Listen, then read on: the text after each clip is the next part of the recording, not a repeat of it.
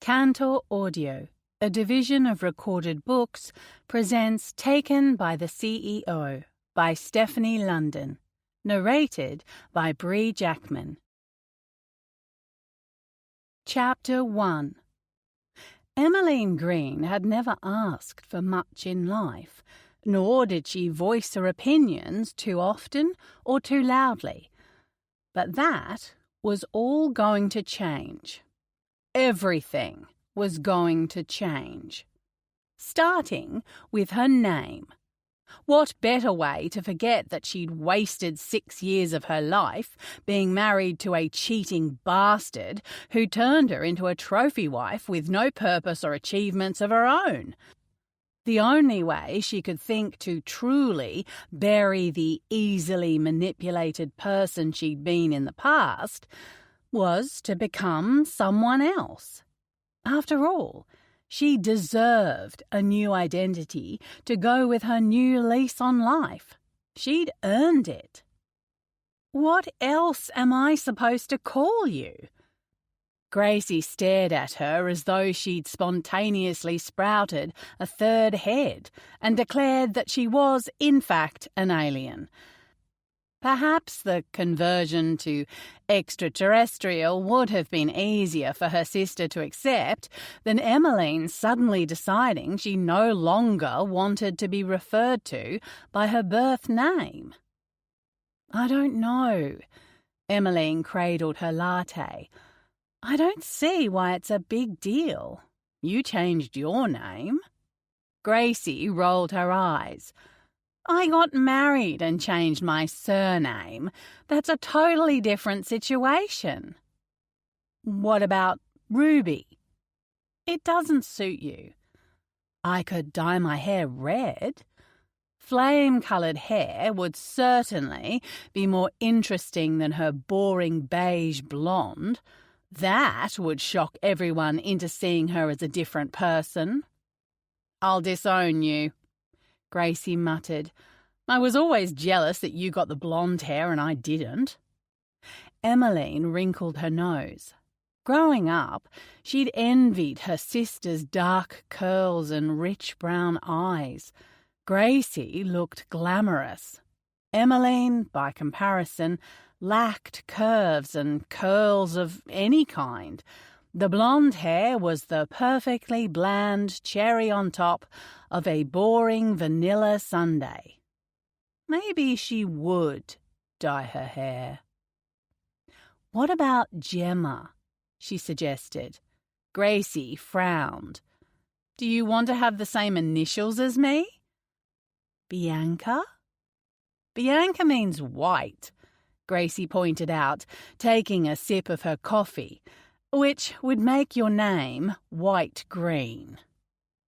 A waiter arrived with their breakfast, and the conundrum of finding a new name was momentarily forgotten. The Wooden Llama Cafe was their weekend hangout.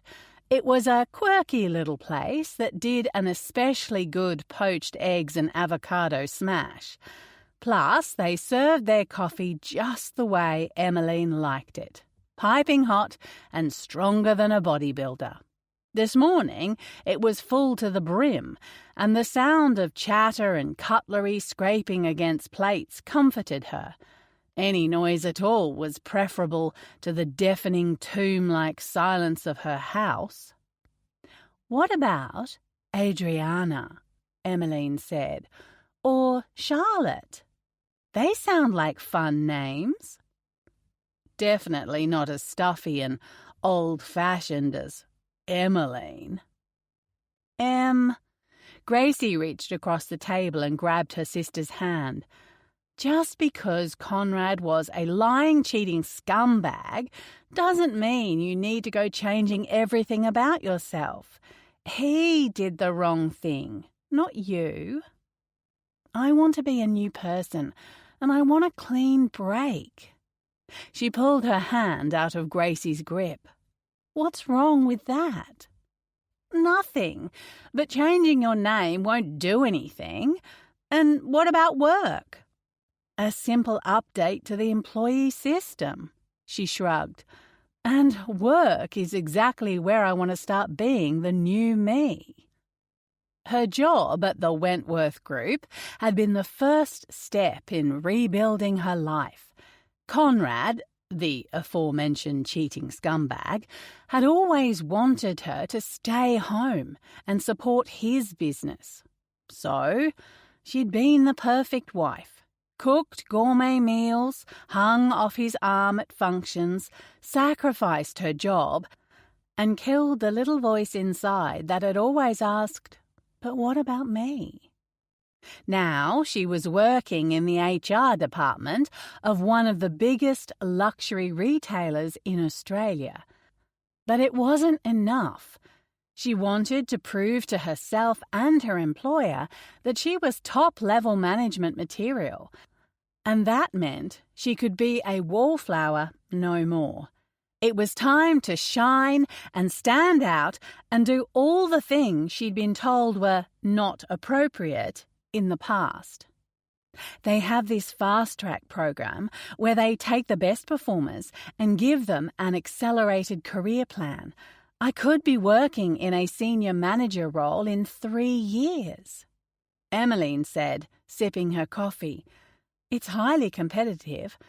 I want one of those spots.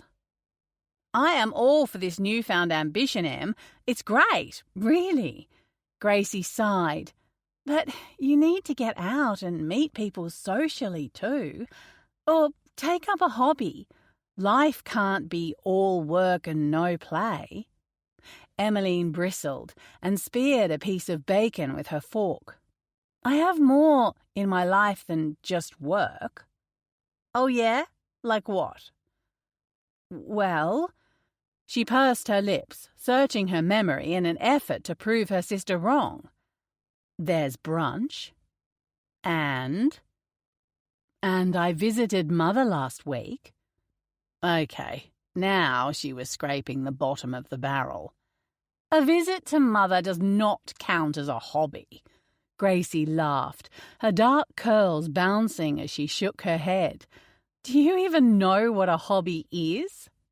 Of course I do, Emmeline said through gritted teeth. As much as she hated to admit it, her sister had a point.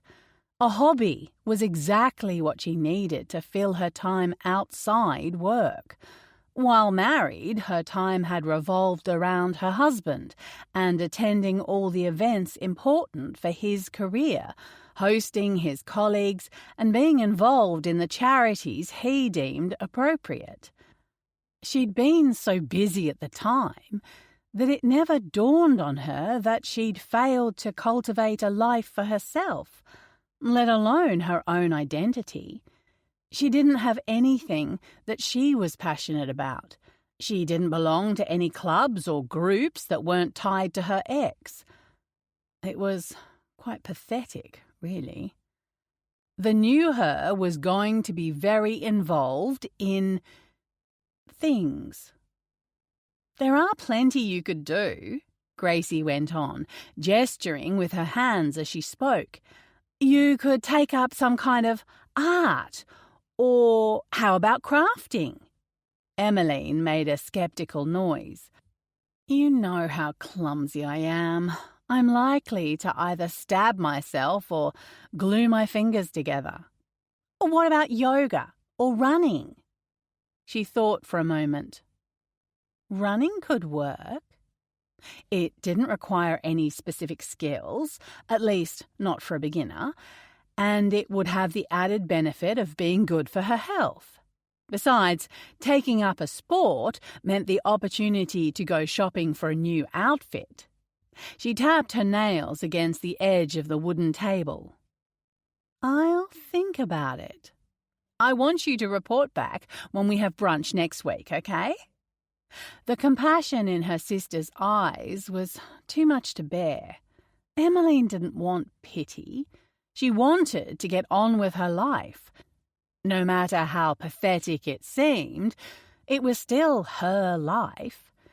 She could make the decisions, set her own goals, and decide how to spend her time. And she wasn't going to waste a second of it. So what am I supposed to call you now? Gracie teased. Nothing. Emmeline frowned into her coffee. I'll call you.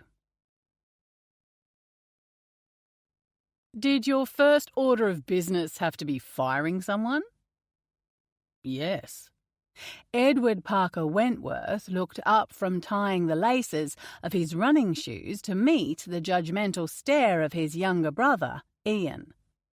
What? The CIO wasn't performing, and while I'm aware that you've all been able to run amok like it's the goddamn Jungle Book in there, that's not going to fly with me. You perform, or I'll show you the door. Me included. He ignored the bait and stood, taking a moment to stretch the tired muscles in his back. And technically I don't start until Monday, so Arthur fired him. On your orders.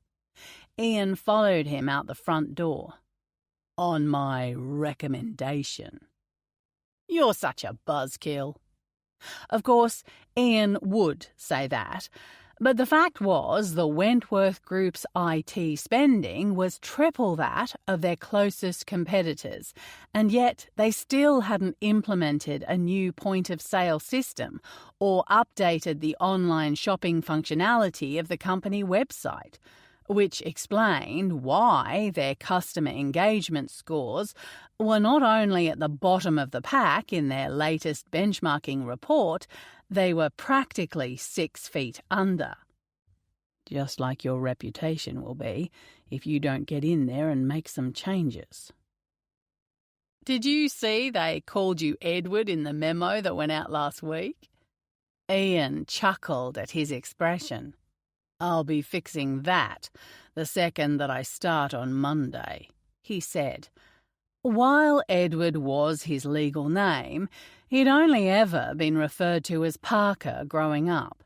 The name suited him better, and Edward made him sound a good 2 decades older than his 32 years. I'm sure they'll keep it on all the official stuff, but I don't want people calling me Edward. Won't be an issue. I'm sure they'll be calling you Mr. CEO or Your Highness anyway, Ian quipped. Parker had moved back to Melbourne for the one and only thing that could have tempted him to deal with his family again, a CEO position. It wasn't just a title to him. It was the chance to take over his family's company and restore the value of their name. A name that his father had dragged through mud. Parker and Ian jogged down the steps and onto the street. His new apartment was a short distance from Melbourne's tan running track, and the leafy surrounds were just what he needed to clear his head. If only he could get Ian off his case. Or maybe they'll call you the Terminator if you keep firing people, Ian added. It's my job to start picking up the pieces. Arthur has made a right fucking mess of that place. Lighten up, Park. When was the last time you got laid? Ian snorted. Or do you only get a hard-on for numbers these days? Parker shot his brother a look. One of us needs to focus on keeping the family business going. You should thank me for protecting your inheritance. I'm looking out for you, Ian chuckled as they rounded a corner. You know, if you don't use it, you lose it. I am using it, he muttered, knowing full well that his brother was winding him up for sport. You can't wait for the perfect woman to crash into your life, you know, Ian continued. You have to seize the moment. Is that how you justify slacking off from work? Parker rolled his eyes. Besides, the perfect woman didn't exist, at least not one who would agree to his 2 key criteria. A woman who didn't expect to be trusted and someone who was happy to play second fiddle to his career. Since he knew that made him sound like a jerk, most of the time he didn't bother. One-night stands were better like that. It was easier to lose a phone number than have that conversation and deal with other people's emotions. The Tan was packed with runners, enjoying the fading summer sun.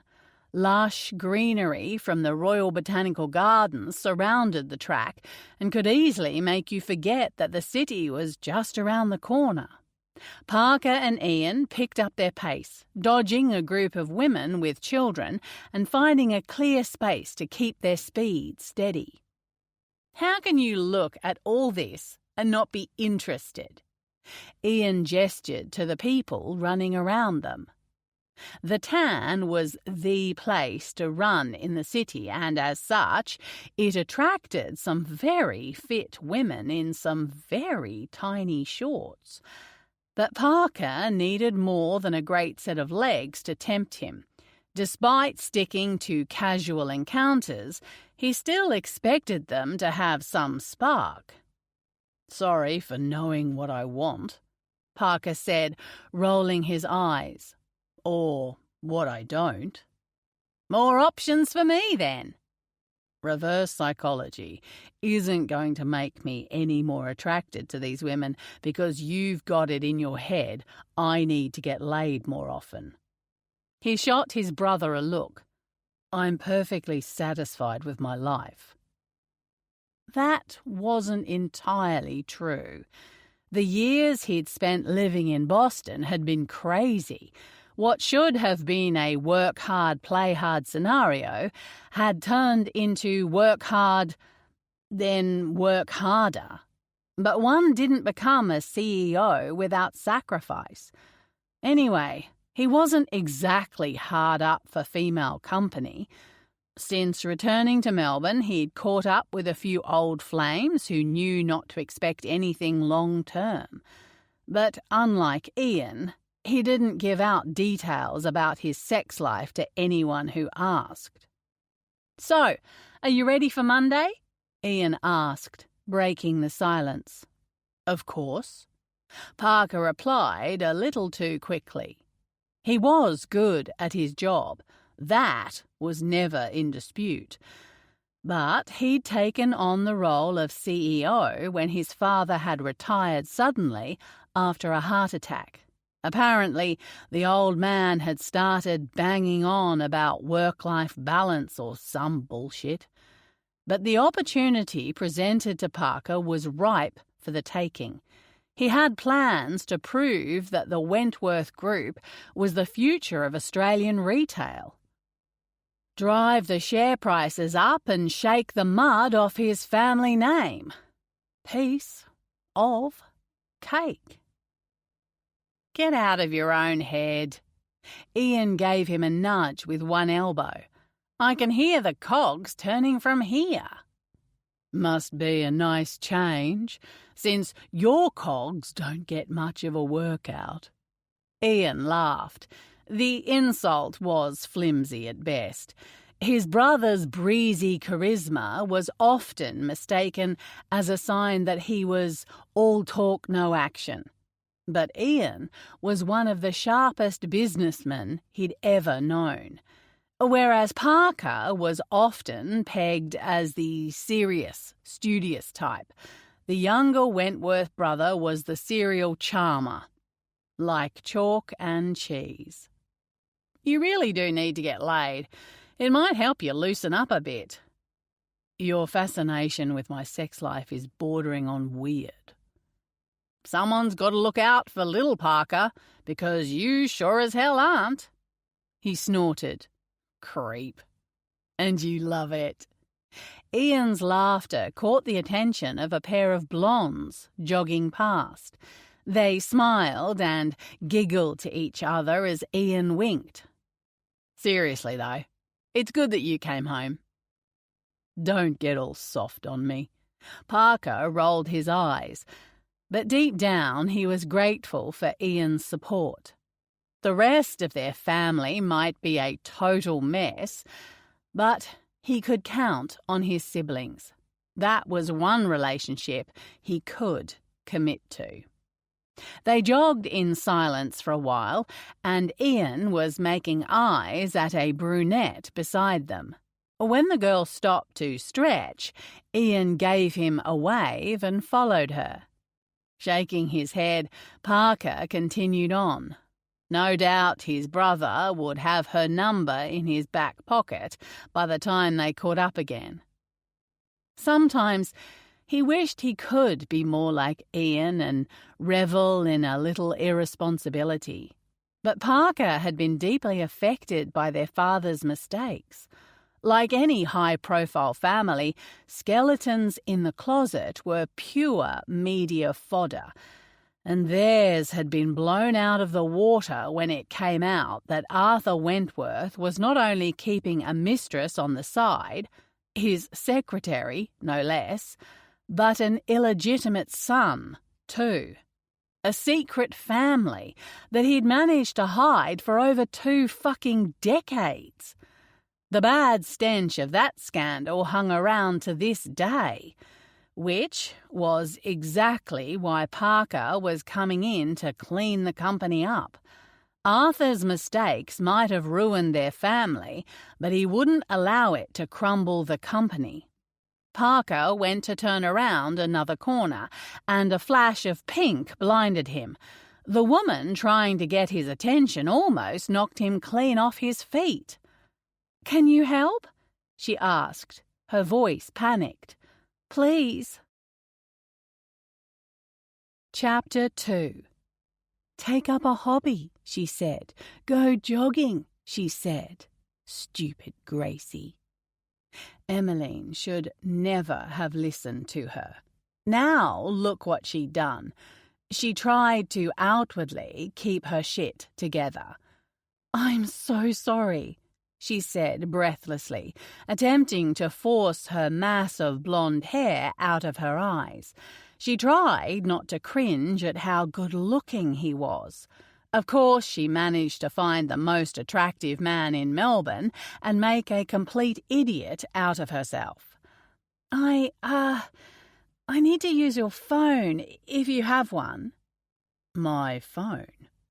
Cringing, she pointed to the silver Lexus sitting in a parking spot where a tiny, yapping chihuahua had taken her vehicle, her car keys, wallet, and phone hostage. The evil little beast looked smug as hell as he stood, paws braced against the driver's side window. "That dog locked itself inside my car, and all my things are in there, including my phone." "That dog?" The man chuckled. "It's not yours." "No, he belongs to the woman who lives next door to me, and she asked me to bring him on my run." If only Emmeline had known that the tiny thing was basically the spawn of Satan. But he didn't want to run, and then my feet got tangled on the leash and I fell. When I came back to the car to get a Band-Aid, I put my stuff down and closed the door to keep him from running away while I patched myself up. Except, like an idiot, she'd left the key on the front seat, and the dog had promptly jumped on it, activating the central locking and alarm. I would have smashed a window, but I was worried the alarm might give him a heart attack, she added. I'm not sure why, but his owner is quite fond of him. Thank God they were having some unseasonably mild weather, so at least the damn beast wasn't roasting in the car. The man leaned closer to peer into the window and was greeted with a vicious snarl from the dog. It started yapping again, its paws scraping at the window while it prepared for battle. Whoa, not exactly a friendly little guy, is he? He tried to attack an old lady. I was attempting to pick him up when he tripped me. Emmeline pressed her fingers to her temple. So, if you have a phone, I would really appreciate being able to borrow it. I won't be long. The man dug into his shorts, causing Emmeline's eyes to drop down his body. Blushing, she snapped her gaze back to his face, which wasn't any better since it was a gorgeous face and made her heart skip a beat. Tanned skin, thick dark hair, and sharp hazel eyes that looked as though they wouldn't ever miss a beat. Though gorgeous was far too weak a word to describe him. Beguiling, perhaps? No, arresting would be more apt. Yes, he was utterly arresting in the way he dominated her attention. Here you go. He swiped at the screen of his phone and handed it over. Within minutes, she'd called her roadside assistance company and was told they would be on their way. "Thank you so much," she said, handing the phone back. "You're a lifesaver." "No problem. Looks like you had quite a tumble." Emmeline dusted off her brand-new leggings. She ran her hands down her behind and felt a small tear. Damn it. She'd been so desperate to look the part that she'd spent an insane amount on fancy lycra, and now it was ruined. Yeah, hard to stay upright with the hound of hell on your heels. Looks like you scraped your hand, too. A jolt of electricity shot up her arm as his fingers wrapped gently around her wrist. Hang on to your hormones, girl. This isn't high school. Nothing a little antiseptic won't fix. She tried to smile as she allowed him to look at the damage, but her heart fluttered against her ribs like a bird flapping its wings against glass. What the hell was happening here? She wasn't the kind of woman who met hot strangers in the street, let alone ones who got her lady parts singing like they were part of the church choir. You've got some dirt in there. His brows crinkled. There's a water fountain just up here. Might be best to rinse it out while we wait. We? She raised a brow. You don't need to stay. You just wanted me for my phone, did you? He grinned. The world tilted beneath her feet.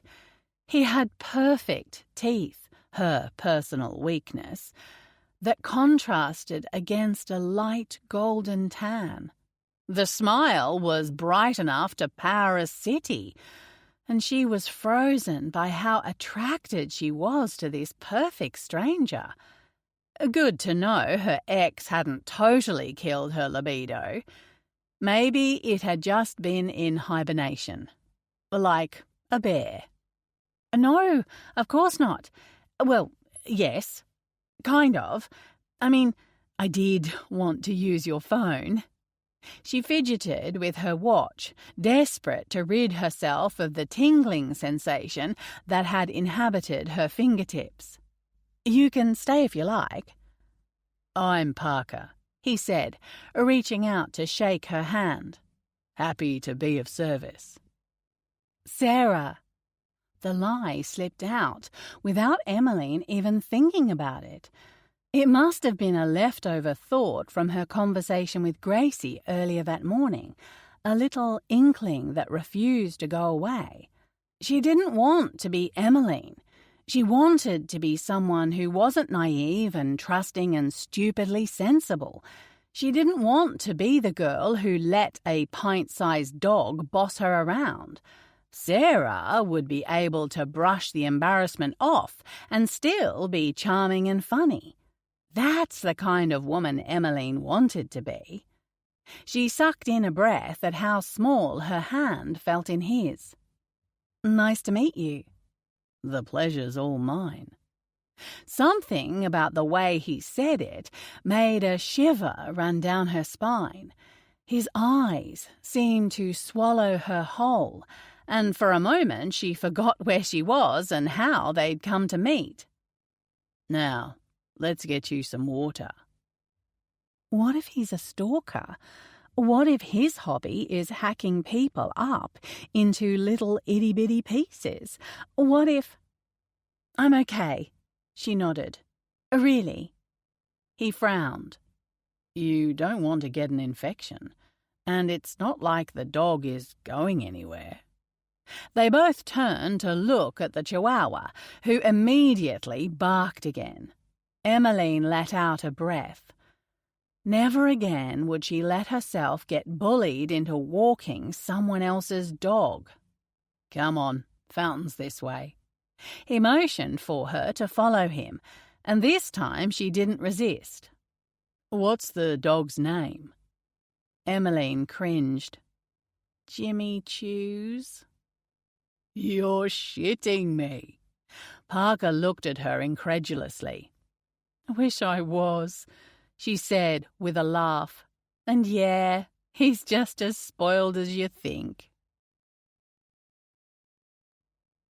20 minutes later, Emmeline had access to her car and was holding Jimmy Chews in one arm as she tried to repack her bag. Thank you so much, Parker. I don't know what I would have done. It's nothing. His 1,000-watt smile blinded her. I don't know if there's anything I can do to repay you, she said, holding her keys firmly in one hand as she put the dog back into the car, this time securing his lead to the designer doggy seat that Mrs. Cots insisted she use for the trip. But you have my eternal gratitude. There is something, he said, leaning against the car. Oh? Her breath started in and out as she fiddled with the hem of her new top, wondering why in the hell her heart was beating so fast. Have dinner with me tomorrow night? She blinked. Well, that was unexpected. I shouldn't. You did say you owed me one. He grinned. I'm sure Jimmy Chews would approve. I doubt that. He hates men. She smirked. And you? I'm quite partial to them. She sucked her bottom lip in between her teeth, particularly ones that save the day. Was she flirting? She never flirted. It was definitely not in the green rules of appropriate ways to behave, especially when a stranger was involved. The green rules haven't exactly been successful for you in the past. Have dinner with me, he said. You're persistent, Parker, who saves the day. And you're coy, Sarah, who should probably never own a dog. She burst out laughing. Okay, so he was pretty darn charming, and funny, and gorgeous. I think you're right. What would Sarah do? She probably wouldn't worry about what she should do, and would instead do what she wanted. She was about to refuse the invite again when an image of her ex-husband and his new girl toy flashed in front of her eyes. He certainly hadn't wasted any time in moving on, so why should she? A dinner to say thank you. She nodded, her veins fizzing with excitement. While he typed her number into his phone, she allowed her eyes to skim along the length of his lean, muscular legs. This Sarah girl has good taste. Tomorrow night. I'll pick you up. Why don't we meet at the restaurant? No sense in being totally irresponsible. He could be anyone. Do you know that bar, First, in South Melbourne? It's not too far from here. I'm sure I'll find it. Parker grinned. How does 8 o'clock sound? Perfect. Emmeline's stomach fluttered. She stood awkwardly for a moment before she took her cue to leave. With a small wave, she got into her car, ignoring the ache in her butt from where she'd fallen. Perhaps this was what Gracie meant when she said to get out and meet people, although she wasn't sure her sister had this exact scenario in mind. Oh well, whatever works. Sarah was in charge now, and maybe that's how she liked to meet people. Emmeline stifled a grin. She could get used to being someone else. It was kind of freeing to play the role of someone more outgoing and confident. Too bad she couldn't fake pet wrangling skills. Chapter 3. Emmeline interlaced her fingers in her lap. It had been an embarrassingly long time since she'd been on a date. Hence the reason she'd chosen her brother-in-law's bar and restaurant as the place to meet Parker. She knew if it ended up being a disaster, she could call for reinforcements. Tugging on the hem of her dress, she wondered, for what felt like the 100th time, if it was too short, too dressy, and too over the top. The white cotton lace was soft under her fingers, but she was struck with a sudden worry. What if he thought she was wearing a white dress to hint at marriage? She shuddered. That was the last thing she wanted. This was just a date with an option on a fling. A long-term was not her thing anymore. She could do this. It was just a simple date. Nothing she couldn't handle. Sarah? Parker appeared at the edge of her table, flashing his perfect white teeth at her. Emmeline stared blankly at him before her brain kicked in. She'd forgotten her alias for a moment. Cursing herself internally, she scrambled to stand up and greet her date, but her feet struggled with the super-high turquoise heels Gracie had insisted she wear. She steadied herself on the table as Parker leaned in to give her a kiss on her flaming cheek. If you were any more awkward, you'd be a baby horse on rollerblades. Hi, she said, in an effort to quiet down her nerves as his scent invaded her nostrils. Expensive aftershave, but just a dab. Something earthy and masculine, with a bare whiff of mint. Perfection. You look amazing. His eyes roamed over her, and her skin heated more and more with each lazy brush of his gaze. So do you. He slid into the seat across from her, his tall frame moving gracefully for someone of his height. His broad shoulders filled the booth, making the space seem smaller, more intimate, crowding her in a way that felt entirely too delicious. He wore a lightweight shirt in checked white and blue that sat snugly over his chest, the sleeves rolled up to reveal strong, tanned forearms. She wondered what they would feel like pinning her down as he lavished his mouth on her body. You jumped straight from hello to sex? Calm down. This is a restaurant, not a sex club. At that moment, a waitress appeared to take their drinks, and Emmeline was glad for the distraction. She needed something external to force her eyes away from Parker, because she couldn't conjure up that level of willpower on her own. A glass of champagne, please. Her fingertip drifted down the drinks menu, avoiding the most expensive option and picking one in the middle. She'd already decided that Sarah wouldn't be some born with a silver spoon in her mouth society girl like Emmeline. No siree. She was going to be an ordinary girl with an ordinary life and ordinary problems.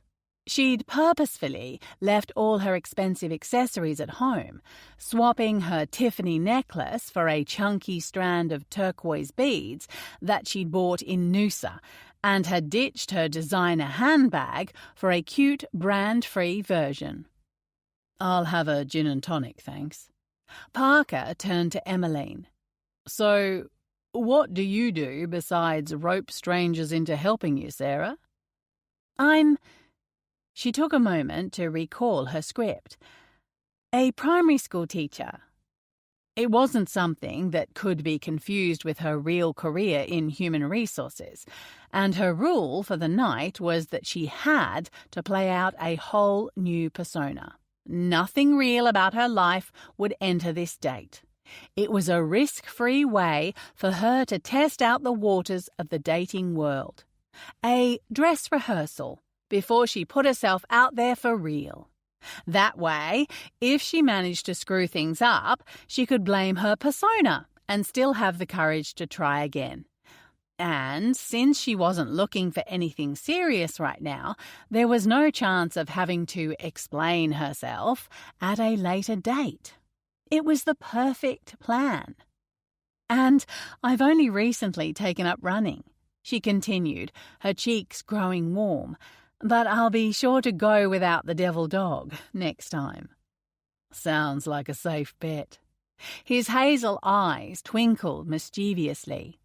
I'm sure you would have been running fine without Jimmy Choo's messing up your stride. You're being kind.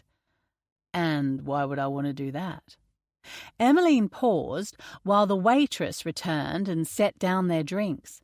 She reached for her flute and took a delicate sip, enjoying the fizzing liquid as it slid down her throat. Because you want to get into my pants? Parker laughed, the deep rumbling sound sending a shiver down her spine. Everything about him radiated powerful masculinity, even his damn laugh.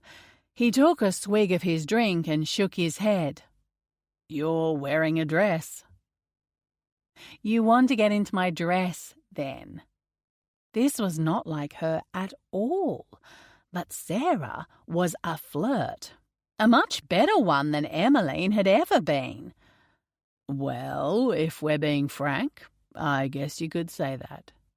And if we're being frank, can you tell me there's not a wedding ring hiding in your pocket?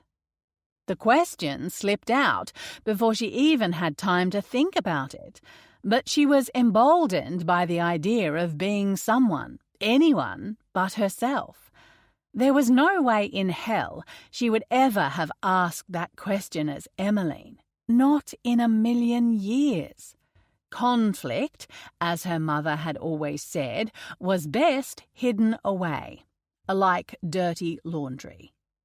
Parker frowned, and the hardness in his face was enough to make her regret asking the question. He rubbed his hand along the angled length of his jaw. I'm the son of a cheating bastard, so I've made it my mission never to inflict that kind of pain on anyone else. Her chest squeezed. The memory of walking in on her dentist husband, diddling his business partner in the dental exam chair, was branded into her brain.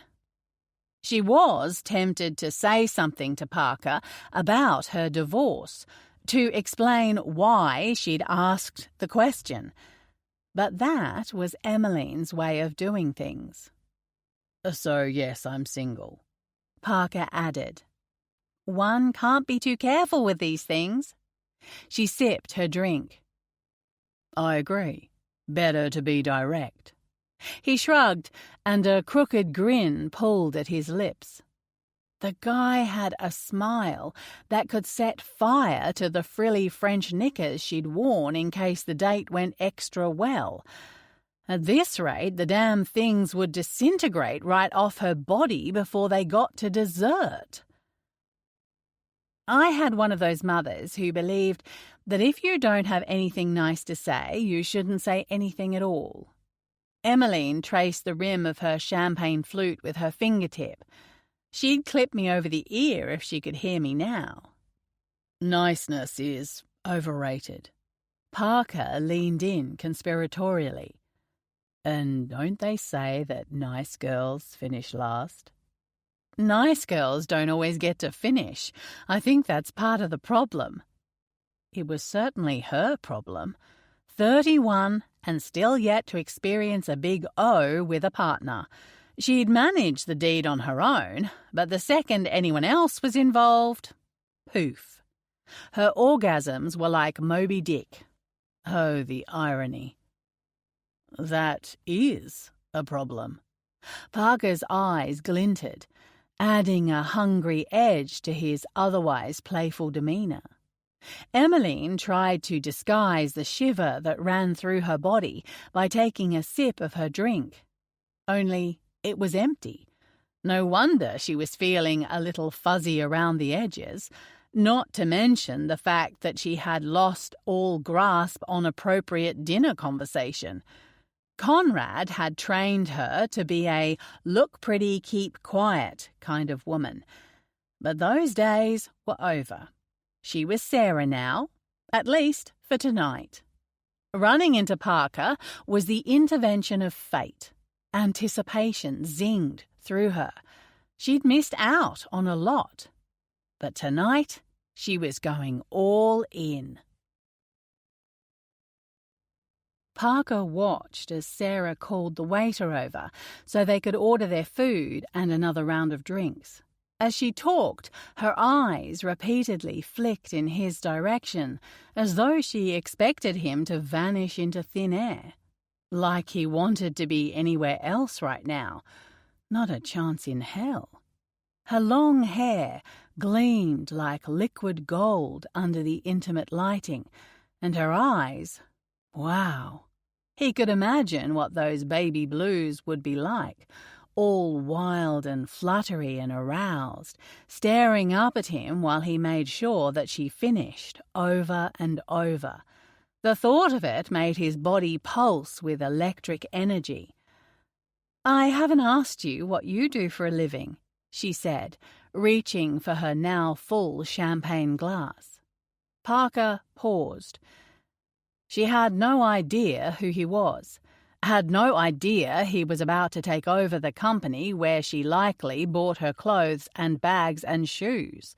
No idea that his father was one of the top 20 wealthiest men in all of Australia, and, given a few years, Parker would overtake that if everything went according to plan. When everything went according to plan. "I work for a family business," he said, choosing his words carefully.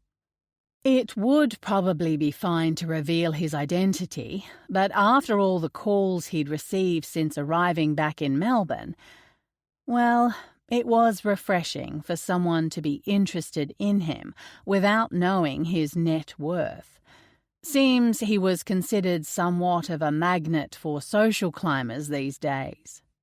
Doing what? Strategy. I'm developing a new direction to help the company be more profitable. It wasn't technically a lie. It's all very boring, I assure you. I spend my days looking at spreadsheets and reports. She smiled. Would you prefer to have a room full of rugrats creating absolute chaos? Honestly, he said, that's exactly how my job feels sometimes. Convincing board members who were decades older than him to switch to new technologies and business models was much like trying to discipline young children. There was a lot of arguing, foot-stamping, and blatant manipulation. She laughed and gave him a look that immediately diverted his attention away from work and made him think all kinds of dirty, sexy things.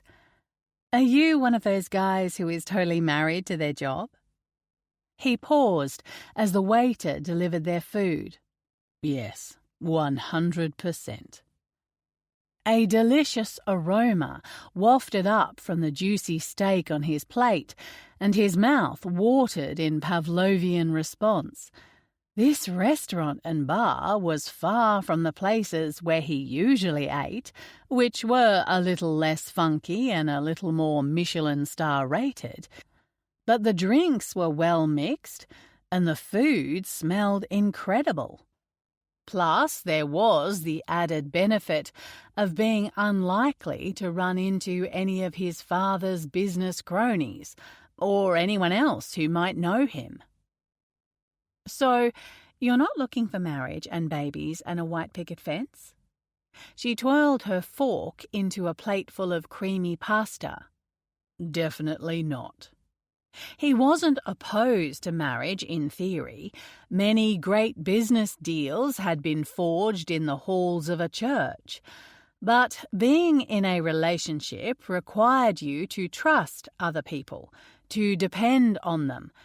And if there was one thing he'd learned, it was that the people you trusted could hurt you the most. Being vulnerable was something he actively avoided. Then there was the fact that he worked like a dog because his career was number one. Women didn't like to hear that they had to take a back seat, and really no relationship would ever mean more to him than his legacy at the Wentworth Group.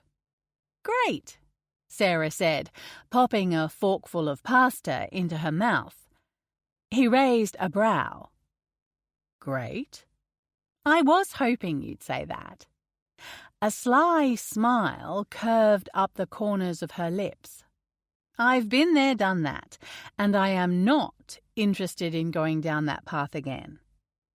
He said a silent prayer of thanks to the sex gods for sending him the perfect woman. "Sounds like we're a match made in heaven," he quipped. She stared at him for a moment, her eyes sparkling, and it was as if she could see directly into his soul. "I like you, Parker." "I like you too, Sarah."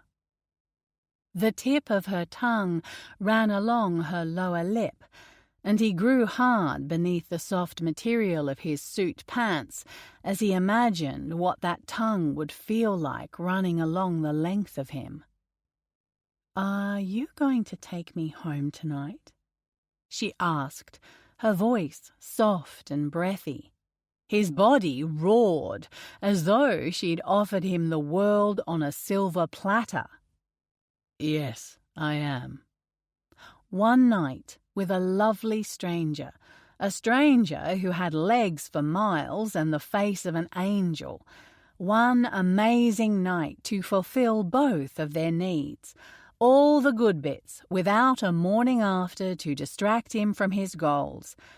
As much as he thought Sarah was the kind of woman he could want in his life, he had to keep his focus, and his plans didn't include more than one night.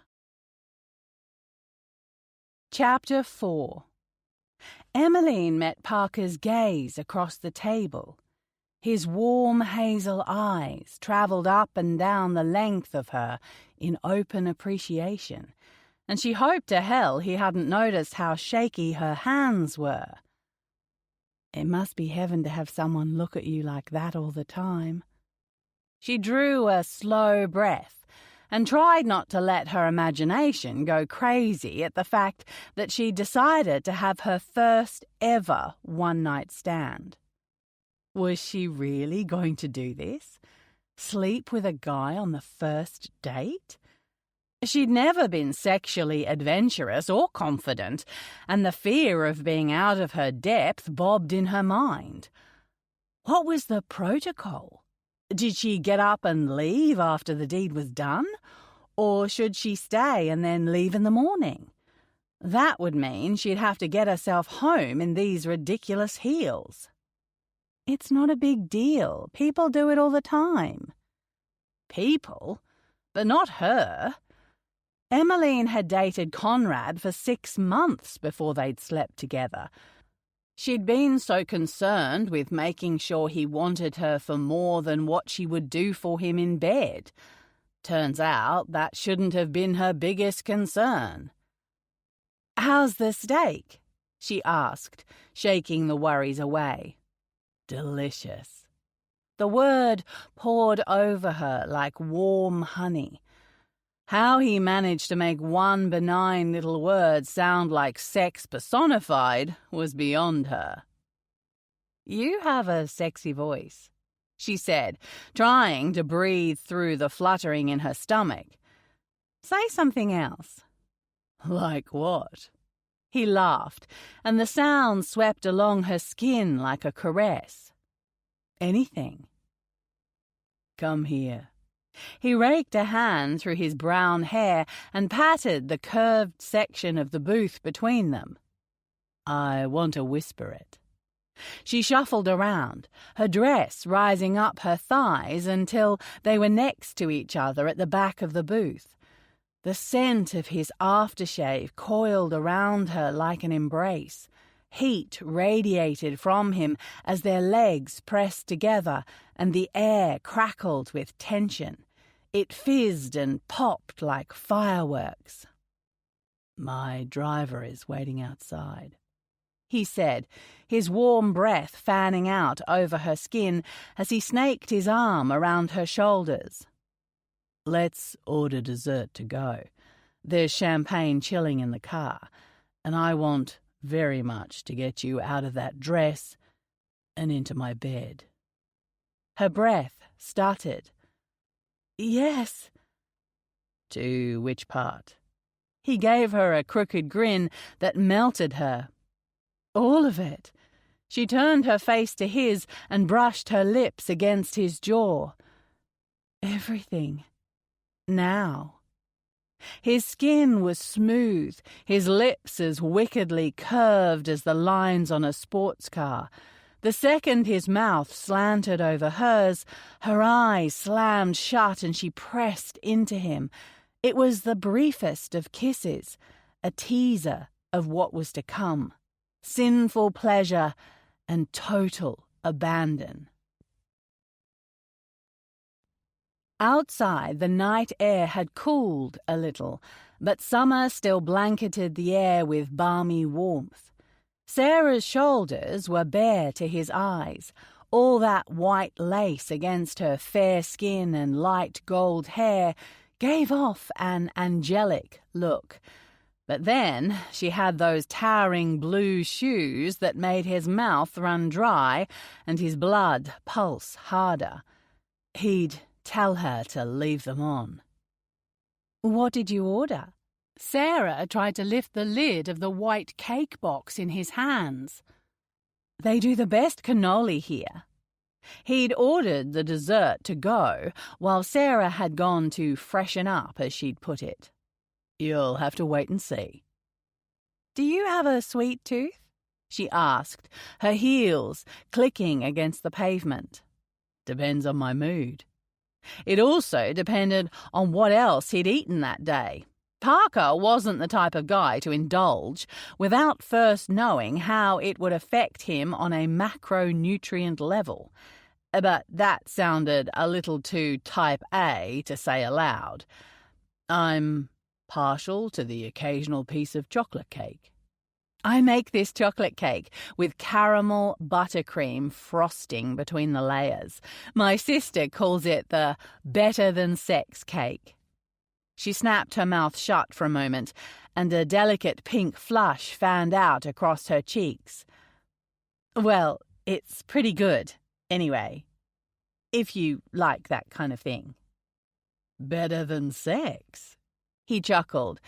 That'd have to be some damn good cake. I guess it depends on the kind of sex you compare it to, she said, the flush deepening to an attractive shade of bright pink. What I mean is, not all sex is like chocolate cake. Sometimes it's more like pizza, he offered. I was going to say kale. She wrinkled her nose.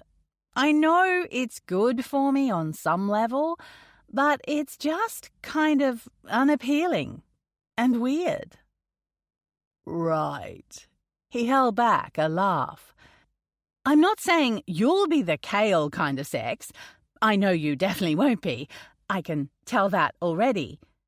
She sucked on her lower lip and sighed. Can we just forget I said anything? Oh, no, you don't get out of it that easily. He shook his head. What type of sex do you think I'll be? Better than cake? Her lower lip glistened, tempting as ripe fruit. Better than champagne and macaroons and filet mignon. That's some pedestal you've put me on. He resisted the urge to toss the dessert onto the ground and take her up against the wall. A restless itch developed in his palms, and it would only be sated when he grabbed fistfuls of her hair and her ass. He wanted to taste her. He wanted to run his lips down the length of her neck and scrape his teeth along her collarbone. Pressure built behind the fly of his pants. He was harder than concrete. He needed to have her. "You can handle it," she said with a wink. "Can you?" Her eyes flickered like blue fire. "Absolutely." They stopped next to a black Audi, and his driver, James, got out. With an efficient but friendly greeting, he opened the door and waited while Sarah slid onto the leather seat. Her dress pushed higher up on her thighs, and she tugged the fabric back down, but not before he'd gotten a glimpse of creamy skin. The ride home would be sweet, sweet torture. "You have a personal driver," she said, as he took the spot next to her and tapped the button to close the partition between them and James. "You're not famous, are you?" "I can't be that famous if you have no idea who I am. Besides, we didn't exactly get mobbed by paparazzi at dinner, did we?" He set the cake box on his lap and reached for the champagne stowed in the door. The glass was cold against his heated skin. "So you're just rich, then?" He rubbed his hand over the cork, a strange feeling turning over in his gut. Had he misjudged her? Would she act differently now that she knew he had money? "I am." Although rich didn't quite hint at the level of wealth his family had accumulated over the years, and Parker had tripled his share by using his knack for numbers to pick out a few smart investments rather than blowing it all on clothes and travel like his brother and sister. "Does that change things?" "No," she shrugged. "I'm just hoping it means you splurged and got the fancy salted caramel cheesecake." The pressure in his chest eased. "Open it." She reached out and lifted the cake box from his lap, flipping up the lid with a satisfied smirk. "I knew you had good taste." He eased the cork out of the bottle with a soft pop. "Grab the glasses there and let me pour you a drink." The car made its way toward the bright lights of Melbourne's CBD. They had a glass of champagne each, and she alternated between sipping her drink and plunging her plastic fork into the creamy depths of the small cake. "You'd better eat some of this, or I'm going to finish the whole lot." She pushed the box along the leather seat toward him. "I'm quite happy watching you eat." It wasn't a lie. The way she'd push the fork through her soft lips and sigh with pleasure was sending all the blood in his body south. It's nice to be out with someone who appreciates good food. I feel like dating protocol says I should be pushing a lettuce leaf around my plate, but it's just not me. She took a sip of her drink. I'm always the one baking sweets and bringing them into the office. The staff room. You know, where the teachers are. "What do you bake?" The car turned onto St Kilda Road and zipped past the Royal Botanical Gardens. "Oh, everything." She tossed her plastic fork into the cake box and closed the lid. "Cookies, cakes, pastries, cupcakes, you name it. Mostly sweet stuff because that's what I like." "Sounds decadent." "I like to keep my hands busy." She raised her champagne flute to her lips and finished off her drink.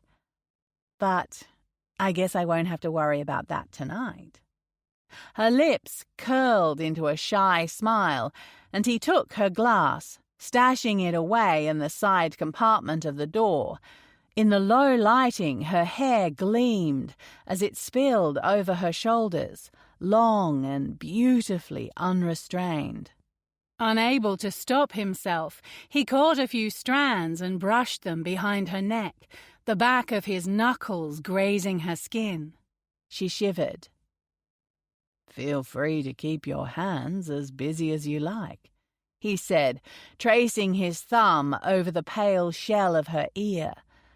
Everything about her was delicate in some way, from her long and slender fingers to her finely boned wrists and willowy legs. "I don't mind." "Thank you." She shuffled closer to him and slid her palms up his chest. "I'll take you up on that kind offer." Her warm, sweet scent curled into him, and he was desperate to see if she tasted as heavenly. "That offer is extended to your lips as well." "Aren't you the generous one?" Her tongue darted out as if anticipating his kiss. "I aim to please." She tilted her face to him in invitation, her hands fisting in his shirt, though she didn't pull him toward her. By night's end, he'd teach her how to demand what she wanted, and he'd take the greatest pleasure in giving it to her. Warm breath puffed against his lips as he hovered, drawing out the anticipation for an extra heartbeat before he slanted his mouth over hers, claiming her lips with his own. She was oh so sweet, the taste of cake and champagne and her own honeyed flavor a delight to his senses. Threading his fingers into her hair, he angled her head back and pressed his tongue between her lips. Her fists tightened as a moan of appreciation dissolved between them. There was no way to get close enough in the back seat, no way that he could feel her in the way he wanted to, needed to, but he'd damn well try. Reaching down between them, he unclicked the buckles of their seat belts and tugged her into his lap. It was cramped, but the sweet press of her ass against his very hard, very achy cock was well worth a little contortion. A soft sigh escaped her lips as he moved his mouth along her jaw, tilting her head gently so he could suck at the sensitive skin on her neck. The car hit a bump, and she bounced in his lap, causing him to grind against her. They must be in the apartment complex already, and he wanted to shout in both relief and frustration. He didn't want her to move or to stop the flick of her tongue against his, but the second he got her upstairs... The car stopped, and Sarah scrambled into her seat, her silky hair now slightly disheveled. She didn't look James in the eye as he held the door for her. "That'll be all for tonight," Parker said, giving James a nod. "I'll let you know if Sarah needs a ride tomorrow morning." He came up behind her and pressed his hand to the small of her back, guiding her to the elevator that would take them up to his penthouse apartment. "There's no need to blush. You haven't done anything wrong." "I forgot where I was for a moment," she said, touching her fingertips to her lips as if remembering their kiss. "I'm usually able to control myself better than that." "I'll take that as a compliment." The elevator arrived, and he held the door for her as they entered. He jabbed the button for the top floor. "I'm making it my mission tonight to ensure you forget about everything except how good we feel together." She worried her bottom lip between her teeth. "That won't take much." His hand slid from her back to the side of her waist, drawing her closer to him. "Just so you know, I'm not one to rest on my laurels." Silky hair brushed his neck as she leaned her head on his shoulder. It was a surprisingly sweet gesture, given that they were about to embark on a one-night stand, but something told him that was just the way she was. Sweet, even when he was hoping things would get dirty. Chapter 5. Emmeline couldn't remember the last time her heart had pounded so hard. Well, from something positive, anyway. She slid her hand over Parker's and slipped her fingers between his. When he gave her a reassuring squeeze, some of her apprehension melted away. A tiny part of her toyed with the idea of backing out, of calling the whole thing off and getting a taxi home. But that was nerves about her inexperience. She'd only ever slept with one man. What if it was totally different with another person and she didn't know what to do? What if she was terrible in bed? Her thoughts were interrupted by a soft ping as the elevator doors slid open. They stepped out into a hallway and headed toward one of only 2 doors on the whole floor. She'd gripped Parker's hand so tightly little half-moon-shaped indentations had been made in his skin. Flustered, she let go as they reached his door. "Ready?" he asked with a wicked smile as he pushed his key into the lock. Her breath hitched. "Of course." He opened the door and held it for her, ever the perfect gentleman. There was something slightly old-fashioned about his manners, an innate politeness that appealed to her on some basal level. It made her feel safe, cared for. The apartment looked as though it had fallen out of the pages of an interior design magazine. Totally open plan, it had panoramic views of Melbourne the entire length of the living space. City lights glistened against an inky sky, winking at her as if they knew exactly what she was about to do. Luckily for her, stars couldn't talk. "This place is amazing," she said, walking in a 360-degree rotation to take it all in. A white leather couch stretched out, facing the view, which was only obscured in one section by a large flat-screen TV. A glossy black coffee table held a folded-up newspaper and an iPad, the only real signs that anyone lived there. The rest of the place was spotlessly clean, not a dish or cup or glass anywhere. Not that Emmeline was an untidy person, but even she left the odd teacup on a side table. "Thank you. I moved in a few weeks back." His hands came to her shoulders, and a shiver raced down her spine. "Would you like a drink?" She shook her head, unsure what to do, how to stand, or where the hell to put her hands. God, she was so unused to this. Her fingertips grazed the hem of her dress, mostly because if she didn't find a way to occupy them, she was worried they'd fly back to his chest as they'd done in the car.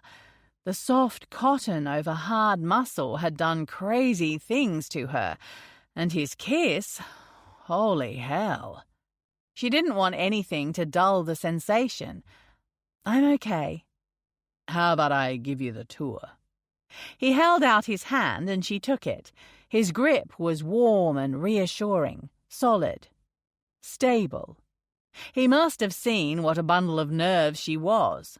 She cursed herself internally. "Just relax. Everything will be fine. You want this. He wants this. There's no need to be nervous." They walked through the apartment, which was the biggest she'd ever seen, eventually ending up in the master bedroom. Emmeline swallowed. An enormous bed with dark navy blue covers and pillows dominated the space. The view ran the length of the room in a curved shape, making it feel like you were standing right out in the night sky. She raised her fingertips to the glass. He came up behind her, wrapping his arms around her waist, his lips pressing into her neck. "It looks like You can reach out and touch them, doesn't it?" "It does," she murmured. She leaned her head to one side, encouraging him to keep kissing her there. Warm breath skated over her skin as he trailed a blazing path up to the sweet spot behind her ear. He pressed against her, the hard length of him fitting directly against her bottom. Arching, she wriggled back and forth, getting rewarded with a stifled moan. Hot, pulsing want stabbed through her, making her head feel light and dizzy. His hand ran down to the hem of her dress and drew it up, his fingers slipping between her thighs. His touch was confident, as though he already knew what she liked. A gasp escaped her lips as his hand reached her sex, turning to cup her over her lacy underwear. She shifted, widening her stance to allow him to touch her more easily. When he pressed the heel of his hand against her clit, her knees buckled. There was something so languid and decadent about his movements. He wasn't rushed, wasn't following a well-worn pattern like she was used to. This wasn't paint-by-numbers sex.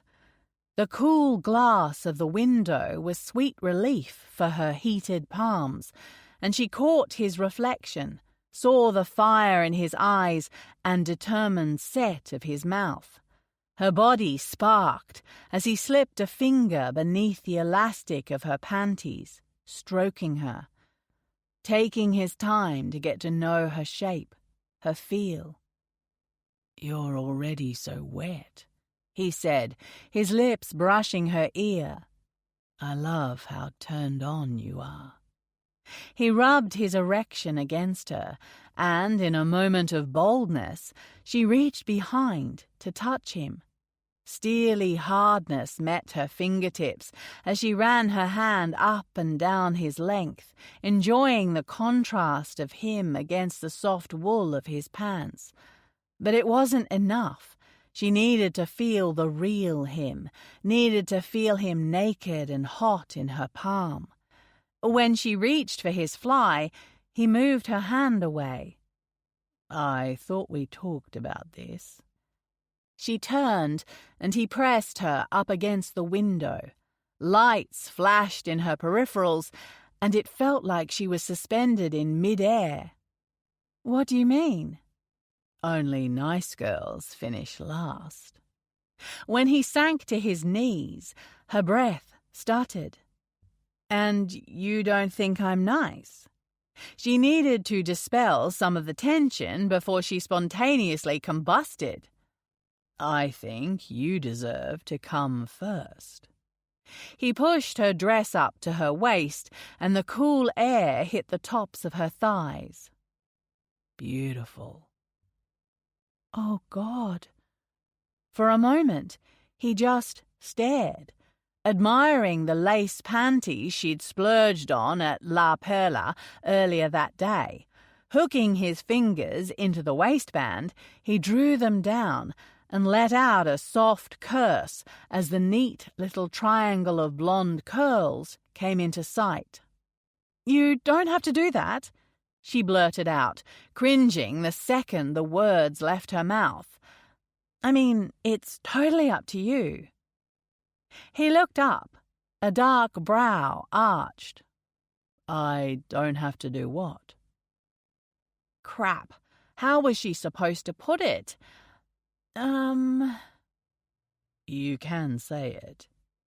His darkened eyes were like liquid heat, the blacks of his pupils wide and round. He looked hungry.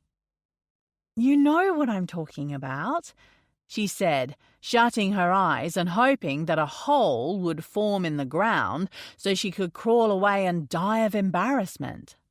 "You don't have to. I don't mind." To his credit, Parker didn't laugh in her face. Or in her lady region, which was currently at his eye level. "Firstly, I don't feel obligated. I want to do it." It'll give me a great amount of pleasure. Really? She should probably stop talking, but fascination won out.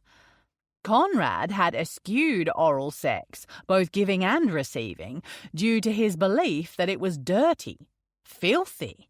He'd gone down on her once when she'd begged, just so she could see what it felt like. But the whole thing had lasted no more than 3.5 seconds, which wasn't long enough for anyone to figure out if they liked something. Yes, really. And secondly, I want you to tell me what you like. He continued to draw her panties down her legs until they slipped past her ankles. She stepped out of the fabric and nudged it to one side. That way, I can make sure you're getting what you want. How did one put into words something they knew nothing about? I don't know how to say it. He rubbed his palms up and down the front of her thighs until his hands came to rest at her sex. Goosebumps rippled across her skin as he blew cool air gently over her. Do you like that? Yes, she breathed.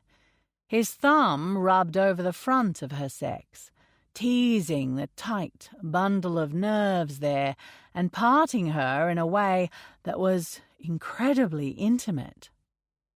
What about this? He leaned forward and planted a chaste kiss. Electricity galloped through her veins. Yes. And this? He ran his tongue between her folds, drawing a line from her entrance to her clit. Yes. This time the word came out as a moan, and her hand went immediately to his head. You just keep saying that, unless I do something you don't like, okay? That seemed unlikely given his current track record, but she nodded anyway. Her eyes fluttered shut when his lips descended on her, his tongue moving in a way that made her want to cry and shout and laugh all at once. A thought about how she had her bare ass pressed against the glass for the world to see danced in her mind, but one insistent lick washed that concern away. Yes. This was nothing like the times she'd fumbled around in the dark, trying to see if her own hands might bring her any satisfaction. But whereas she'd only managed to get a few weak sparks of enjoyment, he'd created an inferno. Pressing one palm against the glass behind her, the other threaded through his hair and grabbed on for dear life. His tongue swirled and darted, lapped and licked and flicked until her thighs quaked. Was this how it was supposed to feel? A pressure built inside her, and it felt like she was charging toward an edge. Yes! When he drew the bud of her clit between his lips and sucked, the air fled her lungs and she was tumbling, falling and crashing down into something wonderful and new and exhilarating. His name flew from her lips over and over as pleasure ripped through her, buckling her knees so they fell against his shoulders while shudders racked her body. Before she knew what was happening, he'd scooped her up and carried her to the bed. Her body melted in his arms, weightless and wrought with release. You stopped saying anything at one point, so I just went with my instinct. His lips curved into a wicked smile. You're teasing me. He dropped her gently onto the bed. I am. That's not nice. She tried to hold a mock expression, but there were far too many endorphins running around her body for her to maintain a frown. I thought we'd established that niceness was overrated. Licking her lips, she reached for the hem of her dress and pulled it up over her head. Good point. Ditch the bra," he said as he stood perfectly still and fully clothed at the end of the bed.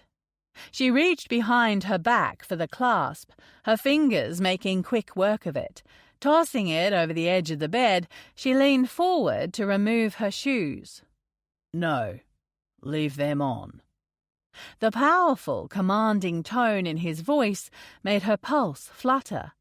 With him, she wouldn't need to worry about making the next move, or about letting her lack of confidence show, because he was in the driver's seat. He would lead her, guide her. Aware of how naked she was, she fiddled with her hair and brushed it over one shoulder so that it partially covered her breasts. His hands came to his belt, and she watched, transfixed as he stripped down.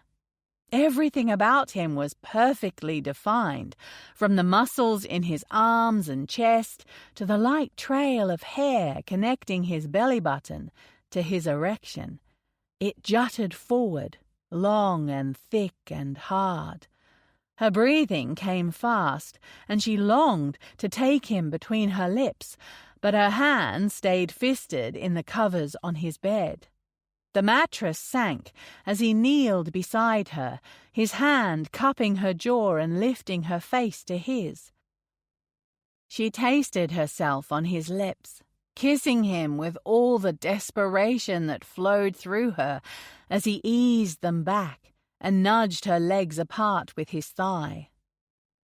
"I want to be inside you," he whispered, his hand running down her body to cup her breast. "I want to feel how wet you are." The weight of his erection was heavy against her leg. It dug into her soft flesh. How would it feel when he buried himself inside? "Yes," she breathed. A second later, he'd reached for a condom and rolled it down onto his length. Positioning himself at her entrance, he moved slowly and surely, giving her time to accommodate him as he eased inside. "Christ," he moaned, his face pressed against her neck. "You're so tight." A sense of fullness washed over her as he pushed forward, burying himself to the hilt. Then, when he moved, her body lit up, sparkling like the lights that danced all around them. He hooked a hand under her knee and lifted her leg over his hip so he could plunge deeper. Eyes shut, she dropped her head back against the mattress and bucked her hips up to his. The pressure built again, her muscles clamping down on him as he thrust into her. As if sensing her need, he slipped a hand between them and found her clit with his thumb. Sharp pleasure stabbed through her, and she cried out, grinding up against him and taking what she needed. "Parker," she cried. "Oh, God, I'm so close, Her whole body shook as she splintered, clutching him to stop herself from drifting away.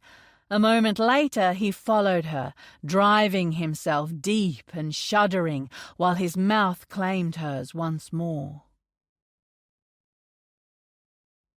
An obnoxious buzzing thrust Parker into waking.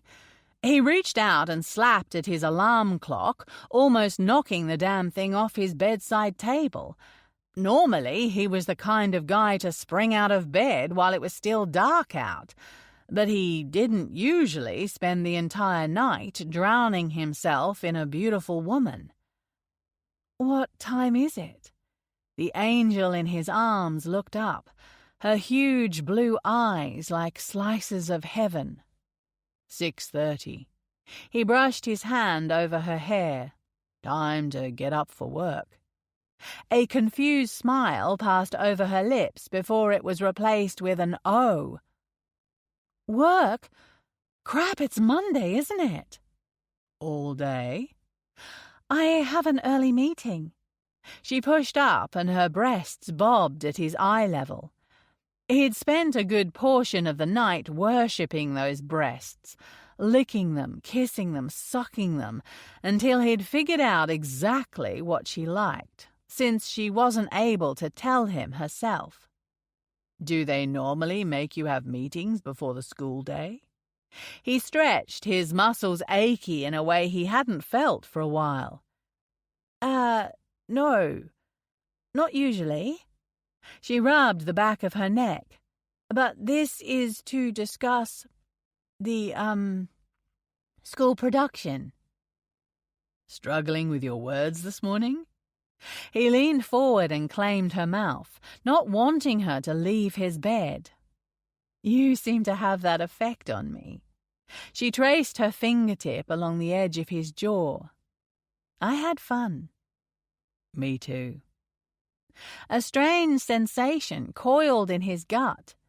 He didn't want her to go. In fact, every fibre of his being was crying out for him to sweep her off her feet and carry her to the oversized tub in his bathroom. But today was his first day as CEO.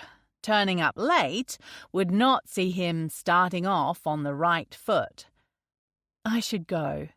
She kissed him on the tip of the nose before climbing out of his bed. "Do you want another shower?" Her lip quirked as though she was remembering the one they'd shared sometime around 1 a.m. The image of him taking her up against the slate tiles made him stir. "I would love one, but I don't have time." She glanced at the clock, her brows furrowed. "As it is, I'll have to head straight to work." Giving him an eyeful of her long, creamy legs, she retrieved her underwear and dress from the floor. She shimmied into her bra and slipped the dress over her head, smoothing her hands over the fabric. "Do I look like I've had a night of incredible sex?" He grinned. "Well, your dress isn't wrinkled, if that's what you're worried about. But your eyes tell another story." She held her panties in one hand before folding them up and tucking them into a pocket inside her handbag. "Hopefully no one notices I'm going commando." His cock sprang from half-mast to full attention, tenting the 1,000-thread-count sheets. Unable to resist, he reached down between his legs and squeezed himself. "Jesus, Sarah, you're hotter than a bloody house fire." Her lips tightened. "I try." "I'm going to be thinking about you not wearing any panties all day. You know that, right?" She looked around for her shoes and slipped them on. "I hope I don't distract you too much." "It will if you bend over." Her eyes glinted. "What, like this?"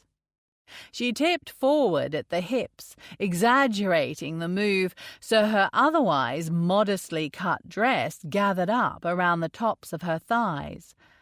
The sight of her sex, all sweet and pink and perfect, sent all his blood south.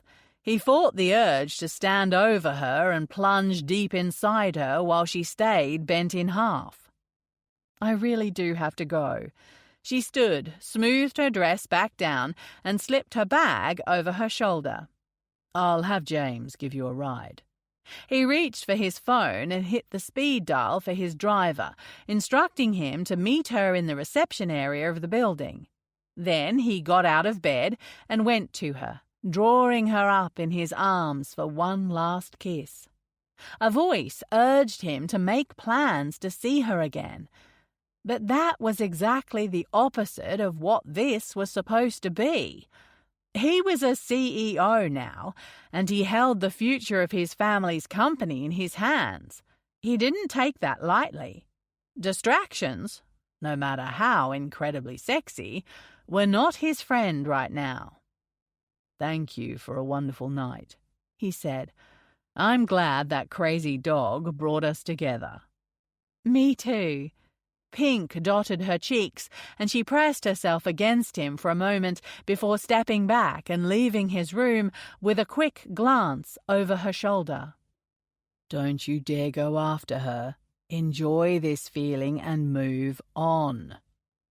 He scrolled through his phone to where he'd saved her number.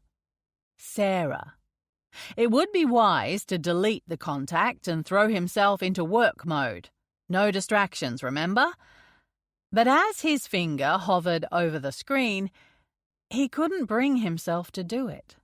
Something told him that he might want to see her again. Chapter 6. Did you really need a private elevator? Parker asked dryly as he walked past the reception desk for the executive floor. A small kitchen area was tucked against the wall with a gleaming coffee machine, a basket of fresh fruit, and a plate of biscuits set out on a black marble bench. A stylish arrangement of leather chairs sat on the other side of the space, with a round coffee table containing a pile of Wentworth's in-house fashion magazine, Wondrous, and a bouquet of pink flowers in a silver vase. "Did you expect me to wait in the foyer with everyone else?" his father asked, his voice as deep and commanding as ever. They passed a second set of desks. His head executive assistant, Mercy, had already arrived and was tapping away at her computer.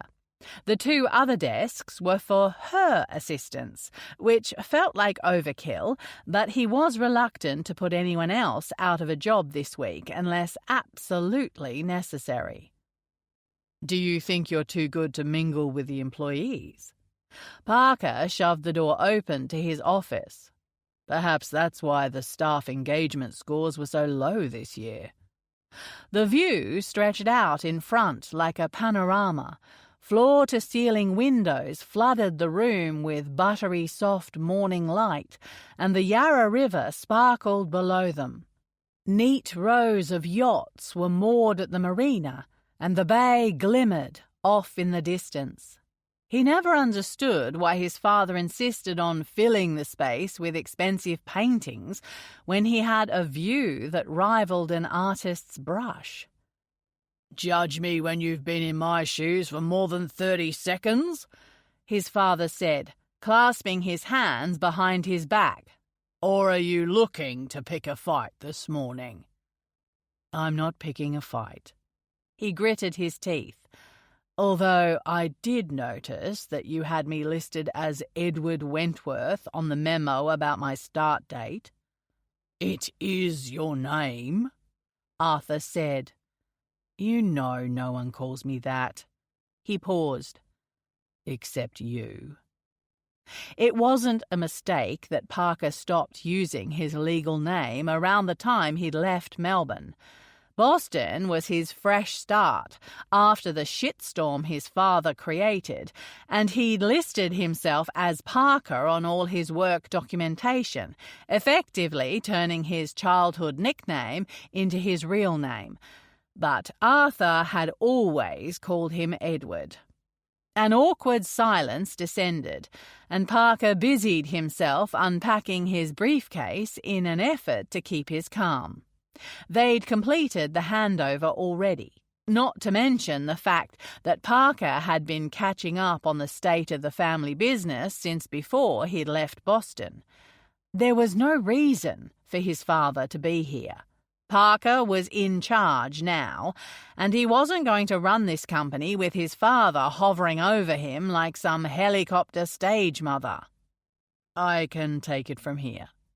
He stopped himself from adding Dad at the end. It had been a long time since Parker had openly called Arthur Wentworth by that title, but the impulse was still there. A leftover fragment of his childhood, one that his subconscious clung to because it reminded him of happier times, before his father's infidelity shattered their family and Parker's belief that the old man could do no wrong. Turns out, Arthur had sampled every type of wrong at the shitty father buffet. "Are we going to carry on like this forever?" Arthur sighed, and for a moment he looked every one of his 65 years.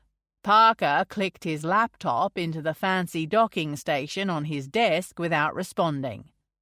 You're acting like I'm a stranger." "This is work." He looked up and cursed himself internally for the pain that kindled in his chest. Perhaps it made him a horrible person, but he hadn't forgiven Arthur. And he couldn't see it happening any time soon. "I don't bring my issues to the office because this company is more important than my personal problems." His father nodded stiffly. "You're a chip off the old block." Parker wasn't sure if that was a compliment or an insult. "Is there anything else you want to discuss? I believe the head of HR is going to take me on an official tour this morning." "No, I just wanted to ensure that you settled in." He remained in the center of the room, his chest puffed out beneath a double-breasted, bespoke Xenia suit. "I'll see you at the board meeting next week." There was no mention of the invitation for Parker to attend a family dinner with Arthur and his wife at their sprawling Brighton mansion at the end of the month.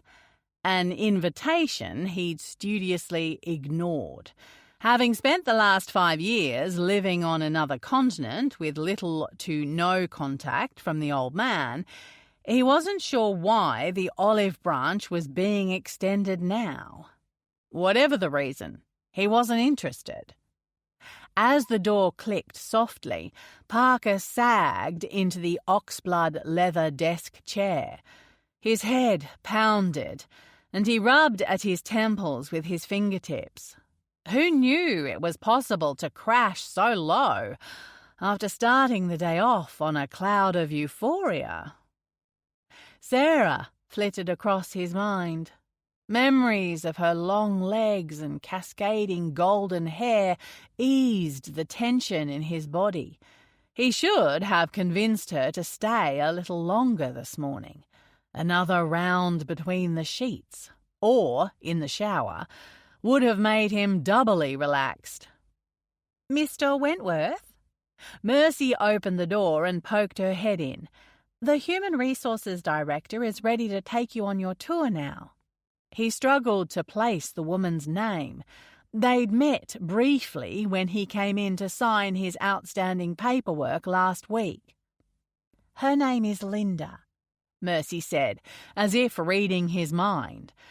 He pushed up from his desk and grabbed his phone, slipping it into the inside pocket of his jacket. There was so much to be done, including getting up to speed on some of the latest problems they'd encountered due to the bankruptcy of one of their major freight resources. But Parker had made himself a promise when he'd agreed to take on the reins of the family business. For once in their working lives, the employees of the Wentworth Group would be put first. Gone were the days of the absent CEO, of massive staff cuts, of constant restructures and redundancies. They were lean as it was, and he'd find other ways to cut the fat. People, he believed, were the key factor in determining the success of a business, a point that had often been forgotten or ignored in the past. That meant he'd be putting the pressure on his most senior executives, like his CIO, rather than taking it out on the front line. "Linda," he said warmly, offering his hand to the conservatively dressed woman sitting in the waiting area. "It's a pleasure to see you again." As they completed his tour, Linda got him up to speed on everything that her department did. The words best in class and talent culture and thought leadership were lobbed at him like buzzword grenades, all in the interest of self-preservation, he presumed. Something told him that his father wouldn't have had much time for Linda or her team. By the time it rolled around to 10 a.m., Parker had smiled at so many people his face felt like it was going to crack. Everyone wanted to meet the new CEO. He could feel the weight of their hope on his shoulders. People wanted a new era for the company, a change from the stodgy old way of doing things. "We've got one more item on our list before we're done," Linda said, looking over the leather diary in her hand. "We're hosting a morning tea for our first round A-star applicants. I'm sure our staff would love to meet you." He was well aware of the A-star, Accelerating Special Talent and Resources, program. Staff who were top performers in the company could apply to be placed on a fast-track program. In other words, the people who'd been pushing hard and making a difference, even when the environment wasn't optimum, the cream of the crop. Those were the people he wanted to meet. In fact, the A-star program was one of the things he was most interested in becoming involved in as part of his plans to invest more in the staff of Wentworth Group. "Absolutely," he said. "Lead the way." The uneven click, click, click of her heels rang out as Emmeline rushed through the foyer of the Wentworth Group's corporate office building. One night in these dastardly shoes had not given her enough practice to move steadily with any kind of speed, but that didn't stop her from trying. She'd only been wearing the damn things for a few hours this morning, but running back and forth between meetings meant her feet were already protesting the extra height. She nodded to the security guard sitting behind a big black desk and shifted her phone from one ear to the other. "It was incredible, Gracie. I never thought it could be like that." Her voice was hushed enough that it wouldn't be clear to anyone that she was talking about her sexual exploits. "Do you think you'll see him again?" Gracie asked. "I have no idea, and you know what? I'm not going to make that decision now." She stifled a delirious giggle. "I feel like a new woman, and I'm not even wearing any underwear to work." She said the last part with her hand cupped over her mouth, and Gracie shrieked. "Em, you didn't even go home first?" "I couldn't. I had this stupidly early meeting. The new CEO started today, and HR wanted to make a good impression." She rolled her eyes as she jabbed the up button for the elevator. Not that he'd even be likely to grace the plebeian floors with his godly presence. "Oh, is he one of those types?" "I can only assume.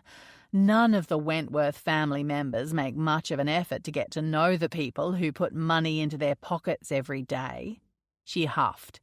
"I'm assuming the apple doesn't fall far from the tree."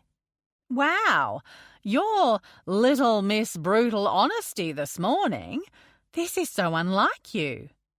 "I am a changed woman, Gracie Chapman." She frowned. "That still sounds weird." "You'll get used to it," Gracie replied. "And don't try to divert my attention.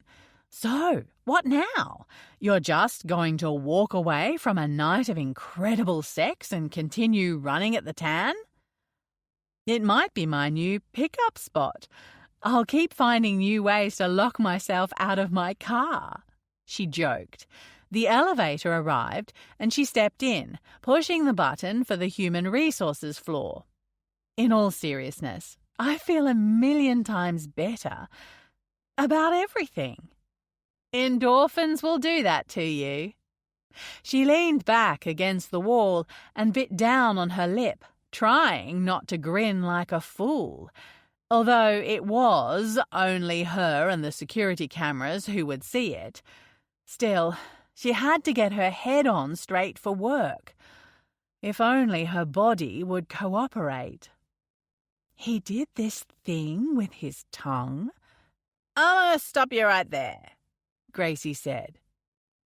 "Thanks, Kanye.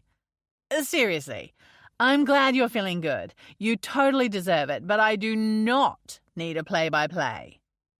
I feel like I'm walking on a cloud, Emmeline said with a blissful sigh. The elevator pinged and she stepped out, waving to one of her colleagues. I gotta run. Work calls. Just remember, bend with your knees. The last thing you need is for anyone at work to see your hoo-ha. Got it. She hung up the phone as she walked up to her desk. A blue post-it note was on her laptop screen with a time and a little drawing of a takeaway coffee cup. Grinning, she peeled it off and stuck it to the front of her notebook. Mark McKinney, the HRIS specialist, had been hanging around more and more lately. They'd taken to grabbing coffee together each morning, and this was his way of letting her know what time he was free. After being home alone day after day for her entire marriage because she couldn't get into the ladies who lunch scene, it was good to have friends at work. Got another date with Mark? Her desk buddy, Eleanor, swiveled around on her chair and arched a perfectly shaped dark brow. It's just coffee. Emmeline reached down and rubbed at her ankles, grimacing. It wouldn't be just coffee if he had his way, Eleanor said. He's got a thing for you. Stop it. He was cute, sure, but she'd tasted pure, unadulterated lust, and Mark didn't come close to that. No butterflies started up when he was around, no zing of electricity. He couldn't compare to Parker. We're friends. And he wants some of your benefits. Rolling her eyes, Emmeline smoothed her hands down the front of her body. The white lace dress was definitely more exciting than what she normally wore, but working for a retail company with a fashion focus meant many employees bent traditional office dress rules. Bare shoulders weren't unusual, and her hemline was modest enough, although she'd completely forgotten about the A-Star morning tea when she'd hustled to work in last night's outfit. Hopefully she didn't look out of place among the other applicants. Emmeline scanned her emails to make sure nothing had blown up while she was at her last meeting, and then checked the location of the morning tea. As far as she was aware, she was the only one from her team who'd applied for the A-Star program this year. She'd only been at the company for 6 months, which meant her application had needed special sign-off, but her boss was thrilled with her performance. For once in her life, people were praising Emmeline for something that required real skill, for something that she'd worked hard for. The feeling was addictive. Don't think I didn't notice your shoes either. Eleanor's cheeky tone interrupted her thoughts. Those were not walking-to-work shoes. Crap. I stayed at my sister's place last night. We had a few too many cocktails. The lie slid off her tongue. Vodka doesn't agree with me. This lying thing was starting to become a little too easy, and it wasn't something to be proud of. Quashing her internal critic, Emmeline waved goodbye and headed for the morning tea. She'd had one night of passion, and that was nothing to feel guilty about. But it wasn't going to be the start of her losing her morals either. The lying would stop now. Well, unless anyone asked her where she was last night, of course. The A-Star morning tea was being held in the Wentworth Group Conference Centre at the bottom of their head office building.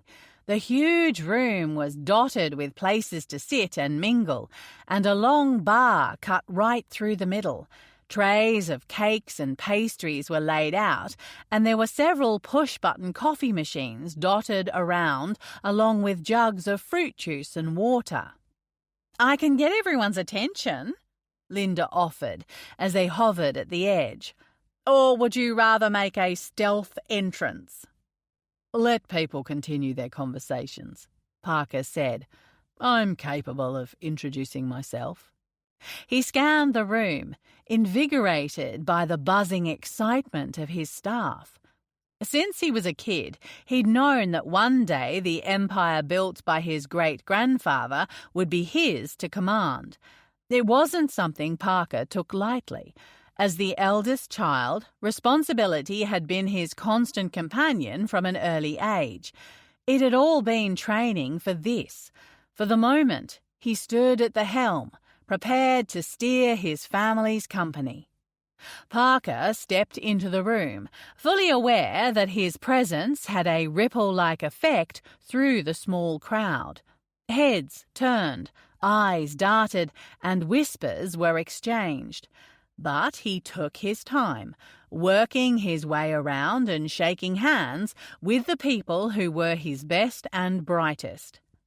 People were eager to meet him, though anxious. He knew his father had been renowned for his intimidating presence, caring more about motivating through fear than through leadership. But those dinosaur ways were going to be buried here and now. He didn't have long to spend at the morning tea because the needs of the business were already nipping at his heels, but he wanted to meet as many of the applicants as possible. While he was talking to two men from his cybersecurity team, a flash of white caught his attention. A woman stood across the room, facing away from him. Her long blonde hair tumbled down the back of a white lace dress. "Sarah?" He almost laughed out loud. Ridiculous. Clearly, he'd gotten a little too worked up over the amazing sex he'd had last night. There's no way his schoolteacher date would turn up at his work. But something pulled his eyes down. The bottoms of her legs were obscured by the end of a metal stool. "Excuse me," he said to the men in front of him. He moved toward another group, switching up his position so that he'd be able to see past the furniture. "You're crazy. You think there's only one blonde wearing a white dress today? Why the hell would she be here?" He was losing his mind. But Parker was the kind of person who couldn't shuck a thought once it burrowed into his head. Besides, a quick peek at her shoes would confirm what he already knew, that he really needed another coffee. Except that one look made his blood run cold. A pair of incredible, sexy light blue shoes made his head pound as he remembered the way they'd looked on her when she wore nothing else. "Leave them on." Holy fucking hell. Either he'd stepped into a parallel universe, or something about last night wasn't as it had seemed. "Sarah?" She didn't turn, but her hand raked through her hair as she laughed at a comment made by one of her companions. The movement sent a shot of pure arousal straight through him. In one night, he'd come to know those hands so well, to relish inviting those hands to become confident touching him, to crave the rake of her nails against his scalp while he kneeled in front of her. "Sarah?" A brunette girl turned, a nervous smile pulling up the corners of her mouth. "Hello, you're Mr. Wentworth, right? Are you looking for someone?" The group's conversation halted as they turned to him. Sarah's smile disappeared faster than a rock thrown from the edge of a cliff. Her skin turned chalk white as her eyes blinked. Once, twice, 3 times. Disbelief was painted in the part of her glossy pink lips. An olive speared on a toothpick hovered mid-air, her hand frozen on its way to her mouth. "These are our applicants from the Shared Services Division," Linda said. Parker had almost forgotten that she was shadowing him this whole time. This is Ariel from Operations, Kimberly from Corporate Communications, and Emmeline from Human Resources. Emmeline. Not Sarah, the sweet, slightly inexperienced woman who'd crashed into his life and his head. Not Sarah, who'd been coy and shy and delightfully awkward. Not Sarah, the schoolteacher, who'd teased him about not wearing any panties to work. Emmeline. The name sounded strange on his tongue. The other women stuck their hands out to shake his. One by one he responded, until it was her turn. His heart hammered against his rib cage, anger filling his head like a fog. He'd been duped by this pretty face, tricked into believing a false name and false story, taken for a fool. What in the hell had he done? More importantly, why on earth would one of his employees have lied to him to get him into bed? Chapter 7. It couldn't be him. Their CEO was Edward Wentworth, not Parker. Surely this was a mistake. Her boss couldn't be the man with liquid brown eyes, a sexily angled jaw, and lips made for slow, languid make-out sessions. Lips that had brought her earth-shattering orgasms last night. Emmeline's eyes were playing tricks on her. That was it. She gripped her drink, forcing her morning tea to stay in her stomach. Just keep it together. Maybe you'll wake up tomorrow and the CEO will be some ugly balding guy with 3 chins. This is our new CEO, Edward Parker Wentworth, Linda said. Just Parker, he corrected. The Edward part is purely a formality. No one calls me that. Of course, Parker. Emmeline's big boss, Linda, looked like a proud mother hen. I'm so pleased you're able to meet Emmeline. She's one of the best employees in my department. His gaze was trained on her, as though he could see into the jumbled mess that was her brain. Nice to meet you, she said. The words came out as little more than a mouse-like squeak. He stuck his hand out, which felt like a challenge more than a gesture of politeness. She had a glass of orange juice in one hand and an olive hors d'oeuvre in the other. Her brain spun, trying to figure out how to extract her from this living hell and get her to a place where she could think. One of the other girls cleared her throat and jerked her head toward Parker. She popped the olive into her mouth and dropped the stick into the glass to free up her hand. When his palm slid against hers, she tried to take a breath, but she couldn't. Oh no. This had happened before. Her airways tended to constrict when she was anxious, and right now she was 5 seconds away from a full-blown panic attack. Her hand flew to her neck as she tried to swallow. Nothing. She tried to cough, but the olive was stuck in the back of her throat, blocking her air.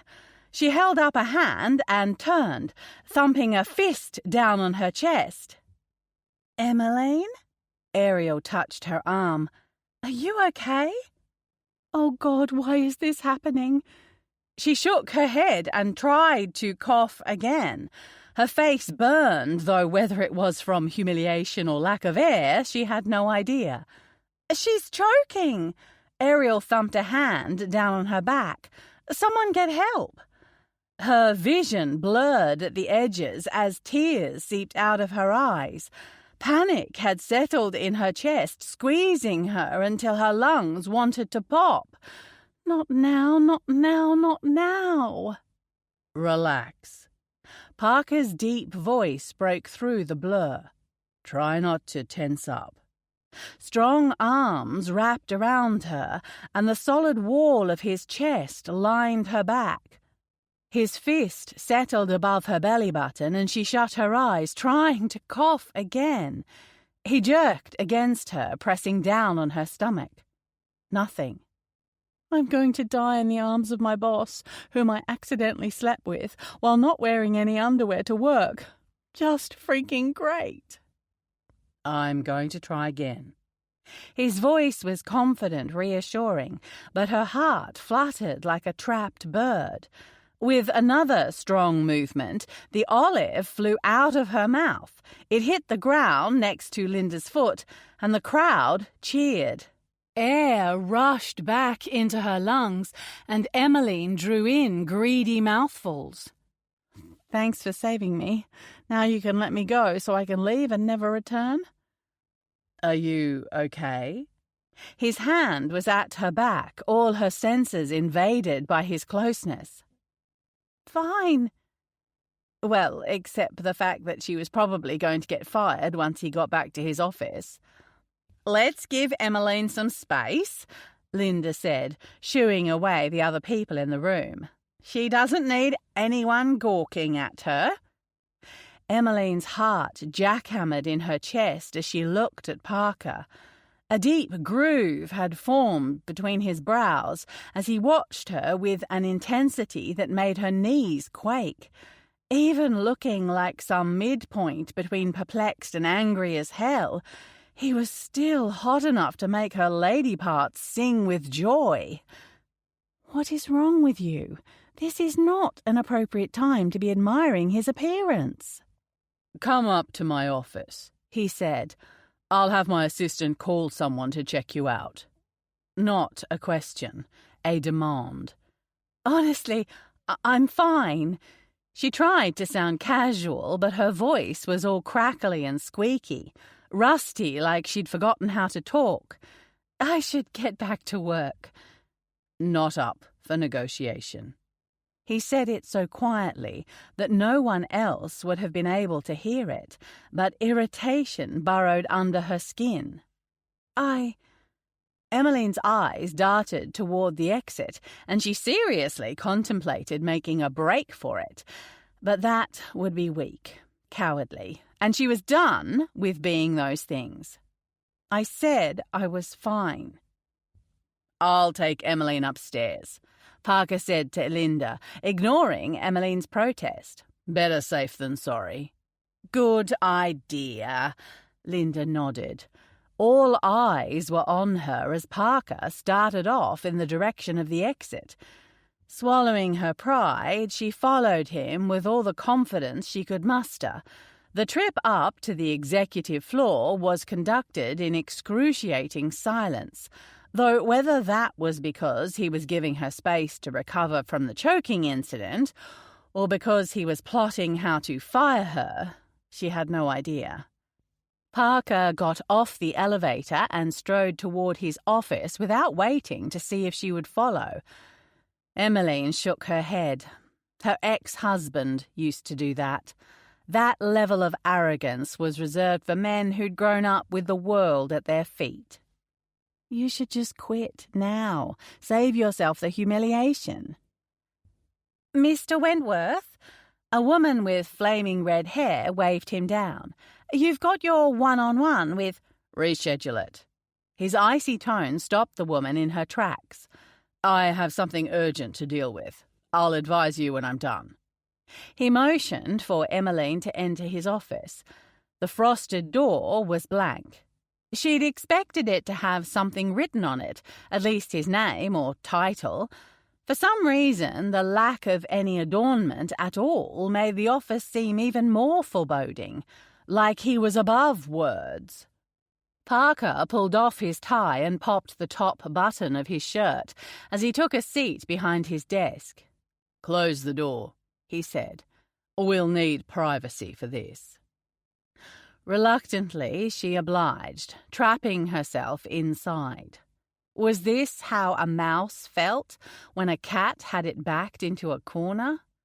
Parker's eyes slid over her, and the air evaporated from her lungs. She folded her arms over her chest, desperate for a shield. How's your throat? He asked. The question took her by surprise. It's fine, like I said twice, downstairs. You're sure? His dark eyes bored into her. Positive. Everything about his posture screamed power, from the slight spread of his legs to the way he steepled his fingers. His presence dominated the room like he'd known from birth that he was supposed to command respect. He probably had. Despite knowing she was about to face the consequences of her actions, his attitude prickled at her. How different he seemed from the breezy, charming guy from last night. "So," he said, letting the silence hang awkwardly for a moment. "Imagine my surprise when I turn up to work and find out that the delightful schoolteacher I bedded last night is one of my employees." Emmeline swallowed. That must have been quite a shock. "Not as shocking as the fact that you're introduced as Emmeline." His face gave nothing away. "Says you. I thought your name was Parker." "It is." He cocked his head. "It's on my birth certificate, but it happens to come second to Edward. Can you say the same thing?" She dropped her eyes to the floor. "No." "So you made up a fake name to go along with your fake career. What else did you lie about?" Her heart thudded in her chest. "Those were the main things." "Are you married?" The question hit her as hard as a slap across the face. "I'm divorced." "Are you sure?" "Excuse me?" She blinked. "Am I sure I'm not married? Gee, let me think.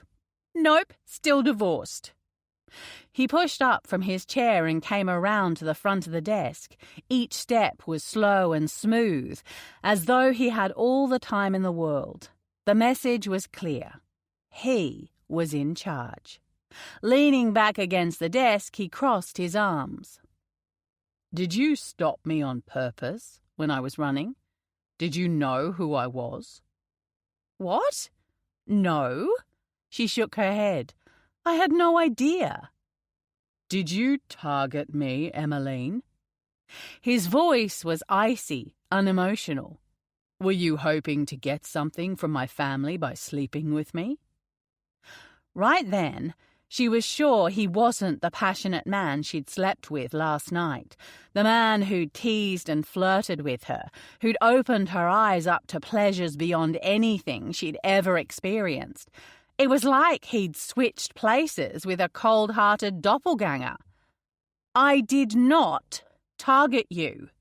Her blood boiled. Sure, he had every right to be angry that she'd lied, but that didn't mean she was malicious.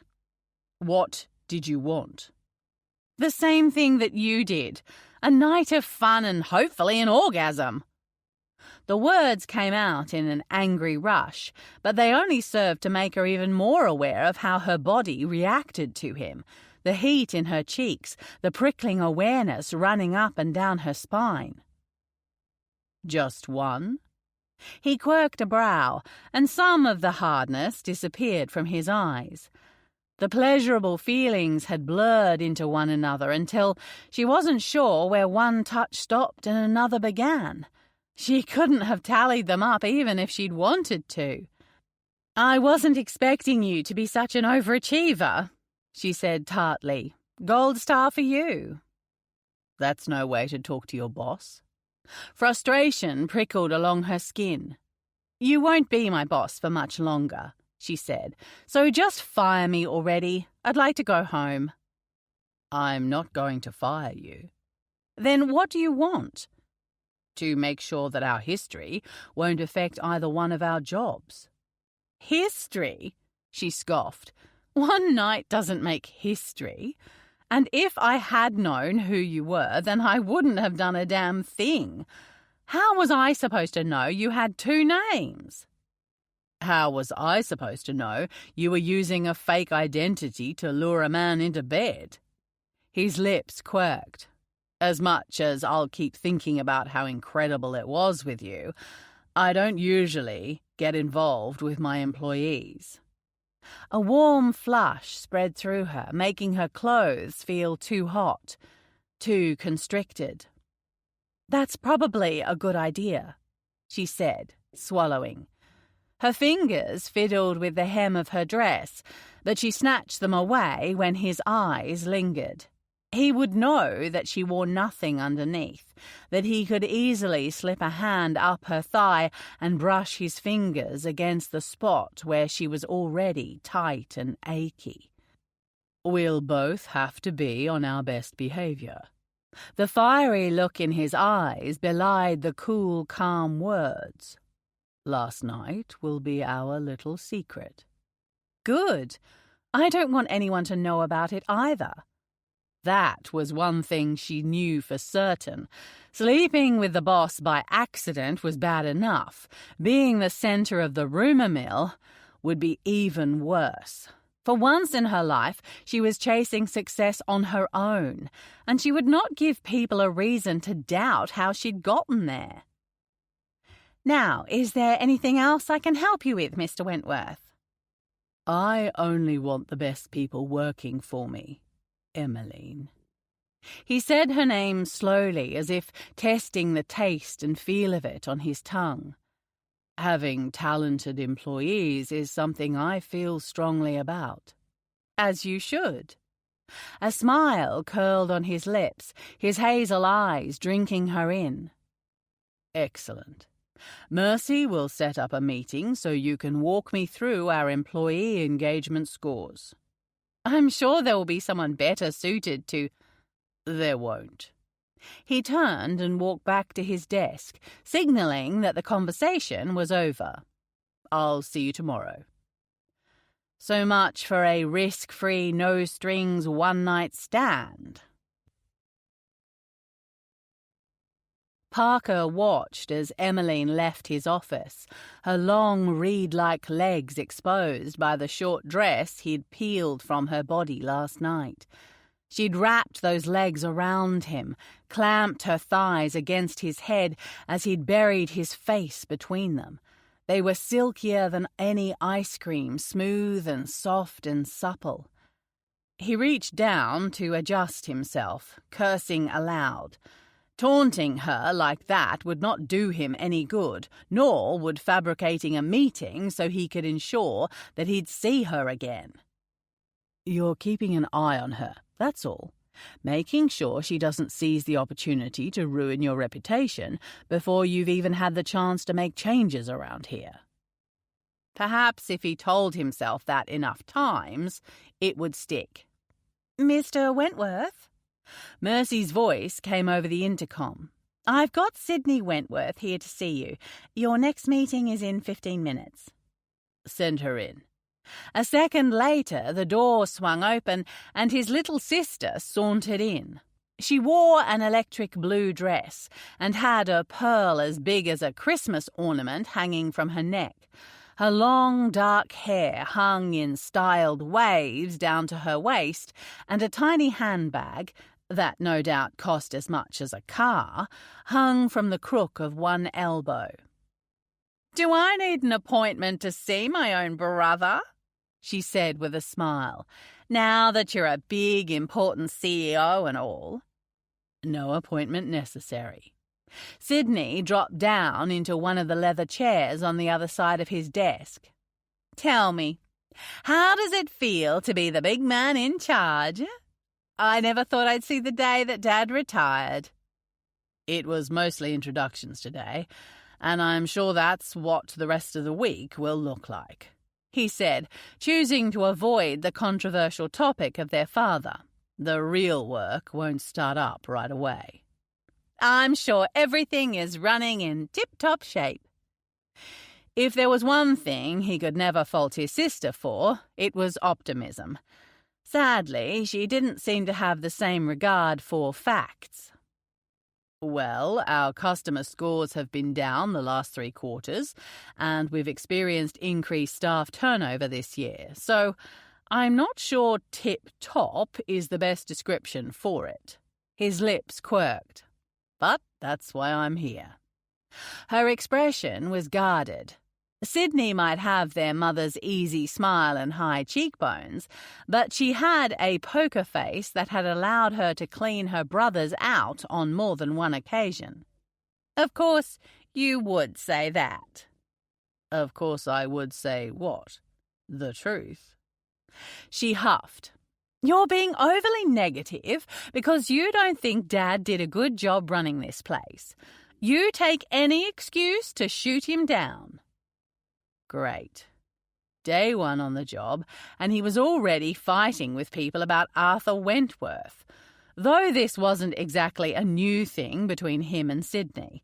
They'd both taken the news about their father's secret life hard, but Sydney was the ultimate daddy's little girl and nothing he did would knock her devotion to him, which made Parker the big bad wolf.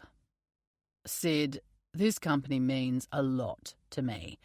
It's our name at stake here. He rolled his shoulders, fighting against the tension already building there. I know we disagree about family stuff, but I want this place to succeed as much as you do. I can't make that happen if I don't acknowledge the areas where we need to improve. Her perfectly made-up face scrunched as she considered his words. I don't want you coming in here and talking trash about Dad. It makes us look bad. I'm not talking trash about anyone. He drew a deep breath. But I am here to do a job, one that I intend to do well. You will. You always do. She folded her hands neatly in her lap. It's nice to have you home again. I missed you while you were in Boston. He'd missed her, too. It hadn't helped that he'd left the day after a huge fight. They'd both said some nasty things, but he'd made a promise to himself that he'd bury the hatchet with her. He would not, however, be extending the same courtesy to Arthur. Dad told me he invited you to a family dinner. We try to do it once a month. She continued, inspecting her nails as though she wasn't bringing up a potentially explosive conversation topic. It would be great if you could come. I mean, I know you're super busy and all, but it would be nice to get everyone together. You mean everyone except our mother? Her glossy lips pursed. Well, you can't expect them to invite her. That would be incredibly awkward. And us having dinner with our father, his mistress, and their love child wouldn't be? He shook his head. They're married now. I'm not sure that you can still call her his mistress. She picked at her skirt. And Beau is older than me. He's not a child. He gritted his teeth. Just because they're playing Brady Bunch doesn't mean the past is erased. Can't you let it go after all these years? She looked genuinely stricken. Besides, I thought you liked Beau. I do, and I don't blame him for anything. He didn't ask to be born into such a shitty situation, but that doesn't mean I've forgiven Arthur. Or her. Sydney threw her hands up in the air. Everyone else has moved on, why can't you? He bit back a retort. Why was it so hard for her to understand that he couldn't act like all the pain Arthur had inflicted on their family had never occurred? That he couldn't forget finding his mother sobbing in her room? That disgust curled in his stomach every time he had to look Arthur in the eye. Perhaps it was because Sydney was only 14 when it happened, whereas Parker had been 20. Or maybe it was that he'd left Australia as soon as he'd graduated, desperate to put as much distance between him and the whole situation as he could, while Sydney and Ian had stayed behind, cultivating a relationship with their newly acquired half-brother, Beau. Whatever the reason, he wouldn't be going to any fucked-up Brady Bunch dinner. That was for damn sure. Sid, I've got a meeting in a few minutes and I need to prepare. He tried to sound as friendly as was possible, despite all the angry memories swirling around inside him. Thanks for stopping by, though. I'll be counting on you to get me up to speed with the fashion department's activities. Let's grab a drink later this week. Adjusting the hem of her skirt as though it required her undivided attention, Sydney took her time before meeting his eyes. Sure, there's a new wine bar that opened up near Spencer Street that we could try. Sounds great.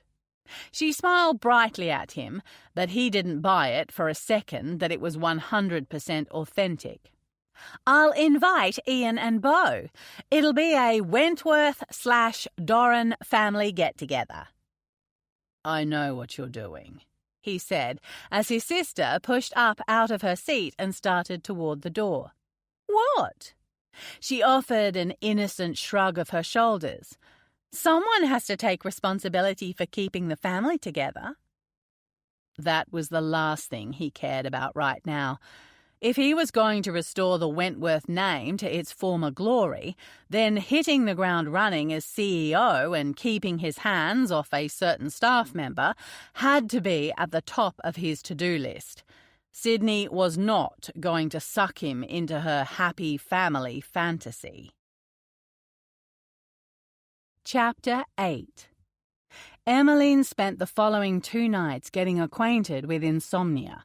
Turns out there was a big difference between losing sleep due to mind-bending orgasms versus staying up analysing reports for your new boss, the provider of said orgasms. One type of sleeplessness had left her feeling blissfully empowered, and the other made her feel like something that had been flattened on a highway. "Aren't you heading home?" Eleanor asked, as she switched her towering pink heels out for a pair of sensible ballet flats. "Janice mentioned she had to send you off at some ungodly hour yesterday."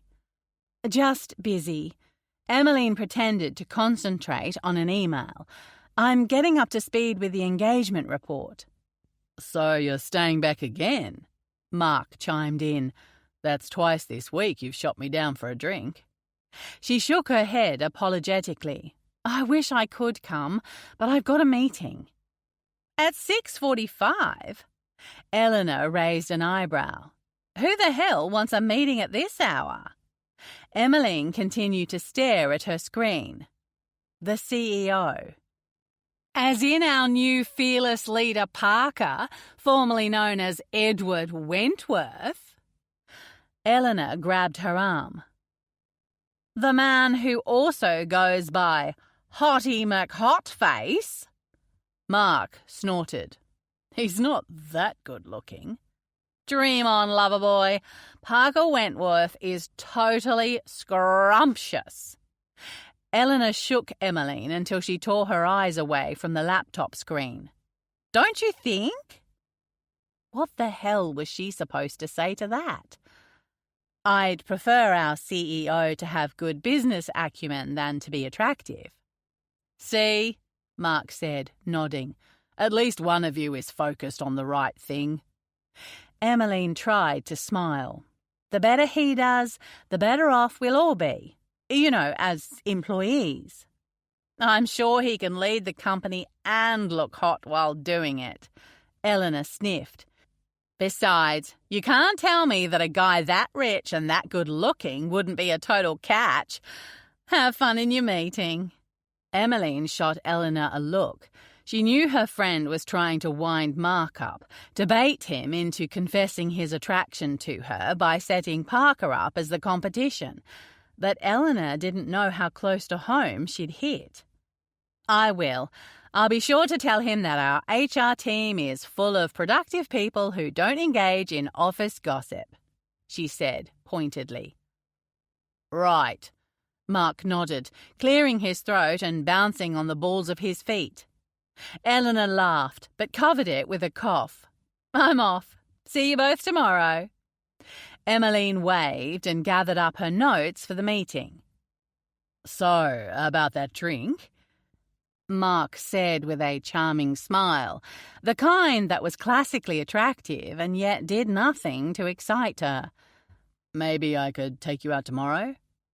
There was a big distinction between going for a drink and him taking her for a drink. She wasn't sure she was ready to cross over that line, not when her head was stuffed full of images of Parker. Sure, she wasn't naive enough to believe anything would continue between them, but still. "Why don't we play it by ear?" She smiled. "I'll send an email around tomorrow and see who else wants in. It's been a hard few weeks. I'm sure the whole team could do with letting their hair down." "I was thinking maybe it could be the two of us." He paused. "Don't say it, don't say it, don't say it." He cleared his throat. "Like a date?" "Shit. Oh, Mark, that's very sweet, but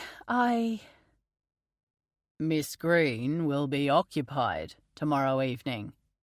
Parker's deep, whiskey-smooth baritone came from behind them and sent a shiver down Emmeline's spine.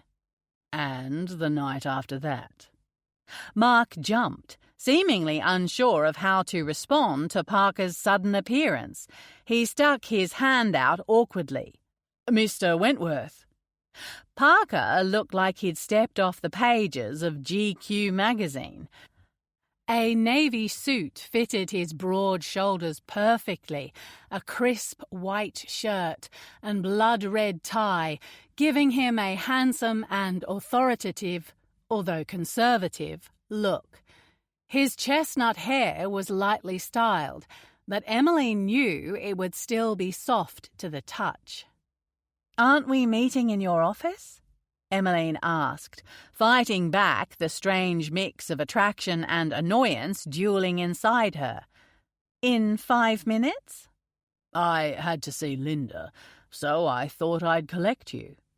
Parker replied as though it was quite normal for the CEO to stop by a random plebeian's desk. "We'll walk together. Now." Now. Like he was the master of her schedule. Emmeline raised a brow but didn't say anything. The last thing she wanted was to tip off Mark about what had happened. I guess I'll see you tomorrow," Mark said, his eyes swinging back and forth between Parker and Emmeline as though he sensed an undercurrent of something. "Yeah, tomorrow." Emmeline stood and walked toward the elevators, leaving Mark still standing at her desk, his brows crinkled. "So I'm going to be busy the next few nights, am I?" "Too busy to be having a drink with him," Parker said. Once they were alone in the elevator, Emmeline turned to Parker. Irritation prickled along her skin. "What do you think you're doing?" "Escorting you to a meeting." His face was as expressionless as a blank wall. "Don't play dumb. You're unnecessarily booking meetings with me and turning down dates on my behalf. That's overstepping the boss-employee relationship boundaries." God, why did she seem to attract men that loved telling her how to run her life? Was there some broken bit of chemistry in her that gravitated toward control freaks? You'd think by now she would have learned her lesson. "You can do better than him," Parker replied. "I'm helping you avoid a mistake." "Don't you mean another mistake?" His eyes flashed then, the unemotional mask slipping an inch. "Was it a mistake that we slept together?" "I don't know." Lies. As much as she'd been mortified at finding out he was her boss, there was no way in hell she'd trade that night away, not when she now understood how good her body could feel in the right hands, with the right person. "But you did accuse me of sleeping with you so I could blackmail your family." "I don't believe I said those exact words." She scoffed. Close enough. The elevator pinged, and he held the door for her. "If I see a potential for scandal, I have to nip it in the bud. My family name has suffered enough thanks to my father." He cringed as if the word tasted sour in his mouth. "I don't want to do any further damage." "What happened with your father?" He blinked at her. You must be the only person in this company who doesn't know. I don't listen to office chatter. They walked past a series of empty desks and into his office. If I want to know something, I go straight to the source. Gossip doesn't help anyone. He motioned for her to take a seat at the small round table off to the side of the office. It flanked the vast window, early evening light bathing the city in a golden glow. The river sparkled like someone had scattered diamonds across the surface of it. My father had an affair with his assistant, Parker said. His voice had an icy calm to it, the kind that revealed nothing but left you with a strong sense of unease. He got her pregnant, and they had a son. For years, they kept it a secret, but eventually a friend leaked the information to the media. My mother found out about it all via the front page of a newspaper. Emmeline cringed. She could only imagine how Parker's mother must have felt having such a private thing aired for the whole country to see. Walking in on her own husband screwing his business partner had been bad enough, but at least she'd had the shelter of keeping the whole thing quiet from people outside her family. Now she understood Parker's insistence on knowing whether she was married. Her heart softened a little. Don't get too comfortable. One point of vulnerability doesn't make up for the fact that he's already meddling with your life. Why was he telling her about his family's sordid history?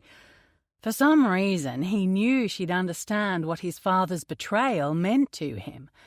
And understanding was hard to come by, with Sydney trying to sweep everything under the carpet, and Ian being too caught up in his own life to care. Even his mother had moved on, for the most part. But Parker clung to his anger like a life raft, unable to forgive the man he'd once truly admired for turning out to be a giant disappointment. "That's awful," Emmeline said, her eyes lowered to her lap. "It happened years ago." Parker raked a hand through his hair and dropped down into the seat next to her. "But I haven't forgotten." "Nor should you." She pursed her soft pink lips. "People don't seem to take the sanctity of marriage too seriously these days. The promise isn't worth the paper it's written on." Ah, so she did understand. The way she said it made him want to bundle her up in his arms and kiss her until the hurt melted away. "It really isn't." "Why can't people call off one relationship before they start another?" "That's why I don't bother with relationships. People inevitably disappoint you." It might make him cynical, but he preferred to think that it was the smart move. If you invested all your money into a risky stock that crashed, would you do it a second time around? Not likely. Besides, work keeps me busy. Speaking of work, Emily nodded toward the bound report sitting on the table. Mercy had printed it out last night, and he'd spent hours picking apart the data and drawing the exact conclusion he'd anticipated. His father had been an abysmally uninspiring and autocratic leader. Right. He cleared his throat and reached for the report. What's your personal take on it? Her lips pursed as she looked at the neat, looped cursive in her notebook. My personal take? Yes, your opinion. When she didn't respond, he raised a brow. It's not a trick question. Well, according to the analysis our team did, that's not what I asked. I know, but the team spent a lot of time pulling it together.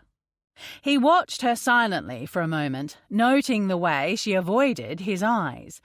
He suspected that her opinion might be along the same lines as his, and perhaps it was masochistic, but he wanted to hear her say it. I don't care. Her hands fluttered over her notes. You really want my personal opinion? That is what I asked for. People hate working for the Wentworth Group. Her chin jutted forward as if to say, I tried to keep quiet, and she looked him directly in the eye. They hated working for your father. I thought you said you don't listen to gossip. It's not gossip when the numbers back you up. She reached past him to get the report, her fingertips lightly brushing his arm and sending anticipation skating through him. If you look at our turnover numbers, you can see that we've been bleeding people for the last few years, and it's only getting worse. The average length of tenure is dropping drastically, and while we're seeing steady growth in job applications, the instances of us having to re-advertise positions is up. This means quality candidates aren't applying to work here. When she took a breath, her cheeks were flushed. A nervous laugh escaped her throat as if she'd thought she'd said too much, been too honest. Tell me more, he said, leaning forward. I want to hear it all. 2 hours later, he'd done nothing but listen to Emmeline talk passionately about staff engagement and the sorry state of the Wentworth Group's reputation as an employer. The sky had blackened outside, and he'd sent Mercy and her team home ages ago. It was just the two of them. A fact he couldn't seem to shake. It sounds like we've got a lot of work to do, he said, trying not to notice how Emmeline's blouse gaped ever so slightly as she leaned forward to point to a set of numbers on the report.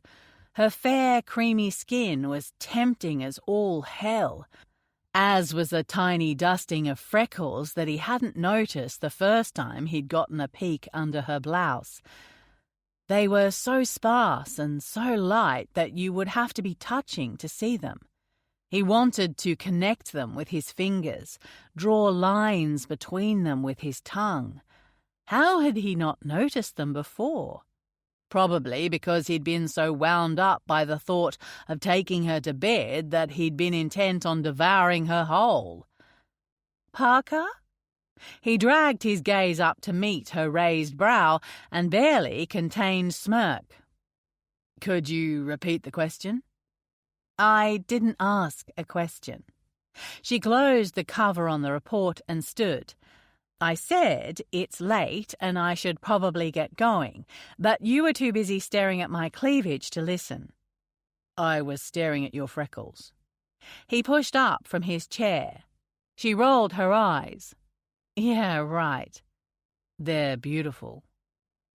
Against every bit of better judgment, he reached out and his hand skimmed over the edge of her blouse as he touched a fingertip to the few dots along her collarbone. You're playing with fire.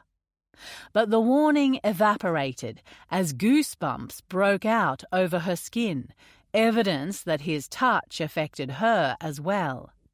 You don't fool me, she admonished, but the words came out soft and breathy. He traced another dot in the center of her chest, above the shadow of where her small breasts pressed together. A hint of baby pink lace peeked out at him as she drew a deep breath. The urge to rip apart the tiny pearl buttons keeping her covered gnawed at him, but Emmeline wasn't the hard and fast type.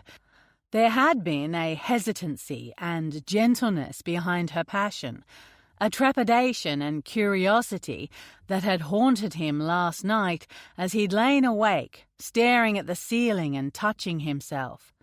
Yes, he wanted her, but he'd take it slow, enjoy it, enjoy her. You're treading on dangerous ground. Think about what you're doing. Can't a man worship all parts of a woman? His fingers dipped lower, circling a ring of freckles hugging the curve of her left breast. Not just the popular bits.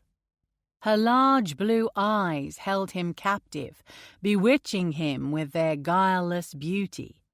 A memory flickered, Emmeline standing with him kneeling at her feet, worshipping her with his tongue, remembering the way her eyes had been, big and round and full of awe, made him hard as stone. "We weren't supposed to see each other again," she said. "And yet, here we are." It was messy, complicated. Two things Parker avoided at all costs because it was harder to maintain control. He was her boss and she'd lied to him about her identity, fooled him. He was also in the process of trying to fix a reputation that had been broken by sex and scandal. But here he was, fingertips on her skin, his body raging with the need to have her. This was different. No one would be hurt by them being together. No one's trust would be broken. They were two consenting adults. "Come home with me," he whispered into her ear as his hand sank lower, his palm connecting with the satisfying swell of her breast. Her nipple was hard, and he brushed over it with his thumb. "Let's see if I can get another gold star." "I shouldn't," she said, but she arched into his hand. "Not with you." He tugged at the hardened bud through the soft silk blouse, and a moan fell from her lips. The sound flared through him like a firework. Everything about her was so wonderfully responsive, from the pleasure sounds that jumbled in the back of her throat to the way her eyes squeezed shut when he leaned in to press his lips to her neck. The flutter of her pulse drove him wild. The need to have her was like a chant drumming in time with his jacked-up heartbeat. "Take her, take her, take her." A button gave way beneath his insistent fingers, and he found lace and skin. As he dragged the edge of her bra down, her breast spilled into his palm, and he brought his lips to hers. She was hot, her skin flushed, and her breath warm and sweet. Resisting the urge to rush, he pressed a kiss to the corner of her mouth, a teaser, a promise. "Parker," she warned, but her lips opened and her tongue darted out to meet his. "Come home with me." His lips brushed her ear. Again. She stiffened beneath his touch, all her liquid softness evaporating in an instant. "I can't." "If this is about me being your boss." "It isn't just that." Her palms were at his chest, pushing him away until cool air rushed between them. "This isn't right." "It feels pretty damn right to me." In fact, he would go as far as to say nothing could have felt more right. There was something about her that drew him, that made him forget his responsibilities, that made him forget his problems. Hell, with her body pressed against his, he could scarcely remember to breathe. "I don't want to do anything that might compromise my integrity here." He raised a brow. "By having consensual sex?" "Put it this way, I might not listen to gossip, but other people do. I don't want my colleagues thinking I'm trying to sleep my way to the top." He opened his mouth to protest, but she cut him off. "And I'm not looking for a relationship," she said. "I don't know whether you believed me, but I did come out of a bad marriage. I'm not ready to jump into anything serious." "I'm not looking for anything serious either." "I'm also not looking for a friends with benefits arrangement." A deep, aching need pulsed through him as her hands came to her blouse to close the button he'd so carefully opened a moment ago. "We're not friends." "I thought it sounded better than boss with benefits." He stuffed his hands into the pockets of his suit pants in the hopes that would quell the tingling there. "What do you want, Emmeline?" "I want to explore my options," she said carefully. "I want to spend some time worrying only about me. I know it's selfish, but I need it."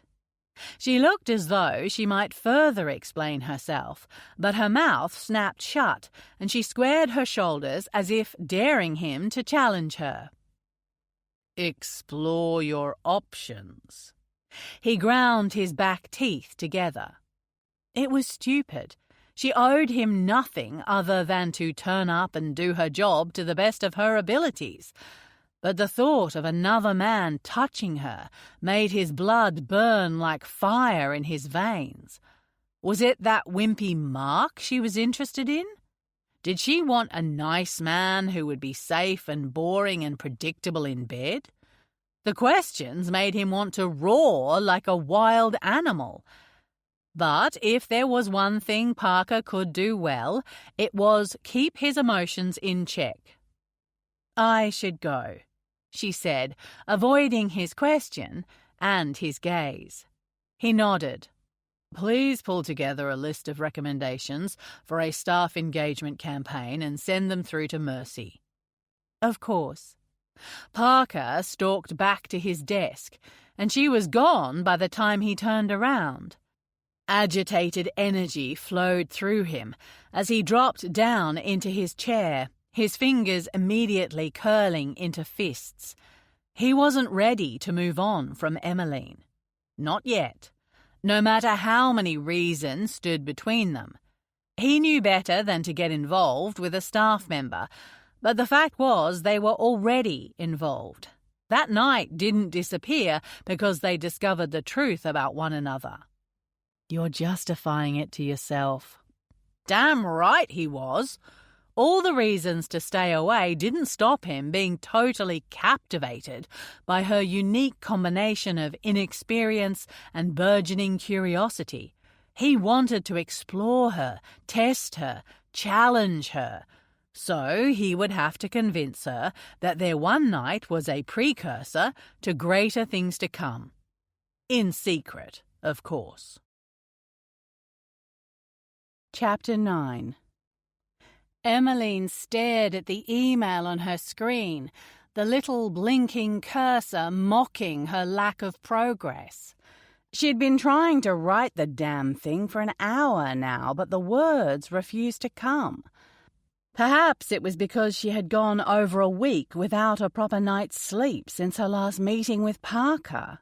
Whenever she closed her eyes, she saw him, irritatingly hot, commanding and hazardous to her sanity, as well as her sleep. The man haunted her dreams with frustrating regularity. The vivid images of him touching her, tasting her, and bringing her to the peak of satisfaction over and over had left her feeling confused and horny. This was supposed to be her time to spread her wings, to date and have fun and discover who she was and what she wanted out of life.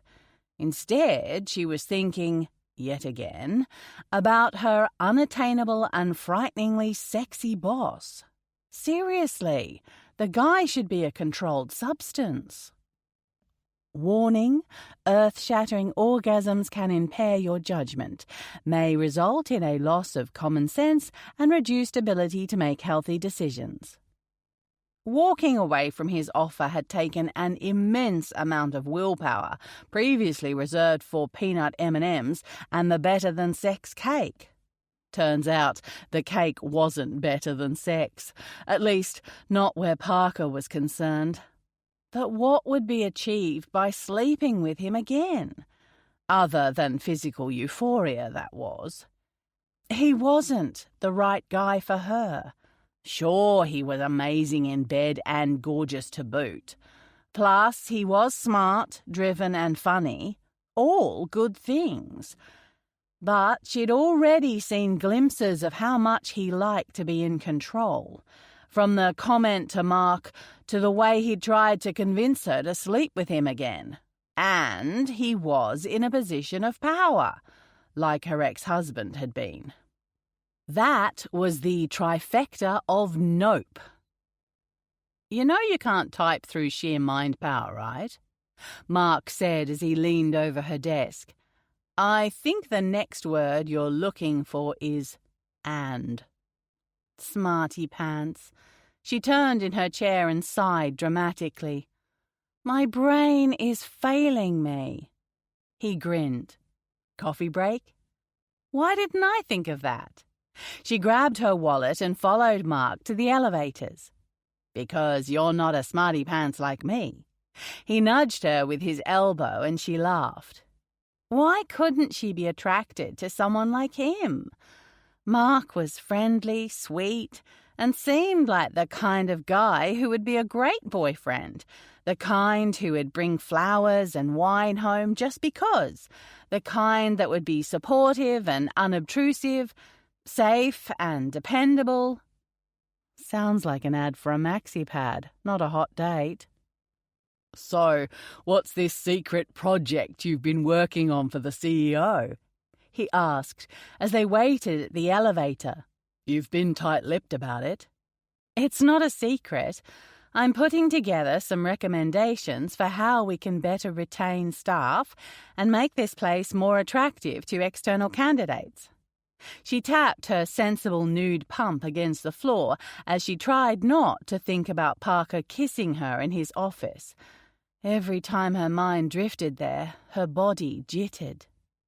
That's an incredible opportunity, especially since you've only been here 6 months. Not that I think you don't deserve it. He cleared his throat. And it'll be great for your A-star application. It hadn't even occurred to her that people might be suspicious over the sudden privilege of working directly with Parker, though her manager had only sung her praises since she started. But what if people questioned why she was handpicked by the CEO? Had she already gotten a red flag from the gossip mill? That came out wrong. Mark shook his head. I'm happy for you. I think you're smarter than most of the people here. The doors slid open and Emmeline came face to face with Parker. He stood in the center of the elevator, presented like a gift from the heavens. Mark faltered, as if he wasn't sure they should enter without Parker's permission. Going down? Parker asked with a slight drawl, and Emmeline's cheeks burned. Not a muscle moved on his face to show whether he'd intended the double entendre, but she could have sworn there was a hint of something rough and dirty in his voice. Yes. Thank you, sir. Mark stepped into the elevator and she followed, turning to watch the screen light up with the floor numbers, so she didn't have to look at either of them. There's no need to call me sir, Parker said. My name is fine. In the slight reflection from the elevator doors, she could see Parker watching her. His gaze travelled up and down her body leisurely, hungrily. His eyes met hers in the reflection, and she turned away sharply. Tightness gathered between her legs, causing her to shift from one foot to the other. Of all the bloody elevators in this building, surely he has some secret Batcave entrance that he could use. Where are you off to, Emmeline? He asked. The way he said her name sent a shiver down her spine. Mark and I are going to grab a coffee and discuss my ideas for the staff engagement campaign, she replied coolly. Mark raised an eyebrow but didn't contradict her. I have a few minutes to spare, Parker said. I'll join you. No. The word shot out of her mouth before she could stop it, and Mark threw her a look as if to say, what the hell? I mean, we're putting the finishing touches on the plan, and it's still in a draft state. It's not ready for discussion yet. I'm sure that's fine. Mark tried to cut in, but Emmeline glared at him. I would hate to waste Mr. Wentworth's time by showing him something that's not up to scratch. Call me Parker, he said. There's no need for such formality. Something about his tone urged her to say his name. It repeated like a chant over and over in her head. Parker. The elevator pinged, and the doors slid open to reveal the building's bustling ground floor. Mark practically leapt out of the elevator, and Parker fell in step with Emmeline as they headed toward the cafe that serviced the building. "Are you sure you don't want me to join you?" he asked. She swallowed and motioned for Mark to wait. "I would prefer to present a more polished version." "How about we meet tomorrow?" "I'm not sure I'll be ready." "Make yourself ready," Parker replied. Emmeline bristled. She wanted to tell him where to shove his demands, just to see the look of shock on his face that someone would dare talk back to him. The man was infuriating, and taking him down a peg or two would be so satisfying. But before she had the chance to retort, he left her there, ready to melt into a puddle of hormones and bad decisions. Parker tapped his foot as he waited for his macchiato. He hadn't been planning to get a coffee, but he wasn't going to let Emmeline know that. She sat a few feet away from him with that puppy dog Mark. The guy was so hot for her, he was practically drooling onto the table between them. He made a comical face, and Emmeline threw her head back, laughing. The magical sound carried across the cafe, and Parker noticed two men at a table close by throwing appreciative glances her way. Frustration coursed through him. He wanted to march over there and order the three men out of the building. "If you were any more caveman right now, you'd be wearing a loincloth and swinging a club." "Oh, look! It's the big bad boss!" Sydney's voice caught his attention, and he turned, arranging his features into their usual unaffected state. She stood with Ian, and they looked like the vision of the perfect Wentworth family portrait. Fashionable, attractive, expensive. "Good to see you're not chained to your desk 24/7. Ian motioned for the barista to make his usual coffee. "I would say the same for you, but we know you're never in any danger of doing too much work," Parker quipped. "I make it look easy, big brother." Ian slapped him on the back. "I'm like a duck, cool and calm on the surface, paddling like mad underneath." "And always quacking about something." Parker collected his order and took a sip. "So I thought you had a super fancy coffee machine all to yourself upstairs." I felt like getting out. Ian quirked a brow. "And spying on the employees?"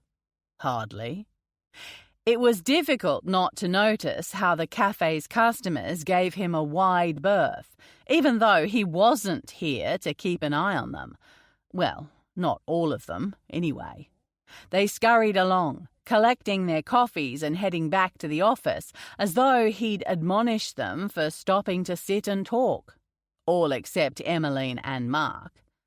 "Or have you stopped to spy on one employee in particular?" Ian chuckled. "Who's spying?" Sydney asked, reappearing with an iced coffee that was bigger than her head. She wore a bright purple and gold dress and a pair of heels with spiky studs that looked sharp enough to be used as a weapon. "I'm not spying on anyone." Ian grabbed his drink and motioned for them to get a table. "He's been checking out that blonde since before we got here." "She's cute." Sydney bobbed her head. "Doesn't work on the fashion team, though. I don't know her. It would be so nice for you to have a girlfriend, Parker. You should ask her out." "She's an employee, Sid." "So you were checking her out?" Ian shot Sydney a look, and she giggled. "Busted." "Hey, Laurel and Hardy, can we talk about something serious? Otherwise, I have work to do." He rolled his eyes as his brother and sister mimicked him across the table. This was their entire childhood in a nutshell. Him trying to be responsible, and the terrible twosome giving him a hard time for it. "We could talk about what you're going to bring to the family dinner," Sydney said, tracing the pattern on her coffee cup with one fingertip while avoiding his eyes. If you don't have time to make something, a bottle of wine would be nice." "Not this again," he groaned. "Seriously, Sid, can't you let it go?" Her hazel eyes looked at him imploringly from under a heavy set of black eyelashes. "Can I let the importance of family go? No, Parker, I can't."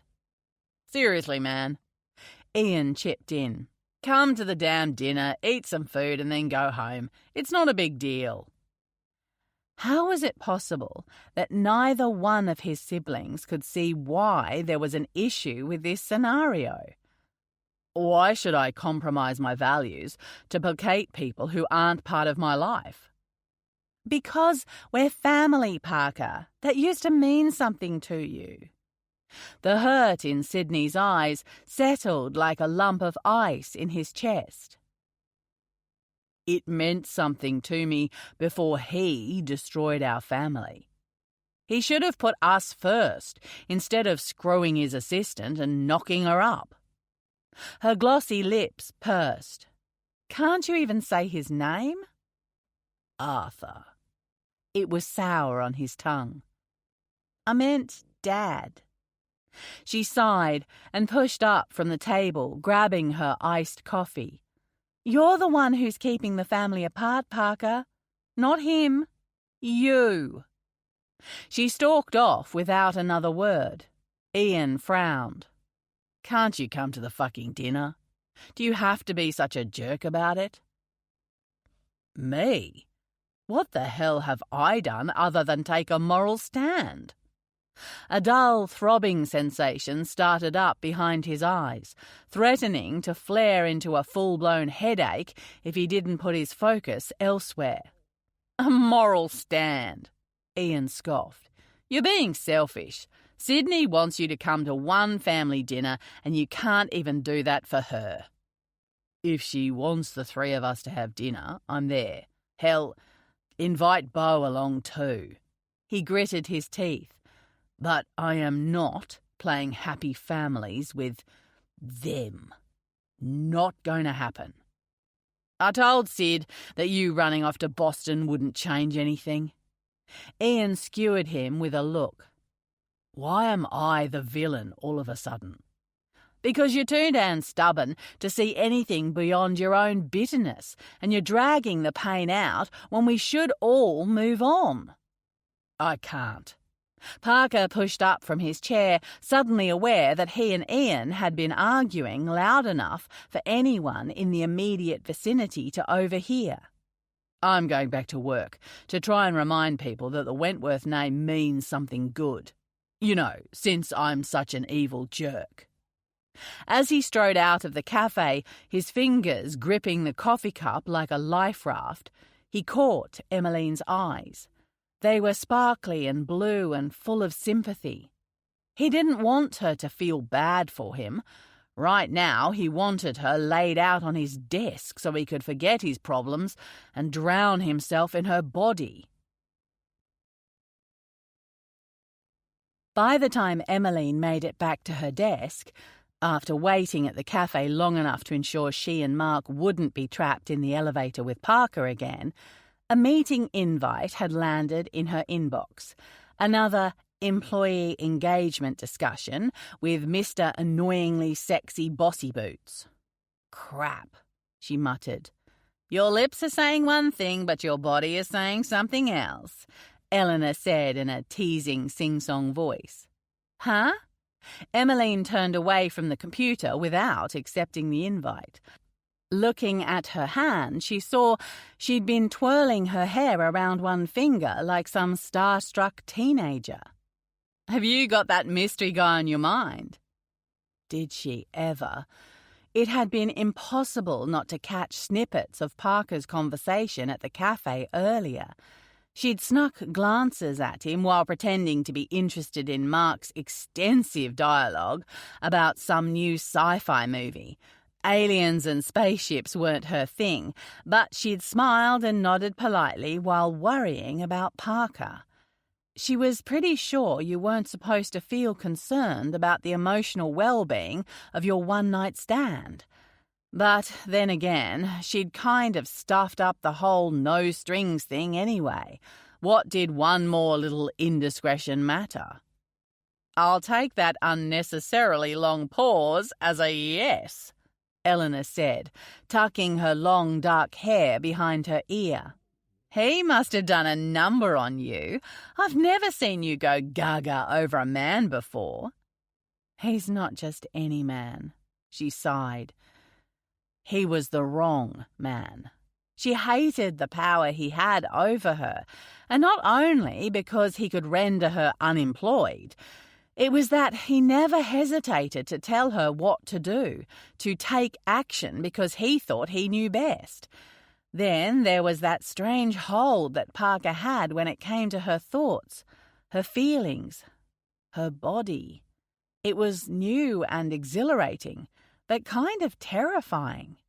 "Don't try to give me this 'he's the one' bullshit." Eleanor pretended to stick a finger down her throat. "I thought you were sworn off relationships." "I am," she said, but somehow it didn't seem to ring true. According to every self-help book she'd read on divorce, not to mention the pages and pages of comments on forums run by happily unattached women, she was not supposed to be getting herself entangled with anyone new. "Geez, you can't even be single properly. What happened to spreading your wings and enjoying the bachelorette lifestyle?" "But," Emmeline sighed, "but I kind of like this guy. He's not perfect, but he's smart and charismatic. I'm tempted." "Tempted to do what?" "To see him again." She thought of how close she'd come to losing her resolve the last time she was in his office.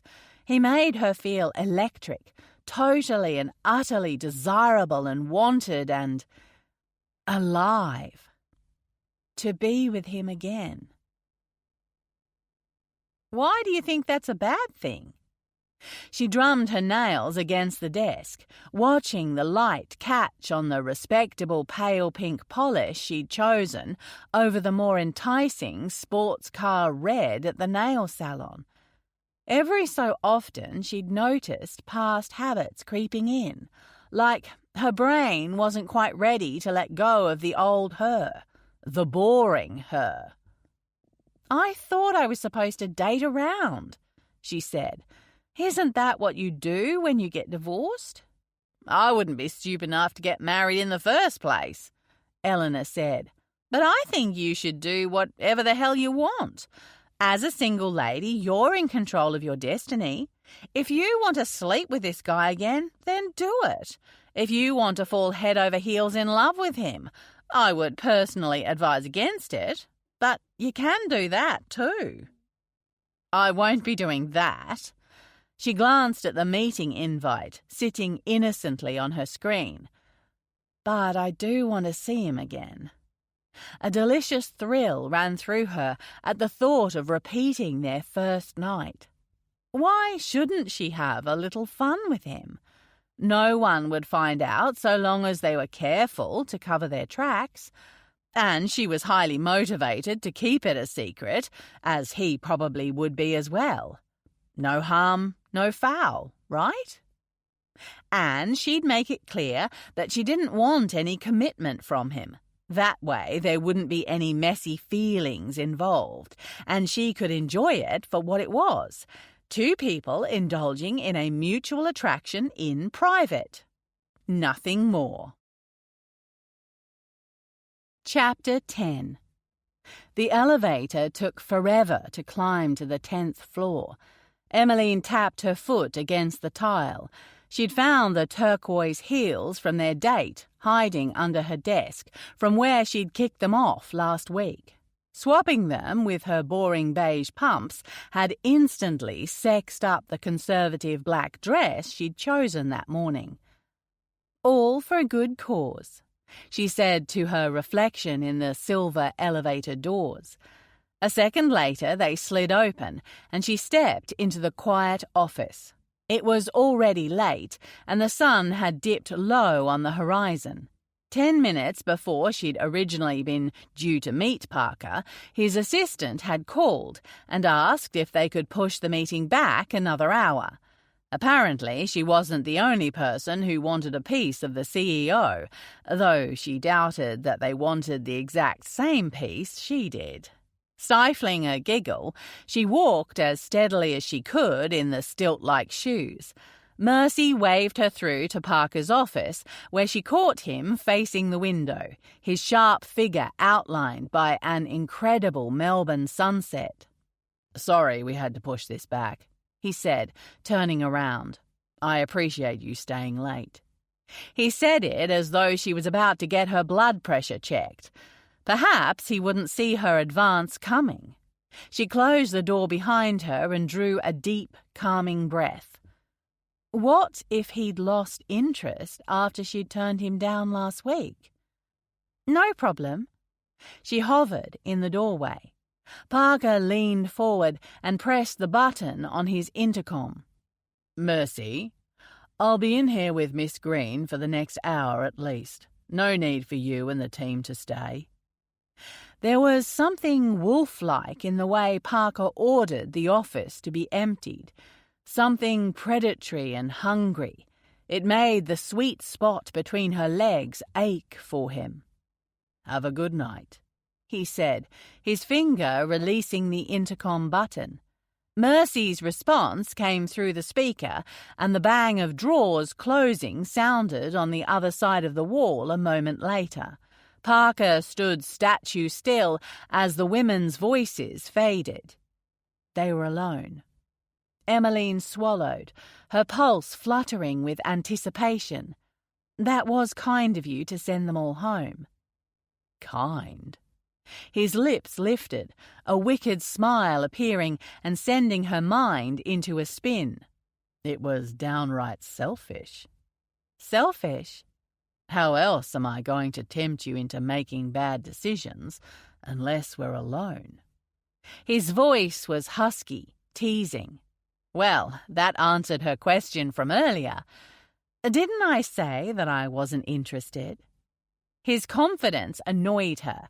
Never mind that his words were whipping her into a frenzy. How was it possible that the one thing she kept telling herself to avoid was the very thing that got her heart racing like a thoroughbred? His assumptions should have been a turn-off, but they were the total opposite. "You did?" His hands came to the silk knotted at his neck.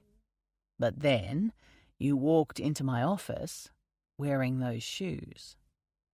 Emmeline shifted her weight. "I like pretty shoes." "I like them too." He pulled the tie loose. The deep crimson silk gleamed. He didn't wear fancily decorated ties like a lot of other men in the office. This wasn't an accessory that chased trends, that sought to be head of the fashion pack. Like Parker, there was an elegance and power in its lack of bells and whistles. "What if I didn't wear them for you?" Her mouth was suddenly dry as thunderclouds passed over his face, but the urge to bait him tugged at her.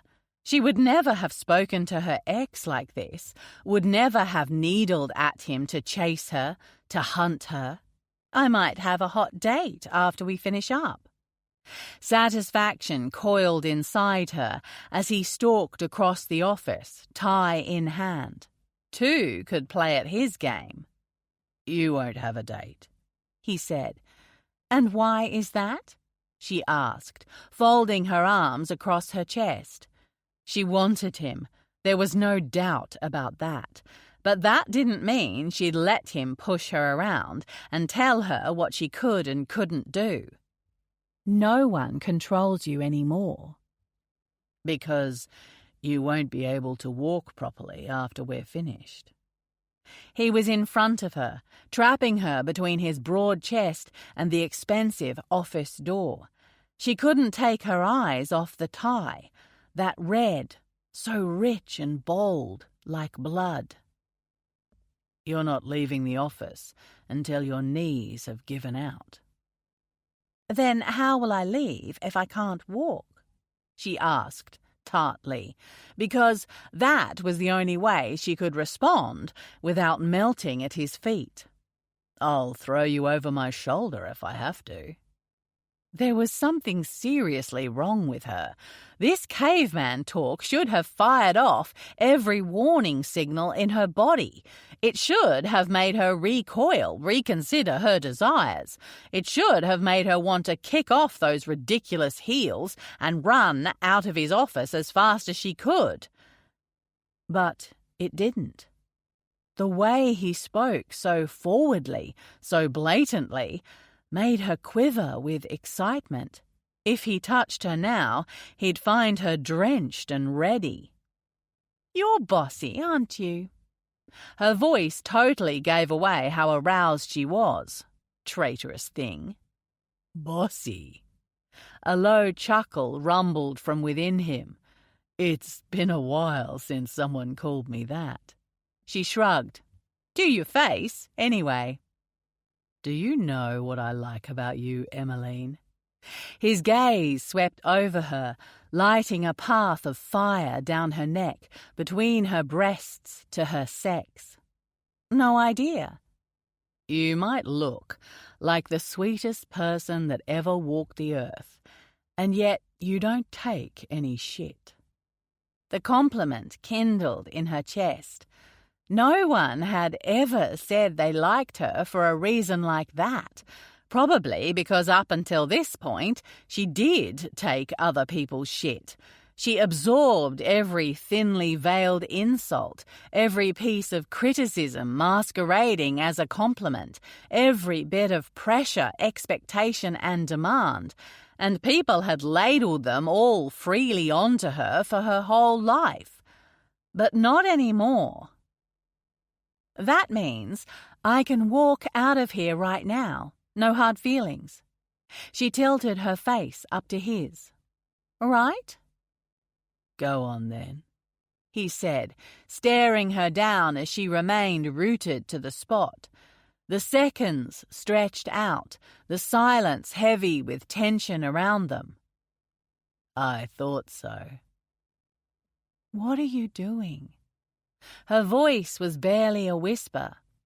Remember that thing I said about you not leaving until your knees had given out? He lifted the tie up and placed it over her eyes, reaching around to knot it gently behind her head. You can leave when I've had my fill. Her breath hitched as her heart tried to punch its way out of her chest. For a moment, there was nothing. No sound, no scent, nothing but the blackness behind her closed eyelids. God, she wanted this so much. She wanted him.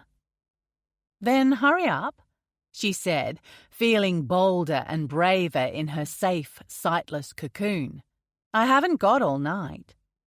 His warm breath skated over her cheek as his lips brushed her ear. You'll stay here until I've given you what you want, what you crave. His lips met hers, gentle at first, but then as she opened to him, he thrust his tongue into her mouth and kissed her senseless. His hand was at her thighs, easing them apart. Sagging, her palms flattened against the wood, fingers splayed wide, as if that would save her from dissolving under his kiss. His thumb traced slow circles over her inner thigh, inching higher and higher. You'll stay here until I'm satisfied you've come hard enough, he whispered. Yes, boss.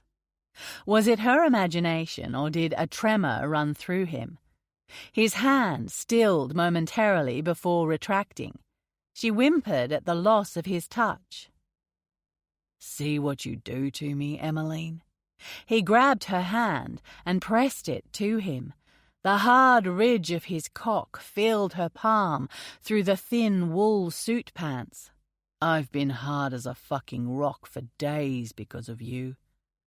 You have? She breathed. All I can think about is how good you tasted that night, how sweet your pussy looked when you teased me by not wearing any underwear. Do you know how much restraint it took when I found you in that morning tea not to drop to my knees and eat you out in front of the whole room?" Her fingers contracted, squeezing him so suddenly that he jerked in her grip. Her whole body pulsed with excitement. The second he touched her, she'd go off like a rocket. "Parker, please." "Please what?" "Please, touch me." Her knees wobbled. Damn it, she was already where he wanted her, and he'd barely done a thing. No sassy comeback this time? His lips brushed her jaw, peppering kisses down her neck as his hand slid down over her hips. The material of her dress bunched at her waist, his fingertips dancing over the edge of her lacy underwear. "I've got nothing." The second his breath flared over her now naked thigh, her head lolled against the door. With the tie blindfolding her, every other sense was heightened, each touch intensified. The whisper of his hands over her skin was deafening in the otherwise quiet room. "Are you ready for me?" Electric jolts of excitement barreled through her as his fingertips snuck under the elastic of her panties. His touch was merely a graze over her skin, a light sweep that was designed to hold her in a state of prolonged anticipation. "Oh, yes, you are." He dragged the elastic aside until his lips pressed a chaste kiss to her heated skin. Cool air brushed over her, a contrast to the burning fire raging inside, a fire that could only be contained by him, by the promise he was making with his touch. "You're so wet." His tongue nudged her clit, and she gasped. "Have you been thinking about me?" Her palm slid over the door, searching for something to grab onto. "Yes." "Tell me." He worked her over in a delicate pattern. Kiss, lick, a swipe of his finger. Over and over, until she circled her hips against him. "Tell me what you were thinking about." "Please, Parker." She shook her head. "I can't." "Yes, you can." He drew her clit between his lips and sucked for a second before letting her go and making her want to scream in frustration. "I want to know what made you so wet." "You," she breathed. "Tell me." He suckled her again for a brief moment. "Or I'll draw this out longer than you can handle." "I thought about how good you made me feel." Her cheeks filled with molten heat. God, she sucked at dirty talk. Just as the embarrassment was enough to make her pull away, he lapped at her with a focus that stole the breath from her lungs. "More." The words fell into a soft moan. "The way you touched me. Down there." Tension coiled low and tight in her belly. Parker could do things with his mouth that she never thought possible. He made her feel things she never thought possible. Stars danced behind her closed lids. "Where, Emmeline?" "Between my legs." He pressed a fingertip to her entrance, circling slowly. "Here?" "Yes." Her lungs felt like they were ready to burst. "Yes, there. Please, more." He didn't hold back then. His lips came down to her clit, and his finger slid deep inside her until she rocked against him with total abandon. It was incredible how he knew what she liked, how he could read her body like a book. Pleasure flared like a match when he hooked his finger inside her, and it was all over. She was falling, tumbling into her orgasm. Gasping, her fingers gripped his hair, chanting his name. Parker, Parker, Parker. Shit. His plans to proposition Emmeline and convince her to come home with him had been blown sky high the second she walked in wearing those goddamn high heels. Instinctively, he had known that she'd worn them for him. For this. Control had slipped through his fingers like water, and he'd had her blindfolded with his hand between her legs before he knew what was happening. But she felt so good.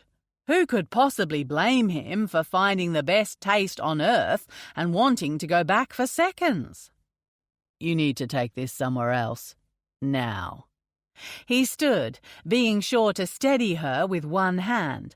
Running his thumb gently over the red tie across her eyes, he kissed the corner of her mouth.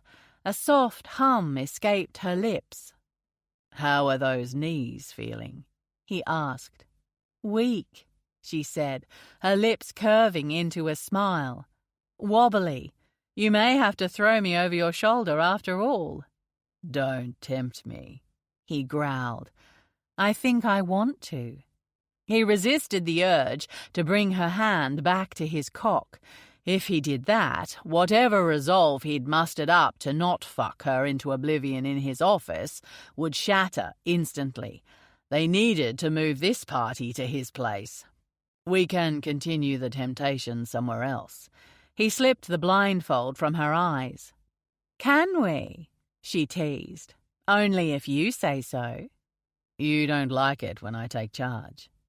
Women had told him before that he was too demanding in bed. Not forceful per se, because he could be gentle when the occasion called for it. He could take it slow, though it wasn't his preferred speed. But he liked to set the tone. It made his pleasure so much more intense when he was in the driver's seat. Emmeline tilted her head. "Honestly, I don't know how I feel about it." "Sounded like you're enjoying it a moment ago." Her hands curled in his shirt. "I was." "Come on." He pulled her close for a searing kiss. "Let's go. You can chastise me for being bossy when we're done." "Promise?" she grinned. "You have my word."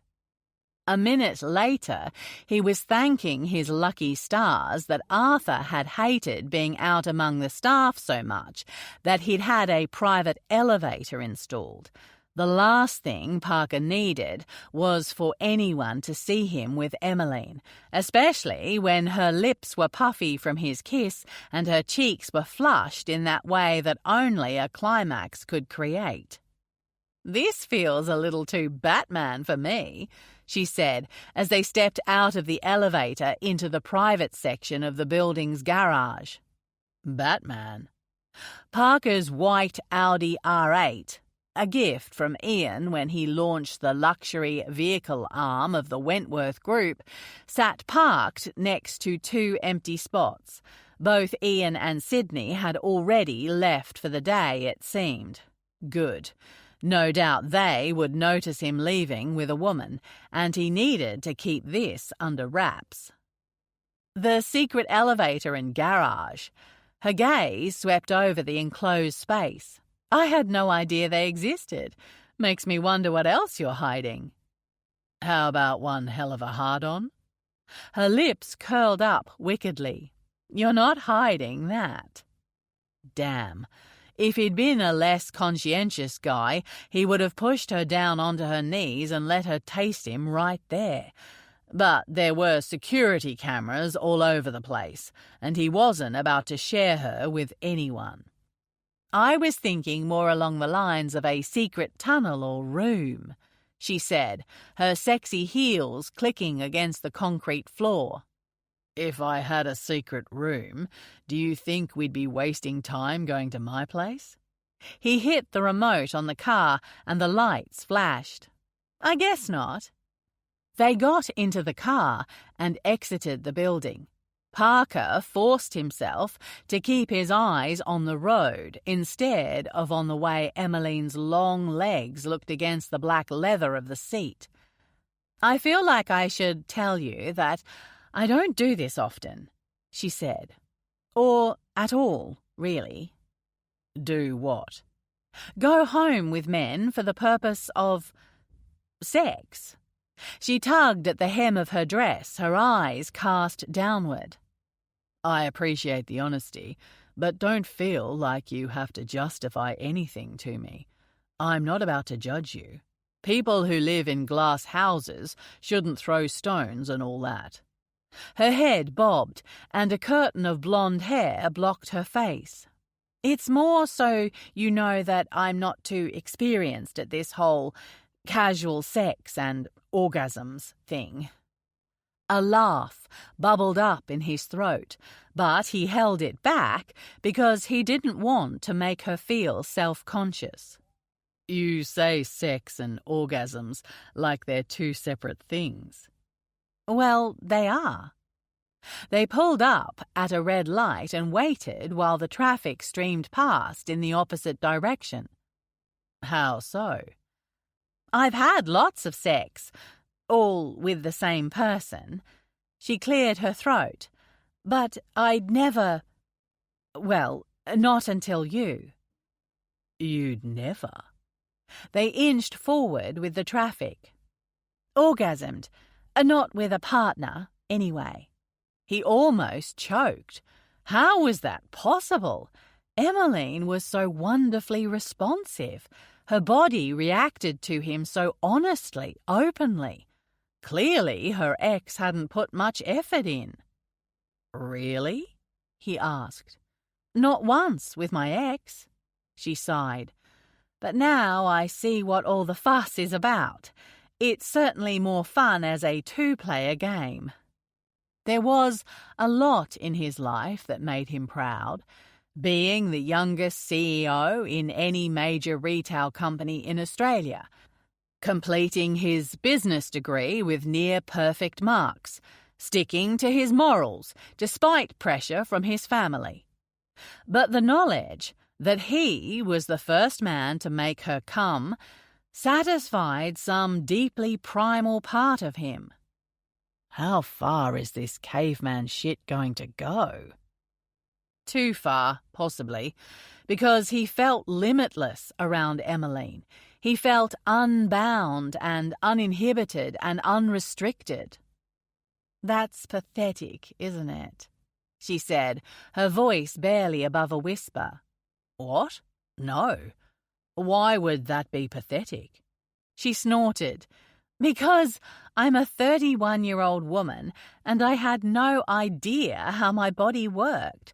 I've done it on my own, but the second there's anyone else involved, I could never seem to relax enough for it to happen." Holy hell! The thought of Emmeline touching herself was enough to short-circuit his brain. "It's not pathetic at all. Sometimes it takes the right experience to open up the possibility of how good something can feel. I just nudged you in the right direction." "You did more than nudge."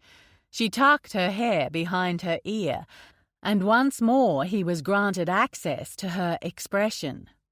"I'm glad I make you feel good, Emmeline." "Me too."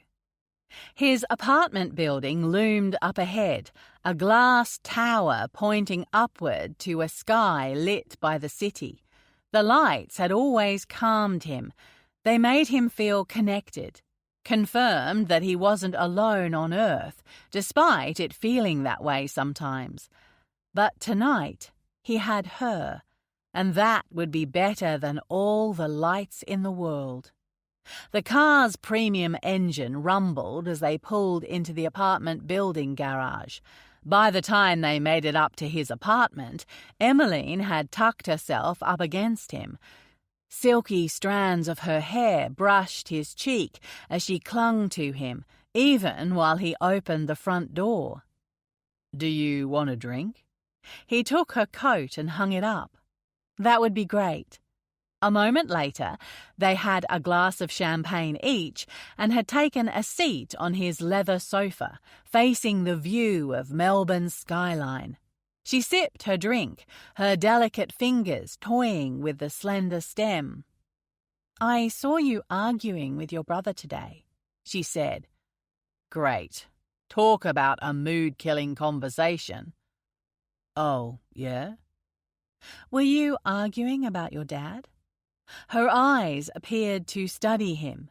He'd much rather be looking into them as he pleasured her than talking about his dysfunctional family. "There's a family dinner, and my brother and sister are trying to get me to attend." He took a long gulp of champagne. "But it's not going to happen." "How come?" "Because I don't want to disrespect my mother by pretending that Arthur never cheated on her, especially since he's now married to that woman." "I take it you didn't go to the wedding," she said. "Hell no. I was in Boston when it happened, and I said I couldn't get time off work to come home, but truthfully, I didn't want anything to do with it. Or them." "Fair enough." She nodded and sipped her drink. The silence hung between them, and he could feel that she wanted to ask something else, but she was holding back. "Spit it out." "What?" She blinked at him, the picture of innocence. "You want to be nosy, I can tell." "That obvious, huh?" Her shoulders gave a little lift, as if to say, "What can you do?" "I wondered if that's why you don't want to be in a relationship, because of your father." "It's not the only reason. I never understood the upside." He watched the curiosity in her face, the way her eyes tracked his every movement, and her head tilted as she listened. "Two people enter into an agreement that's statistically bound to fail. They waste a ton of money doing it, and then they cast unrealistic expectations on one another. One of them will inevitably disappoint the other. What's the point?" "I think that's part of the problem. People don't know what they want going in." "Or they want a fantasy." She nodded. "I always wanted to be married. My parents were so in love with one another, and I was going to be just like them. I thought I picked the right guy. He was smart, hardworking, came from a good family. My mother was over the moon when he proposed." "Then he cheated on you." "Yeah, but that was the straw that broke the camel's back." She leaned forward to place her champagne flute onto the coffee table, giving him a slight glimpse of her cleavage. He sucked in a breath. How was it possible to want her so much while they were talking about something so unappealing? "He didn't know how to keep you satisfied?" "He never tried. Sex was something that we did only when he wanted it. He only liked certain positions, and he thought that—" She let out a small, embarrassed laugh. "He told me that oral sex was dirty, and that as a lady of society I shouldn't expect him to perform such a filthy act." "A lady of society? What the actual fuck?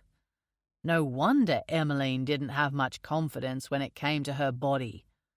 Your ex is a moron." The worst thing was that he threw it all back in my face when I caught him cheating.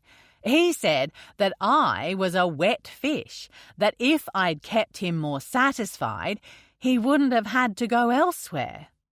Her lips tightened, and fire lit in her eyes. How was I supposed to get excited doing the same thing over and over and over? You weren't. He placed his glass next to hers and slid an arm along the back of the couch in invitation. She took it immediately. "So, we're in agreement? Marriage is stupid." She rested her head on his shoulder, her hand curving over his thigh. "And relationships are a waste of time." His cock jumped as she rubbed his leg, the warm touch firing arrows of need through him. "I can tell you one thing for sure. You're not a wet fish." "What am I then?" "You're a kitten." He stopped himself from adding, "my kitten," because she wasn't his, as much as his body was determined to claim her as his own. A feisty, playful, naughty kitten. "Naughty?" She twisted in his grip, pressing up and swinging a slender thigh over him so that she sat in his lap, her face inches from his. Heat flowed between them as she rocked gently back and forth, rubbing herself against his erection. The front of his pants was so tight he felt like the fabric would split any minute, but the gentle motion of her hips transfixed him, and he found himself unable, and unwilling, to do anything but watch. Yes, naughty. His admission caused a smile to tug at her lips, one that had a distinct edge of wickedness to it. "No one has ever called me that before. I've always been the good girl, the sensible one, the boring one." When her hand came to the delicate gold buttons that kept her dress together at the front, he stared. Blood pounded in his ears. More, more, more. "I always hated that," she said, her fingers deftly popping the first button. "They obviously didn't know you well." He ground the words out, his eyes riveted to the sliver of skin slowly being revealed. "Maybe not." She popped another button. "Or maybe you bring out the best in me." He stifled a moan as he pressed up against her. "I'm talented like that." "That's why you're a good boss." One more button opened, and the sliver of skin widened. Then another, and another. Pop, pop, pop. "I'm not your boss tonight." The last button gave way, and she pulled the fabric apart. A black bra with cups that were mere scraps of lace barely contained her breasts. Her perfect pink nipples pressed against the fabric, hard and begging for his lips. The dress hit the ground with a soft whomp. "I don't mind if you boss me around here," she said, dropping her arms over his shoulders. "I do like it when you take charge when we're doing this." Satisfaction coursed through him. Yes. Unable to stop himself any longer, he slid his hands over her hips, around the curve of her arse and down the back of her thighs until his fingers brushed against suede. Those fucking shoes undid him. He wrapped his hands around the heels and yanked her feet up so that she had to lean harder against him to keep her balance. "You want me to tell you what to do?" She nodded, her teeth clamped down on her lower lip. "Yes." After a pause that felt like it spanned all of eternity, he said, "I want you to take me in your mouth." Her eyes widened, and pink spilled across her cheeks. They hadn't done this on their first night. He'd been so frenzied by her that they'd bypass this particular pleasure. Her eyes darted. "I don't know." "Do you want to?" Her features softened then, her lips parting as if she were imagining it. The blacks of her pupils widened, her eyes glazing over. A gentle shift of her hips meant she was rubbing against him. His little kitten, indeed. "I do." He cupped the back of her head and brought her forehead to his. "Say it." "I want to take you in my mouth." A tremor ran through him. This was a dangerous game because right now his arousal was strung as tight as a rubber band pulled to extremes, ready to snap, ready to sting and to leave a mark. He released his grip on her heels and she shimmied down his body, dropping her feet to the ground so she could kneel between his legs. The sight of all that long, cascading blonde hair made him ache. He wanted to wrap it around his fist while she sucked him. "Tell me if I'm doing anything wrong," she said, her fingers taking hold of the buckle at his waist. "Emmeline, I doubt you're capable of doing anything wrong." As she dragged the zipper down on his suit pants, he held his breath. She moved with such care, such purpose, as though she plotted out each step in her mind.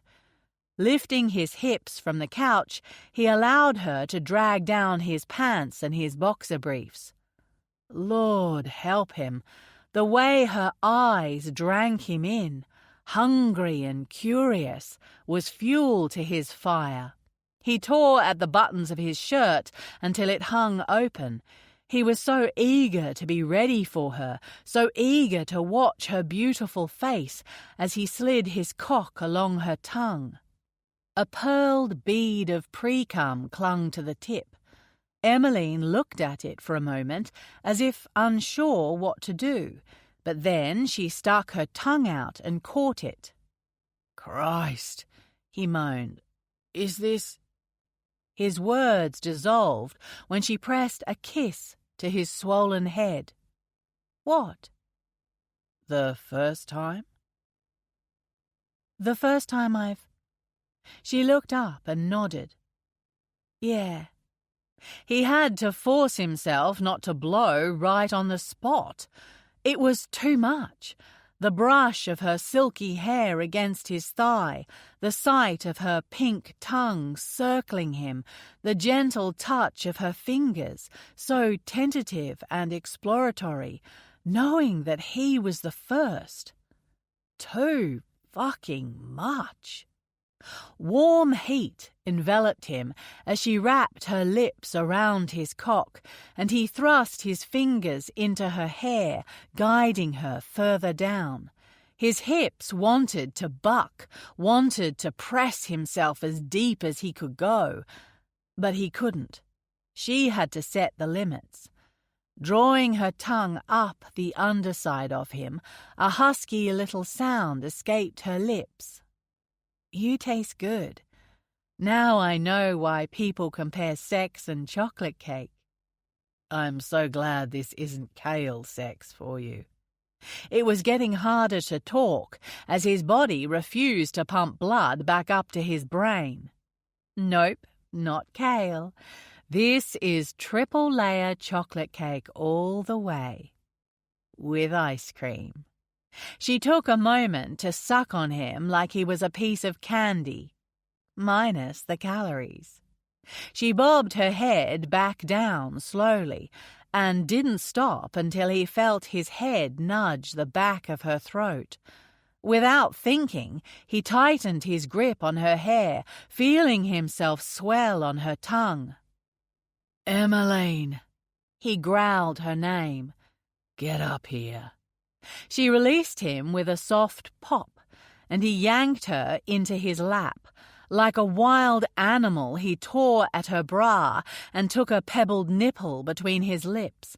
His fingers bit into her skin, pulling her closer, dragging aside her panties until his cock nudged at her soft, wet folds. "Condom," she gasped as he scraped his teeth along her breast. "Fuck." He stood, hoisting her over one shoulder as he stormed toward the bedroom. Her surprised shriek rang out through the quiet apartment, but he couldn't care less if the neighbors heard them. Let them listen. Tossing her down on the bed, he ordered her to take off everything except her heels. "Leave them on," he growled as he rifled through his top drawer and grasped a foil packet in his hands.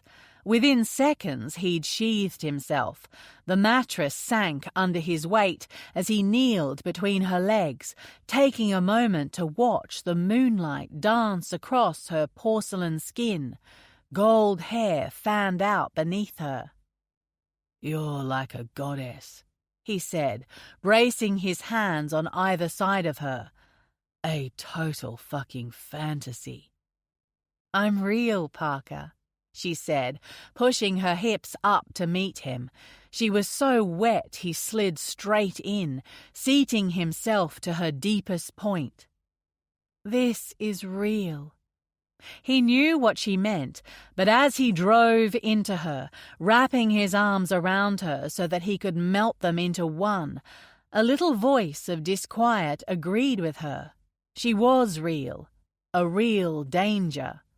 "You feel so good," he moaned into her ear. She wrapped her legs around him, locking those sexy heels behind his ass and urging him on, harder, faster. "I'm yours," she whispered. "Take me." With a groan, he thrust deep, his whole body tensing as she shook around him.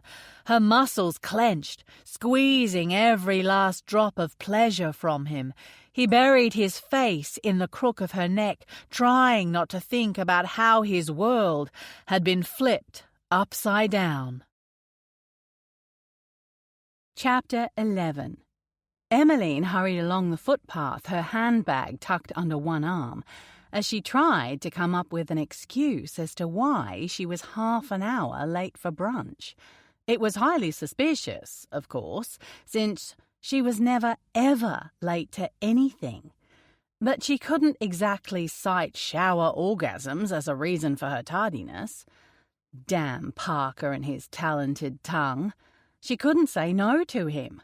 Despite her protests about running late, he dropped to his knees beneath the spray of an expensive chrome showerhead and licked her until time had become a foreign concept. Emmeline pushed open the door to the Wooden Llama Cafe, immediately spotting Gracie and her sister-in-law Libby sitting in one corner. Gracie caught her eye and looked at her watch. "Do my eyes deceive me?" she said, her dark curls bouncing as she shook her head. "Little Miss Perfect is 30 minutes late to brunch?" "I'm so sorry." Emmeline tugged off the lightweight trench coat and slung it over the back of the empty chair. "I totally lost track of time." "You never lose track of time." Gracie's deep brown eyes narrowed. "What could possibly have distracted you?" Libby cradled a large floral mug and sipped, her lips leaving a rim of hot pink lipstick on the porcelain. "Stop it, she already feels bad. No need to give her a hard time." Twisting in her seat, Emmeline tried to flag down a waiter in the hope that she could avoid her sister's scrutiny. One thing she'd never been good at was keeping secrets from Gracie. There had always been a special bond between them. Through fights, through teenage tantrums, through phases and failures, they were best friends, and they could hide nothing from one another. "Let's get mimosas," Emmeline said as the waiter appeared at their table. "Since when do you drink at breakfast?" Gracie raised a brow. "This is brunch, totally different. And since now I don't have to worry about my dickhead ex telling me it's unladylike, I can do what I like." She turned to the waiter. 3 mimosas. 2, Gracie corrected. It wasn't at all like her little sister to opt out of a drink. Conrad might have thought alcohol before noon was distasteful, but Gracie was the kind of girl who relished bubbles at any time of the day. The only reason she'd say no to a drink was, "You're pregnant," Emmeline blurted out. Gracie jumped, her thick, lashed eyes blinking rapidly. "Huh? When did you know?" Libby gasped, and they both waited in silence while Gracie squirmed in her seat. Eventually, she wrapped her hands around the mug of coffee in front of her and relented. "A few days ago, I went to the doctor, but we're not supposed to tell anyone until 12 weeks. There was no denying the sparkle in Gracie's eyes, the pride and excitement and fear. The bottom had fallen out of Emmeline's world. She didn't know how to feel. Of course she was thrilled for Gracie and Des. Of course she would be the best damn aunt that ever existed. Of course she wanted the baby to be healthy and perfect, with 10 little fingers and 10 little toes, with Gracie and Des's shared dark eyes and beaming smiles, with her sister's sparkling grin and her brother-in-law's strong sense of family. But what about me? Hell, she must be the most selfish person on the face of the earth. How shitty was she to think about herself first? "Oh my God," she said, the words barely a whisper. "Congratulations." "You do not breathe a word of this to anyone, not to Mother," Gracie said, her head swinging between Emmeline and Libby. "Not to Paul. No one." "Cross my heart," Libby said, with a barely contained squeal. "I can't believe it." Believe it. Gracie's hand came to her belly, though there wasn't a bump yet to speak of. "There will be another addition to the Chapman family in about 8 months. The air was sucked out of Emmeline's lungs, and the floor tilted sharply beneath her feet. Her baby sister was getting ready to have a baby of her own. A year and a half ago, that could have been her. She'd been happily married, or so she'd thought, and desperate to have a child, desperate to be a mother, to be important to someone. In hindsight, it was probably a good thing that Conrad had shut her wishes down. But it felt like she'd tumbled 3 steps back in her life while Gracie was surging ahead, happy, loved, and now about to embark on the very journey Emmeline had wanted ever since they were kids. "I'm so happy for you," she said, grabbing Gracie and hugging her hard. Tears pricked at the backs of her eyes, but she blinked them away, furious at herself for the acidic burn of jealousy in her gut. No one deserved happiness more than Gracie, and she would not be the kind of bitchy big sister that made her feel guilty for sharing her good news. But it only heightened the lack of anything important in Emmeline's life. What did she have now? A guy who was essentially her fuck buddy, and who also happened to be her boss. "Have you started taking folate?" Emmeline asked, trying to shake the dark thoughts from her mind. "It's important for the baby, and cut back on the coffee." She reached forward toward Gracie's cup, but her sister swatted her hand away. "Ease up, Mumzilla. I've already booked an appointment with an obstetrician, and I'm sure they'll fill me in on all the pertinent details." "Mumzilla," Libby laughed. "She's just being a big sister. Right, Em?" "Right." Emmeline was grateful for a brief interruption as her mimosa was delivered to the table. She took a sip, resisting the urge to down the thing in one gulp and order the waiter to keep 'em coming. "Enough about me," Gracie said. "I promised Des I'd keep it quiet until we know everything is okay. Besides, I'd still like to know why you were late." Emmeline shrugged with an air of nonchalance that she hoped was convincing. "What does it matter? I got stuck in traffic." Gracie raised a brow. "I thought you said you lost track of time." "Was it a man?" Libby asked, her wide eyes glittering beneath a perfect application of winged liner. "Was it the man from the park?" Gracie probed. "Did you see him again?" Did she see him again? It sounded so innocuous when her sister put it like that, so innocent. when what she'd done with Parker was anything but innocent. He'd busted down her inhibitions, opened up her eyes, given her a pleasure beyond anything she'd ever known or experienced. But casual sex, however pleasurable, wasn't exactly something she was comfortable boasting about. "You did! Good on you!" Gracie gave her a light slap on the arm. "How did you meet up again?" Shit. Gracie was sharp as a tack when it came to the details. "I saw him at the Tan again," she lied, her face feeling like it was going red as a tomato. "What are the odds? That sounds like something out of a Meg Ryan movie." Libby grinned, her instant belief making Emmeline feel even worse. Emmeline stared into her mug. She couldn't meet Gracie's eye. "What's wrong, Em?" Gracie's hand reached across the table to squeeze hers. "For someone who's getting lucky, you don't seem to be all that happy about it." "Oh, I am." She pasted a bright smile on her face. "Just a little tired. You know, from all the sex and stuff." "I'm not even going to ask what "and stuff" means." Gracie laughed, her eyes still crinkled with concern. "You'd tell me if something was wrong, right?" "Of course." Another lie. Turned out, spreading her wings and living the bachelorette lifestyle was a lot more complicated than she'd initially thought.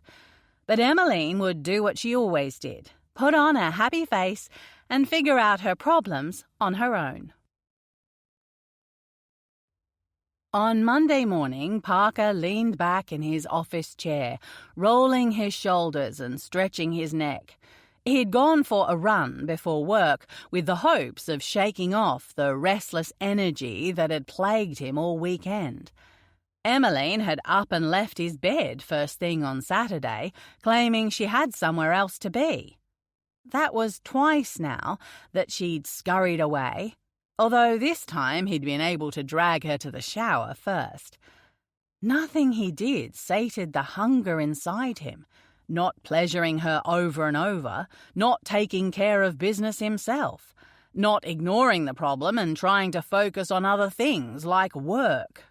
Even going for a run, which had always been his most effective stress relief activity, had failed to give him space to think about anything other than the statuesque blonde. He'd even made an excuse to visit the HR department so he could walk past her desk. Instead, he'd found her in the staff kitchen drinking coffee and giggling with Mark. Her eyes had flicked up to meet his for a brief second, but then she'd turned away and looked at him. Jealousy churned in Parker's gut. It was stupid to feel that way and totally uncharacteristic.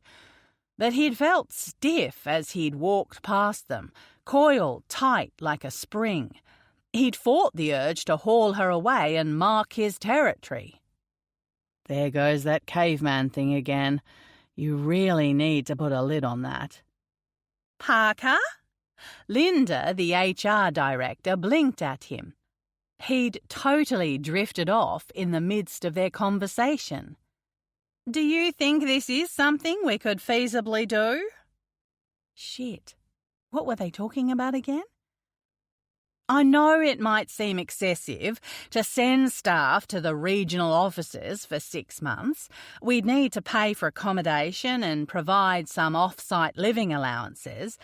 But I feel it would make the staff there feel better connected to us here at head office," Linda continued. "Plus, we'd be paying for a training facilitator anyway, so I don't think the cost difference would be inappropriate. We have several staff here who would relish the opportunity for a short-term assignment like this. In fact, I have a few staff members who we think would fit the bill." He nodded. "I think it's a great idea." Linda beamed. "I know Arthur's stance was to keep employee travel to a minimum, but—" "I'm not Arthur." "Right. She nodded. We have a small pool of HR employees that I feel have the skills for this type of assignment. She flipped open a file that contained profiles of the staff, including headshots. Emmeline's picture smiled up at him, but another photo immediately stood out. An idea formed. It was an idea that he should have ignored, but couldn't. I would have suggested Emmeline, Linda said, but I think it's best for her to stay here, given her involvement with the A-Star program and the work she's doing with you.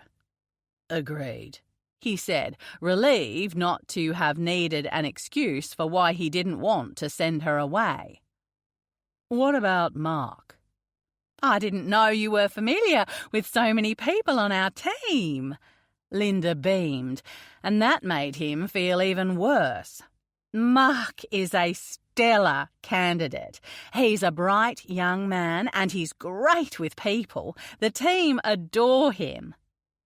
It was wrong to target the guy, but Parker couldn't resist the temptation. Sounds like you have your man. Let me know what I need to sign off. I have to check and see that his personal circumstances will accommodate this opportunity, Linda replied, and when she saw Parker's frown, she quickly added, but I'm sure he'll be grateful to have been hand-picked by the CEO. Don't share that particular detail with him. Parker looked at his watch. I wouldn't want it to get out and discourage the other staff.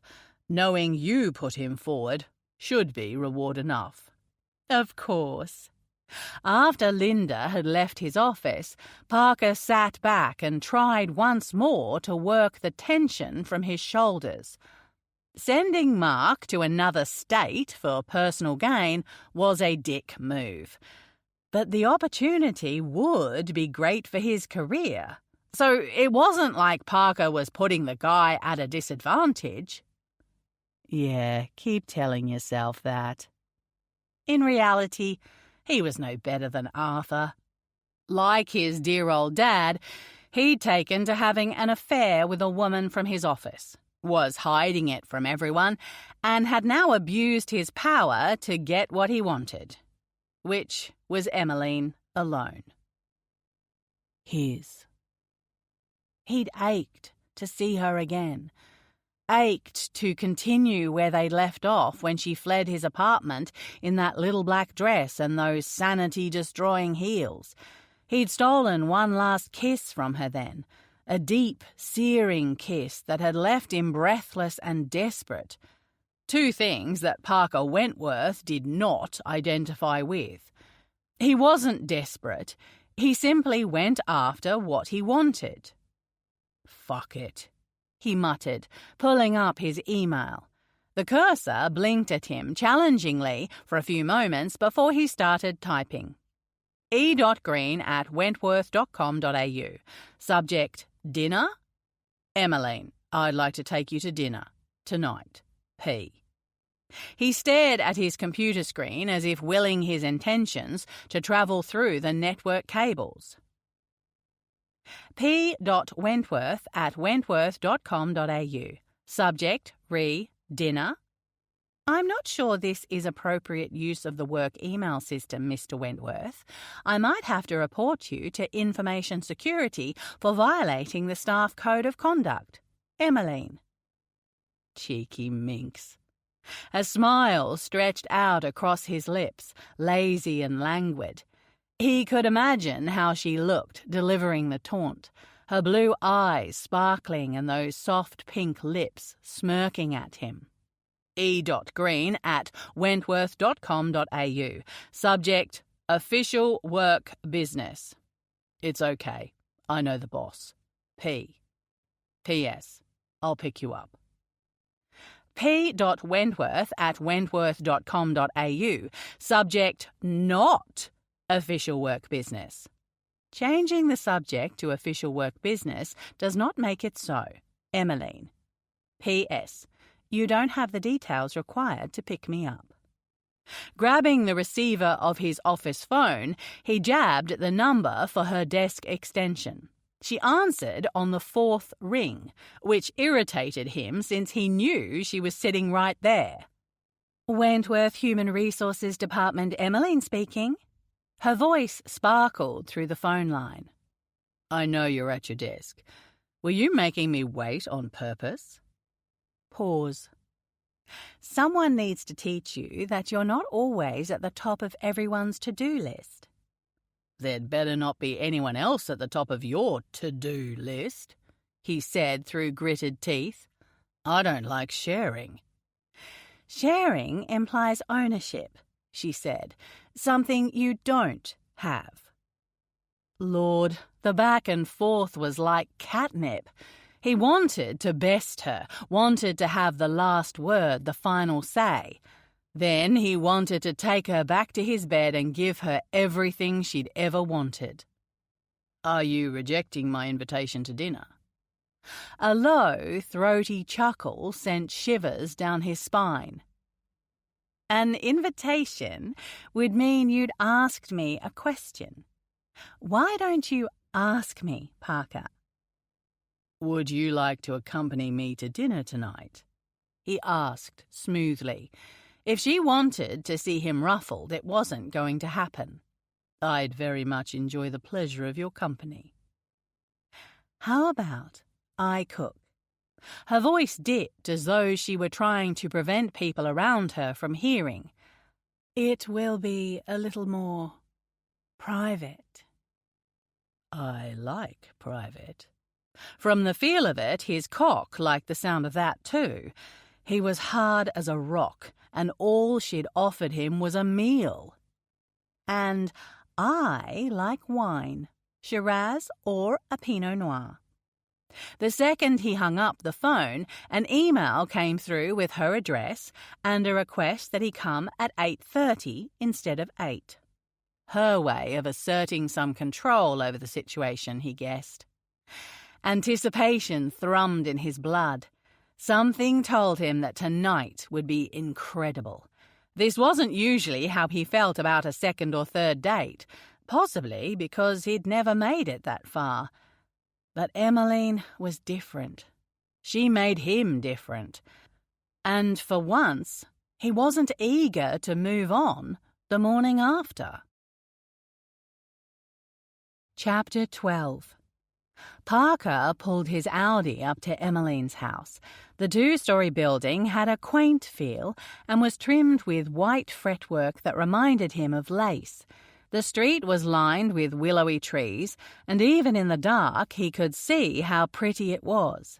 Soft, gentle, just like her.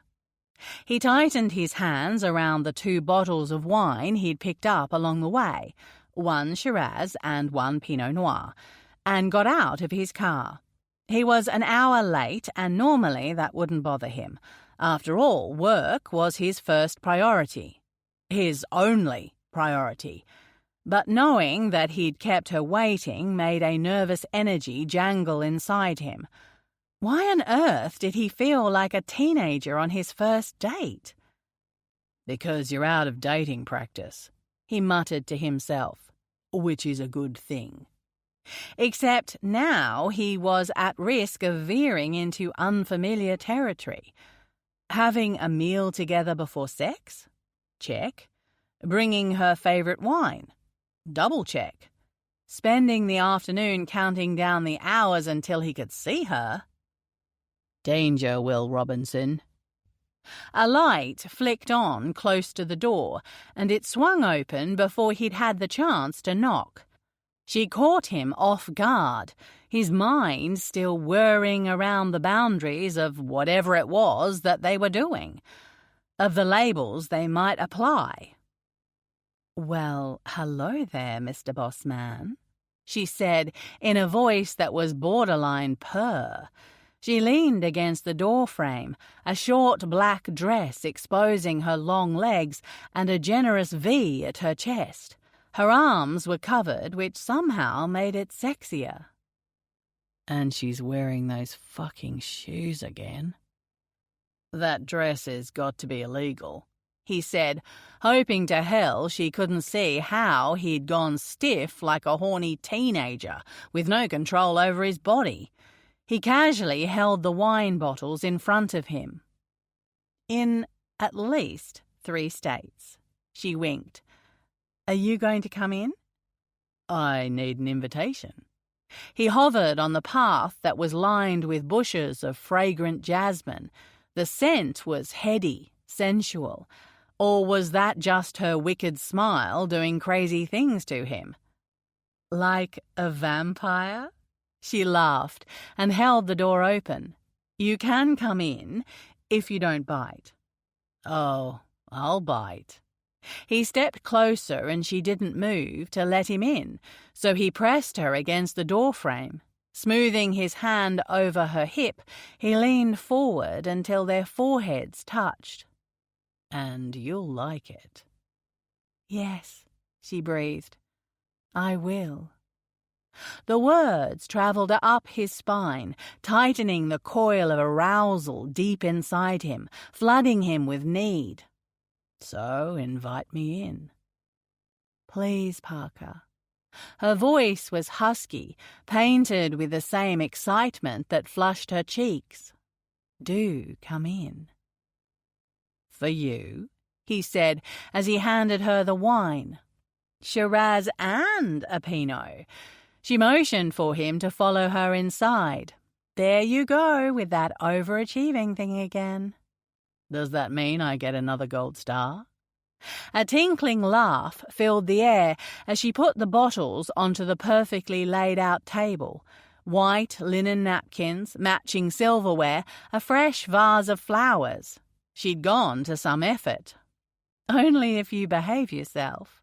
Not much chance of that. He watched as she walked to the kitchen, her hips swaying with each step. The dress hugged her pert behind and skimmed the tops of her thighs. Long gold hair hung down her back, and the memory of his hands tangled in the silky lengths shot through him like a bullet. Being near her was enough to make him forget his own name. What's on the menu? He asked. We've got a lamb ragu pasta with a salad for dinner and apple pie for dessert, she said, carrying 2 steaming bowls to the table. Well, for first dessert, anyway. And second dessert? The wine glugged as he poured it.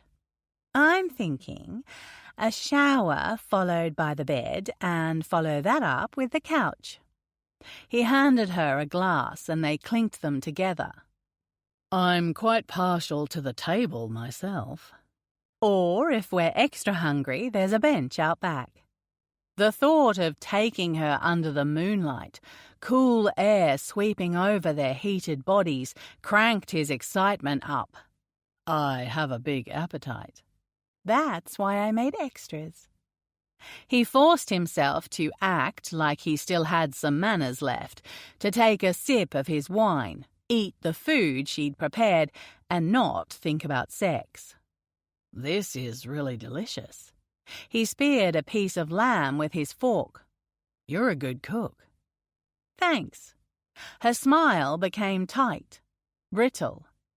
I wish I had more time for it, but it's impossible with the hours I work. Well, with the hours he used to work. Since Emmeline had come into his life, he found himself more eager than usual to leave the office.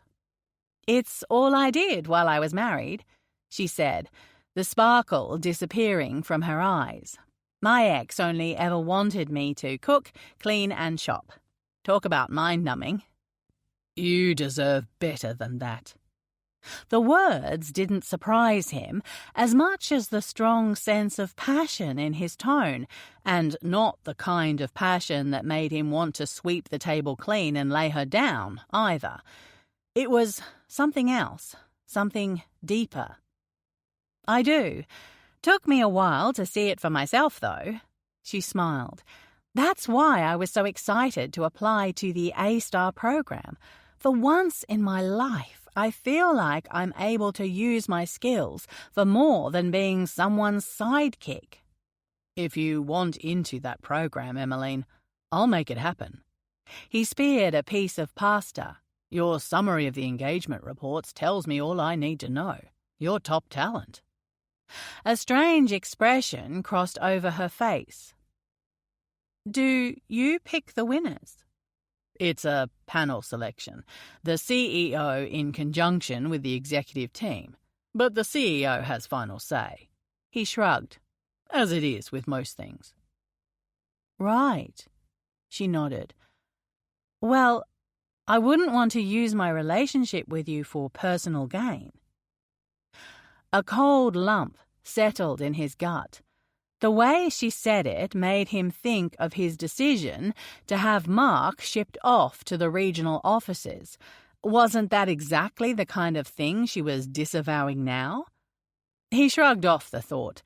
Emmeline would never find out, and it wasn't like he was hurting the guy. He was eliminating his competition. Eliminating the competition for what? This isn't the Hunger Games. Of course not. You're absolutely deserving based on your work alone. He reached for his wine. At least from what I've seen. You still owe me that communication plan, by the way. Yes, sir. She rolled her eyes. I bet you're a delight at family gatherings. Do you boss your brother and sister around over dinner too? That would require me to attend family gatherings. Parker downed half his glass in one long gulp. Funny how any mention of family had him drinking like a fish. Right. So you haven't changed your mind? No. Emmeline offered a sad smile. Are you not close with your siblings? We used to be. The words shriveled up on his tongue. He couldn't imagine what his brother and sister were saying about him right now. Actually, he could. It wouldn't be pretty. The whole family scandal thing didn't do good things for our relationship. Apparently, they don't feel as strongly about infidelity as I do. Oh. Her cutlery clicked as she speared a piece of pasta with her fork. They've forgiven your dad. My sister has. He could never do anything wrong in her eyes. And my brother, he let out a breath. He's too absorbed in his own world. Plus, he always sides with her, which makes me the odd one out. I'm like the juror who won't give in to the majority vote. That's a tough spot to be in. Yeah, it is. But he put his own desires before the well-being of his family. All he thought about was what he wanted. Parker raked a hand through his hair. It wasn't one slip-up either. He kept this woman and their child a secret for years. Beau was born before Sydney, but we had no idea. And your dad married this woman? She asked. He nodded, reaching for his wine and taking a long gulp. Have you ever thought that maybe he fell in love with her? People do stupid things when they're in love. Then why not call things off with my mother first? She sighed. He probably thought he was protecting you. If that's the case, he made a huge mistake. Secrets don't do anything but make the truth more painful when it inevitably comes out. You're such a fucking hypocrite. Hadn't he been blowing off the guilt over his actions not moments ago? You're certainly a straight arrow, Emmeline said, sipping her wine. He shook his head. I'm not perfect. But you damn well try to be. Her sweet lips curved into a smile. Don't get me wrong, I like a guy with morals, especially with my history. But people make mistakes. Not like that. Not when they know 100% that what they're doing is wrong. Have you forgiven your husband for cheating on you? You know, in the grand scheme of things, the cheating wasn't the worst thing he did to me. If anything, him cheating saved me from more years of unhappiness. I'm glad there was a catalyst for me to get myself out of that situation. She pushed her pasta around her plate. Besides, you forgave me for lying. That's different. Part of him was sick of the fighting with his family, sick of holding on to his anger so tightly that it left him in isolation. But what else could he do? Give up on his values? Let them win? You didn't hurt anyone, he said carefully. You didn't cheat on anyone. That's true. Her voice was sweet and smooth like honey, but he detected a darkness beneath the sugary tones, something bitter, a faint resentment. Besides, I forgave you because I like your company. He winked, and she swatted him across the table. You like something of mine. Truthfully, he liked the whole package. The contrast between her softness and her sass, her beauty, both on the outside and the inside. He was drawn to her from all angles. I'm sure I'll like your apple pie, he said as he rolled up the sleeves on his business shirt. Only you could make apple pie sound dirty. It's a gift. He finished his wine and topped them both up. How about we fast forward to dessert? She stood, leaning across the table to collect his bowl, bending forward in such a way that she gave him an eyeful of her breasts uncontained beneath the dress. Her nipples pressed against the fabric, and his mouth watered at the thought of drawing that long zipper down inch by inch, possibly with his mouth. "Would you like ice cream with your pie?" she asked. I would. He pushed up from the table. She raised a brow and stacked his bowl on hers. "Do you think I need supervision in the kitchen?" I'm trying to be helpful. There was no way he could hide the hungry smile that pulled at his lips. Isn't that what a good guest would do? You don't fool anyone, Parker Wentworth. She headed to the kitchen and he followed, taking the time to enjoy the way her body moved slowly and sensually. Sounds like you have me all figured out. The kitchen was designed in white wood with elegant neutral trimmings. A silver teapot sat on a tray with 2 white china teacups. The pale monochrome room exaggerated the boldness of Emmeline's black dress and blue heels. It showed she was out of her comfort zone and experimenting. With him. The knowledge surged through him like a drug. I don't know if I have you all figured out, but I'm certainly getting closer. She placed the dishes in the sink and retrieved dessert from the oven. There was something inexplicably sexy about a woman in a hot, barely-there dress and oven mitts. Do tell. Do you want to prove me wrong? Let's call it curiosity. Well, she looked him up and down. I think you're a lot more committed to relationships than you think. That wasn't what he'd expected her to say. Steam curled up from the pie, and Emmeline took a second to breathe in deep. Her eyes closed and lips formed a satisfied smile. For a moment, he could see their future. Her baking on the weekends with a child sitting next to her on the countertop, their cheeks and noses dusted with flour. He'd come in, capture her from behind and breathe in the smell of her hair. That's not even a fantasy. It's a complete and utter myth. You'll never have that because it doesn't exist. You're worried about the way your actions are affecting your siblings, she went on, removing the mitts as she reached for a knife. I get the impression part of you wants to make up with your father. I don't, he said bluntly. I think you do. The knife made a clinking sound as it hit the bottom of the pie tin. There's part of you that wants to trust. You just don't know how. Don't get any ideas in your head that you'll be able to teach me how to trust.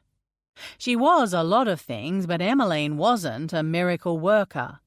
"Oh, I won't. You know I'm only in this for the orgasms." She gave him a saucy wink, but something didn't quite ring true in her voice. That unsettled him greatly.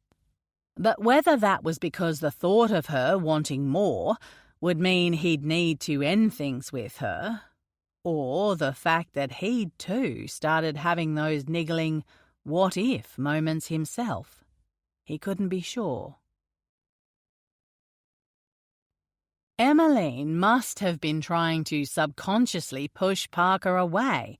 Why else would she be probing him about his family and his past? It was none of her business. They didn't have that kind of relationship.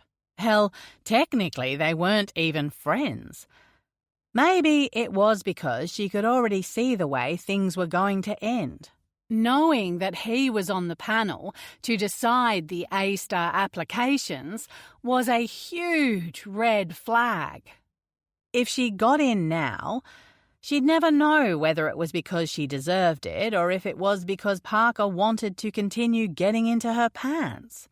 Not only that, if anyone else found out about their relationship, she'd lose all the credibility she'd worked so hard to build. And that wasn't a risk she could accept. There were only two ways forward: end things with Parker, or withdraw her A-star application so she could keep seeing him. But then she'd be no better than she was when she'd married Conrad. She couldn't keep sacrificing things for men. One more night. Indulge yourself, and then you can figure out how to end it tomorrow. I think you should make amends with your family, for what it's worth. She shoved the swirling thoughts to one side and reached above her to pull down 2 plates from the cupboard. You never know when you won't have that opportunity anymore. Is that all you've figured out? He raised a brow. You also have an unhealthy obsession with blue shoes.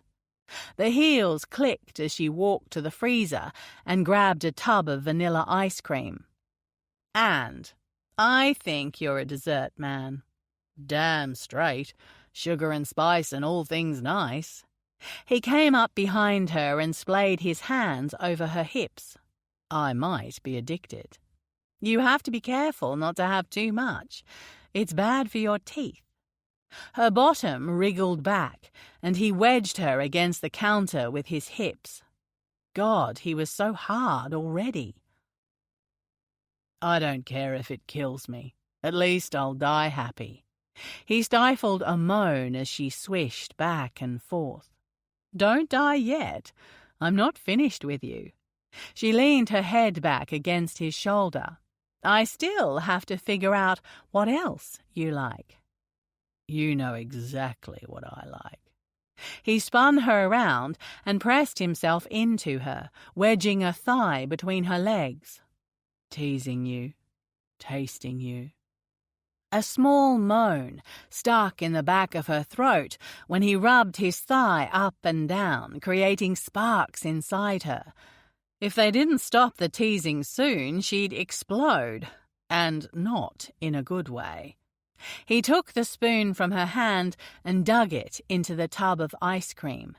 Her eyes fluttered shut, pulse racing as he pushed the dessert between her lips.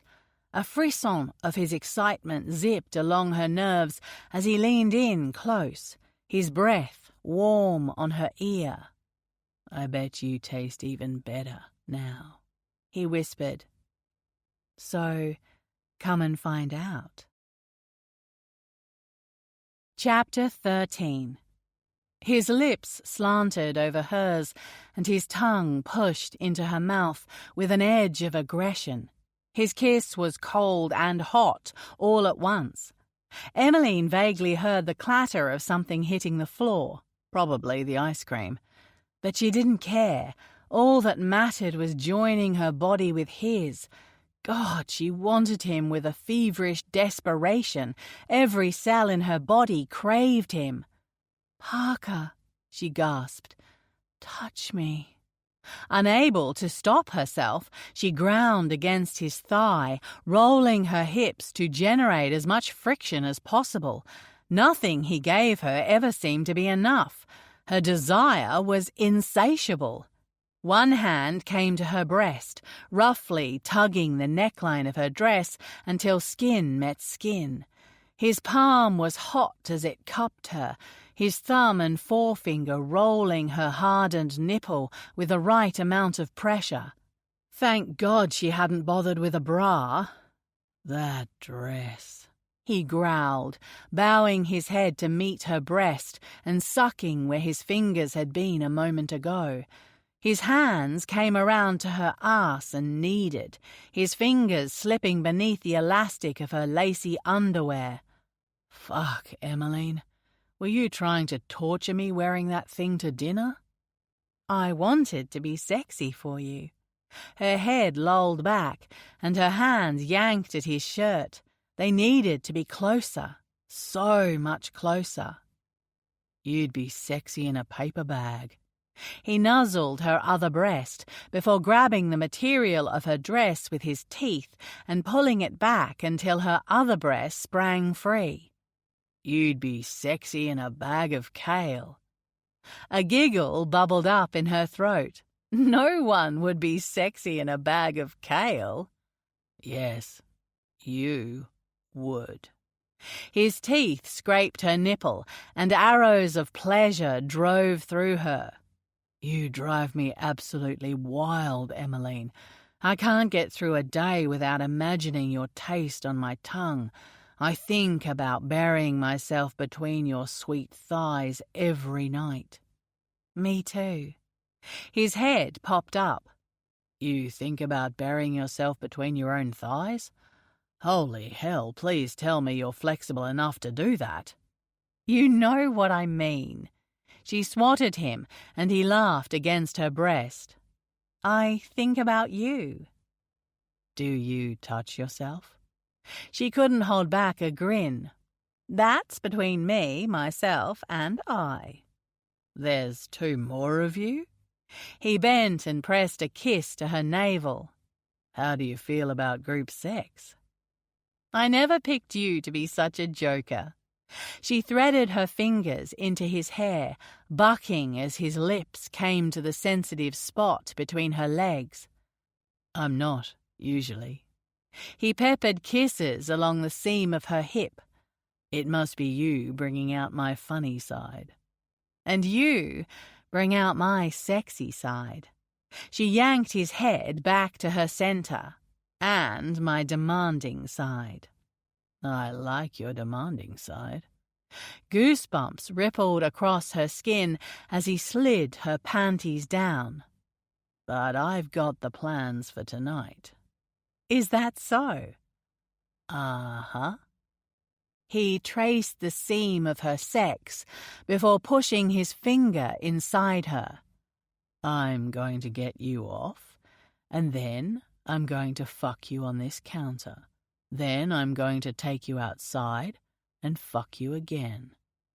"Parker," she moaned. Between the naughty talk and his skillful hands, she had no hope of hanging on. "But we're not going anywhere until you come." His thumb nudged her clit, moving in slow circles so that orgasm built up slow and steady inside her. "I want to feel you clench around my finger. I want you to be ready for my cock." She'd started to say something, but the words disappeared, and her brain couldn't manage to keep her upright and form sentences. Tremors racked her body, and she held on, fisting her hands in his hair and in his shirt. "You're close, baby. I can feel it." He moved his thumb faster. "Are you going to come for me?" "Yes," she gasped. Tremors racked her body. "Oh, God, yes." There was nothing delicate or teasing about the way he'd brought her to orgasm. It was hard and quick and needy. "Time for step 2. He hoisted her up onto the kitchen bench and nudged her legs apart. "So bossy," she teased, her fingertips grasping at his black leather belt. Yanking the buckle, his hips jerked as they worked to undress him together. "I know what I like." Deft fingers popped the buttons on his shirt, 1, 2, 3. Then he was bare-chested, and Emmeline couldn't help but stare. He was smooth and fair, with a hint of a tan that said he might have been running without his shirt recently. Her mouth watered at the thought. "You seem to know what I like as well." She splayed her hand over his chest, rubbing a flat nipple with her fingertip. "You don't exactly leave me guessing where your needs are concerned." "What do you mean?" "It's easy to tell what you like." His pants and boxer briefs hit the ground, and he stood before her like a god.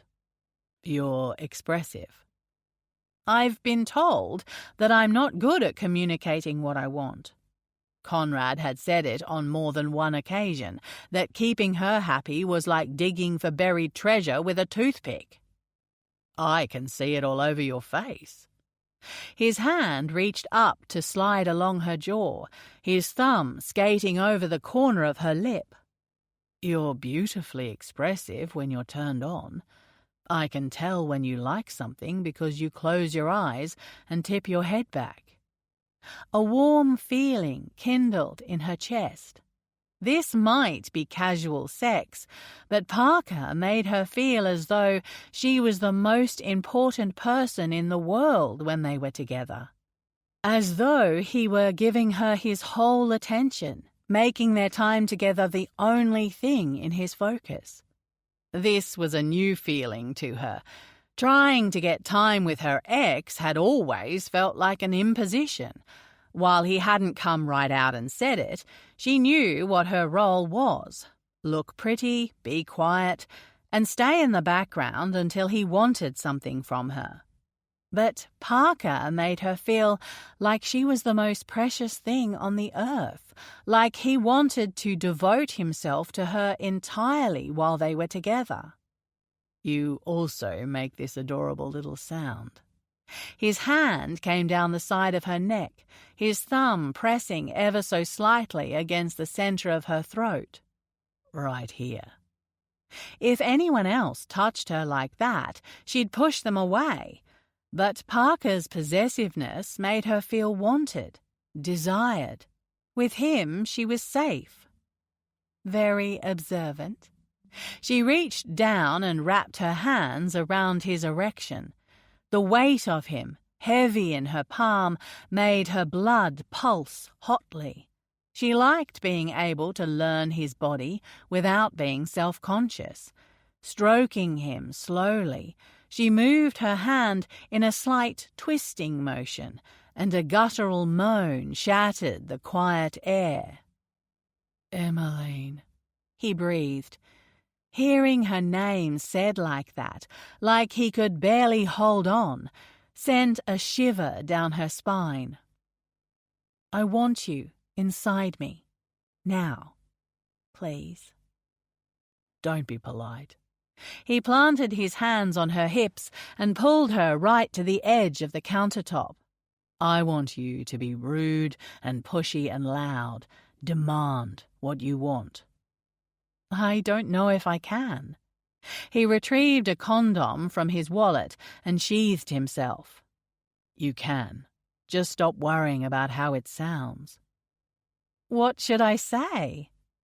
She gasped when he positioned himself at her entrance. For a moment, he held back, teasing her with his cock, rubbing it up and down against her. "I want you to tell me exactly how you feel when I'm inside you. Tell me what it does to your body, what it does to your mind." She let out a gasp when he entered her, burying himself to the hilt. The whoosh of blood in her ears almost drowned out the sound of her own excited moan. Every part of her body sung. He planted one hand on the counter next to her, and the other tangled in the hair behind her head, starting a slow and steady rhythm. "You make me feel full." She pressed her cheek to his so that her lips were right near his ear. These words were the kind that should be whispered. They were secret, intimate. They belonged only to him. "I can feel you all the way inside me, and it's so good. It makes me ache." Jesus, Emmeline. He smashed his mouth down on hers and wrapped his arms around her until there was no air between them. That's so fucking hot. Locking her ankles behind his back, she rocked to meet him thrust for thrust. "When you make me come, I feel like I want to fly apart. It's like being on a roller coaster." The cupboards rattled as he pounded into her, and she had to grip the edge of the countertop to prevent herself falling. The scent of faded aftershave danced in her nose. The impulse to suck on his skin came like a flash of lightning, and she drew his earlobe into her mouth, worrying the skin with her teeth. "I can't get enough of you," he panted. "So don't." She screwed her eyes shut in preparation to whisper something illicit into his ear. "Keep fucking me." With a deep, desperate sound, his whole body tensed, and he plunged deep inside her, shuddering as he came. Hard muscle clutched her so tight she could barely breathe, but she dared not move an inch and risk interrupting the best feeling imaginable. She'd made him feel good. She'd brought him to the edge and pushed him over with her words. Never before had she felt so powerful and so intensely bound to someone. There was no denying it. She'd totally screwed up casual sex. After they'd come down from their incredible high, Emmeline had suggested they take their dessert outside. Now Parker sat on a wicker sofa piled high with cushions, wearing a pair of tracksuit pants and a hoodie he'd retrieved from the gym bag in his car. Emmeline was in his shirt and nothing else, which was by far the sexiest thing she'd worn to date. Steam curled up from their reheated apple pie, sans ice cream, which had melted into a puddle on the kitchen floor. The scent of cinnamon and brown sugar wafted in the air, mingling with her sweet vanilla perfume. At some point in the not-so-distant past, this would have been his idea of hell. Cuddling and talking after sex? No fucking way. He'd never considered himself a romantic guy because romance never figured into his plan. For him, business relationships were the ones that mattered, and his liaisons with women were purely physical, because that didn't require him to trust. Watching his parents' marriage fall apart in such a spectacular fashion had quashed any dreams that there might be a happy ever after in his future. If his father, who had everything in life, couldn't be trusted to be grateful and monogamous, then what hope did anyone else have? But with Emmeline, there was more than something physical, and yet there were no expectations. He saw her because he wanted to, not because she placed any demands on his time. In fact, the only demands she placed on him were in the bedroom, and he wasn't about to complain there. Perhaps this was the happy middle ground between casual sex and a relationship. Friends with benefits. Then, why had he jumped at the chance to get Mark out of the picture? "This is my favourite spot in the whole house," Emmeline said, balancing her plate of pie in one hand while she lit a row of candles along the edge of the porch railing. "Some nights I spend hours out here with a pot of tea and a book." Candlelight flickered across the stark white of the business shirt. She had left the first few buttons undone, and her breasts pressed against the fabric, uncontained, beneath the cotton as she dropped down next to him. "When you're not baking pie and seducing men," he quipped, diving a spoon into his dessert. Seducing a man? She nudged him with her elbow. You say it like there are others lurking in the shadows.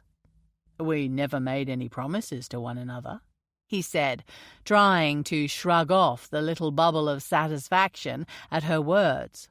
"And I see you hanging around with that Mark guy a lot." "We're just friends."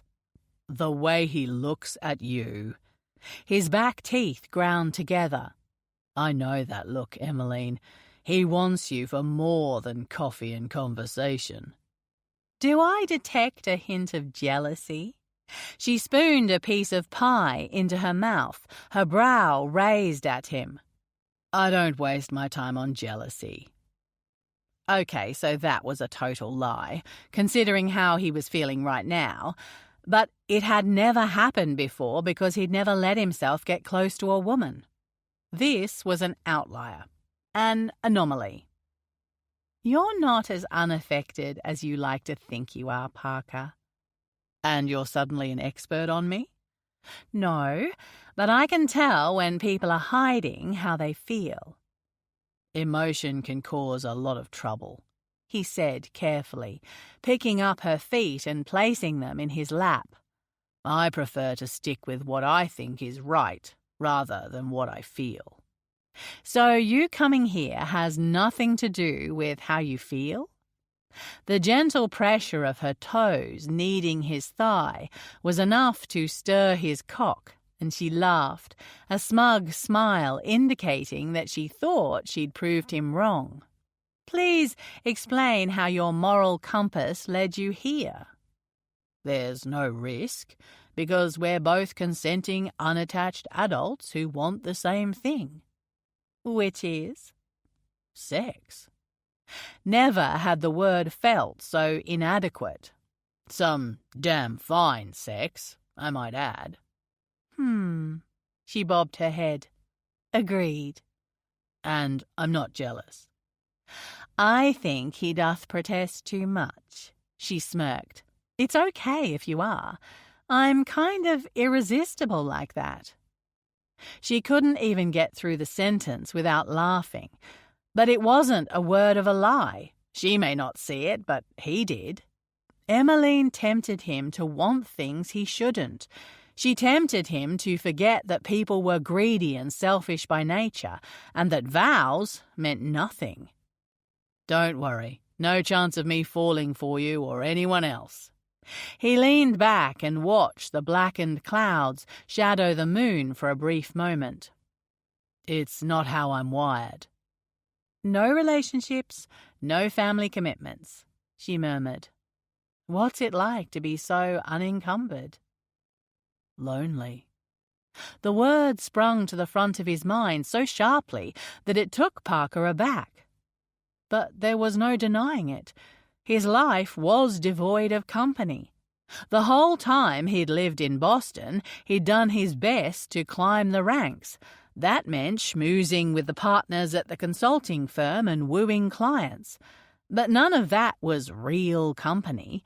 Those people didn't know anything about him, and nor did they care to. No one did. But taking a step to change that meant letting down his walls. Relationships required trust, and he was in deficit. "I know it's none of my business," she said, holding up a hand, "but that olive branch will go away eventually." "What's that supposed to mean?"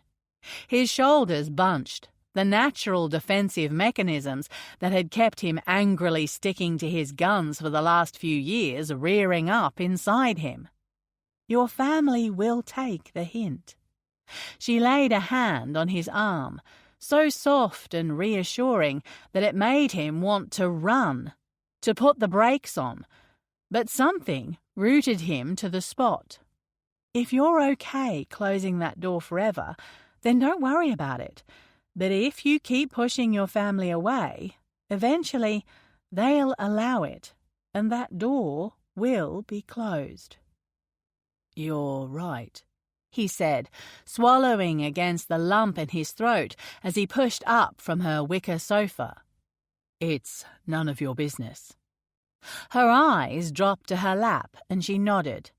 Parker felt like a dick, but he couldn't let Emmeline get the idea that she had a role to play in his personal life. That was how it started. A simple piece of advice.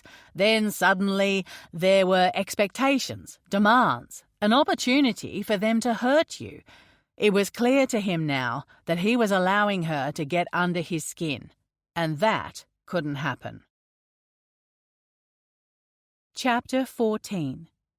Emmeline had been staring at her computer for a good 5 minutes without typing a single thing.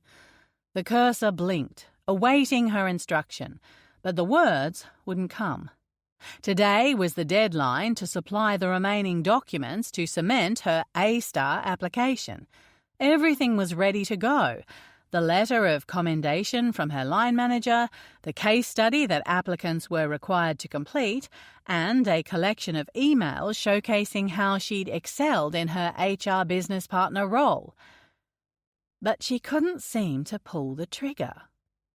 Ever since Parker had come to her house for dinner 2 nights ago, she'd been feeling uneasy about the A-star program, about their arrangement, for lack of a better word, about the way they'd left things after she overstepped the clear line in the sand by trying to give him advice about his family. It was all too messy for something that was supposed to have been a night of fun. But no matter how many times her fingers had hovered over the send button on the email telling Parker that they needed to end things, she couldn't seem to do it. Fact was, she enjoyed his company way too much. She enjoyed the way he looked at her, the way he made her body hum on command.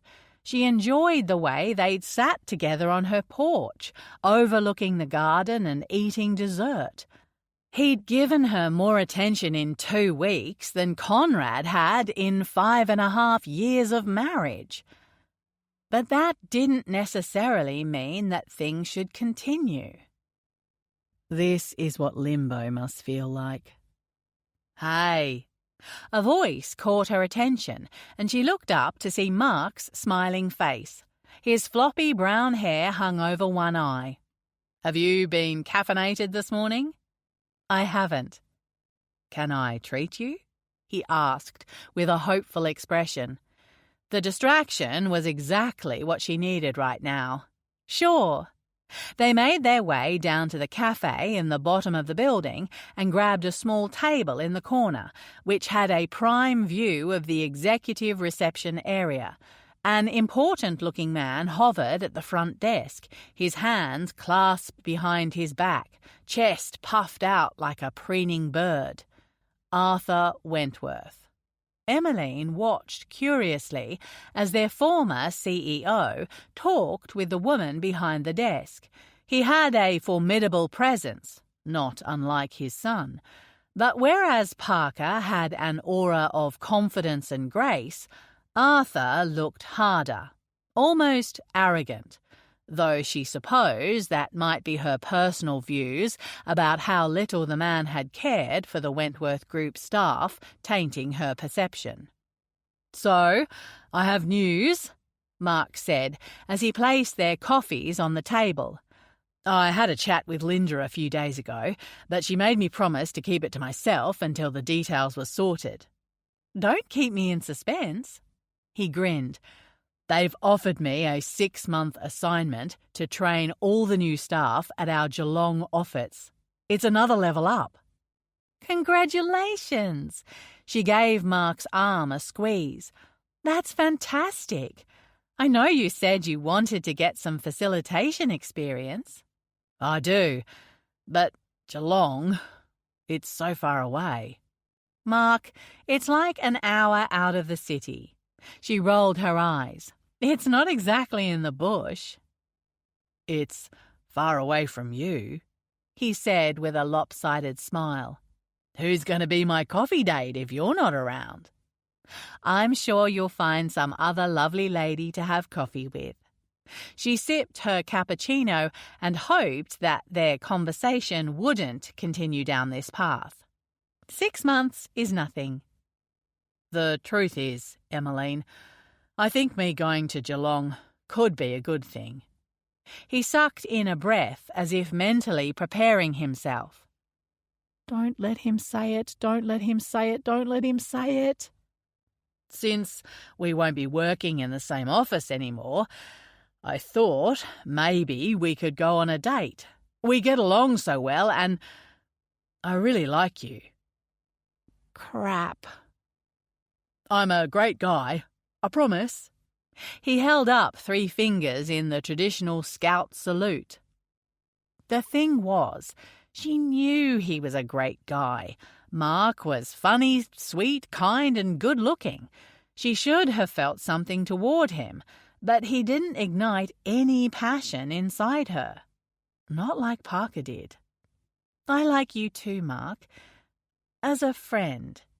She tried not to cringe at how cliché she sounded, but her experience at rejecting people was nil. "The offer is sweet, but I'm kind of seeing someone."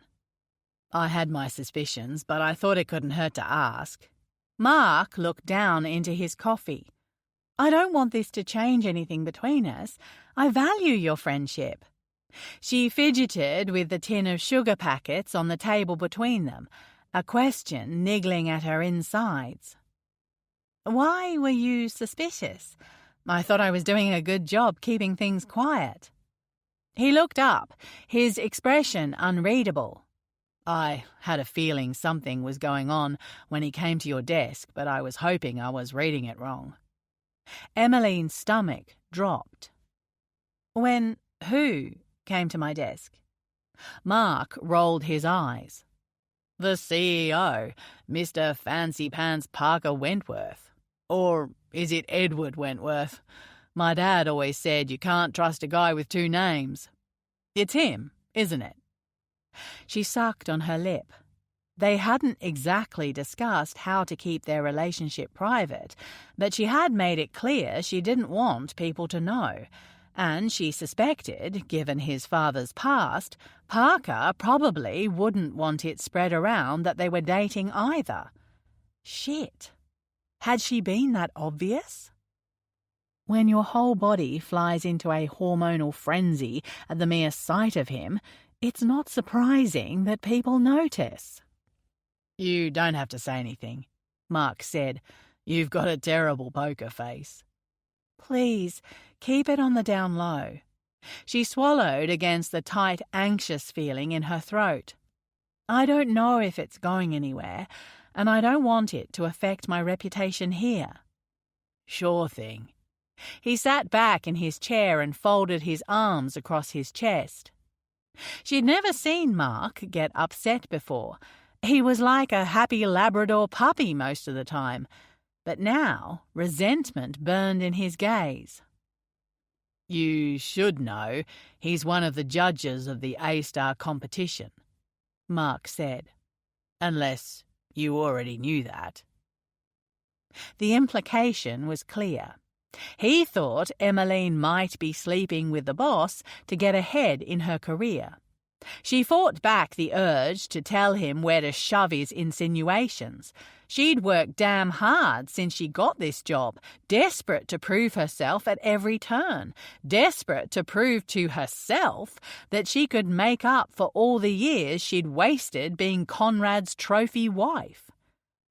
If you think those two things are related, then you don't know me as well as I thought you did.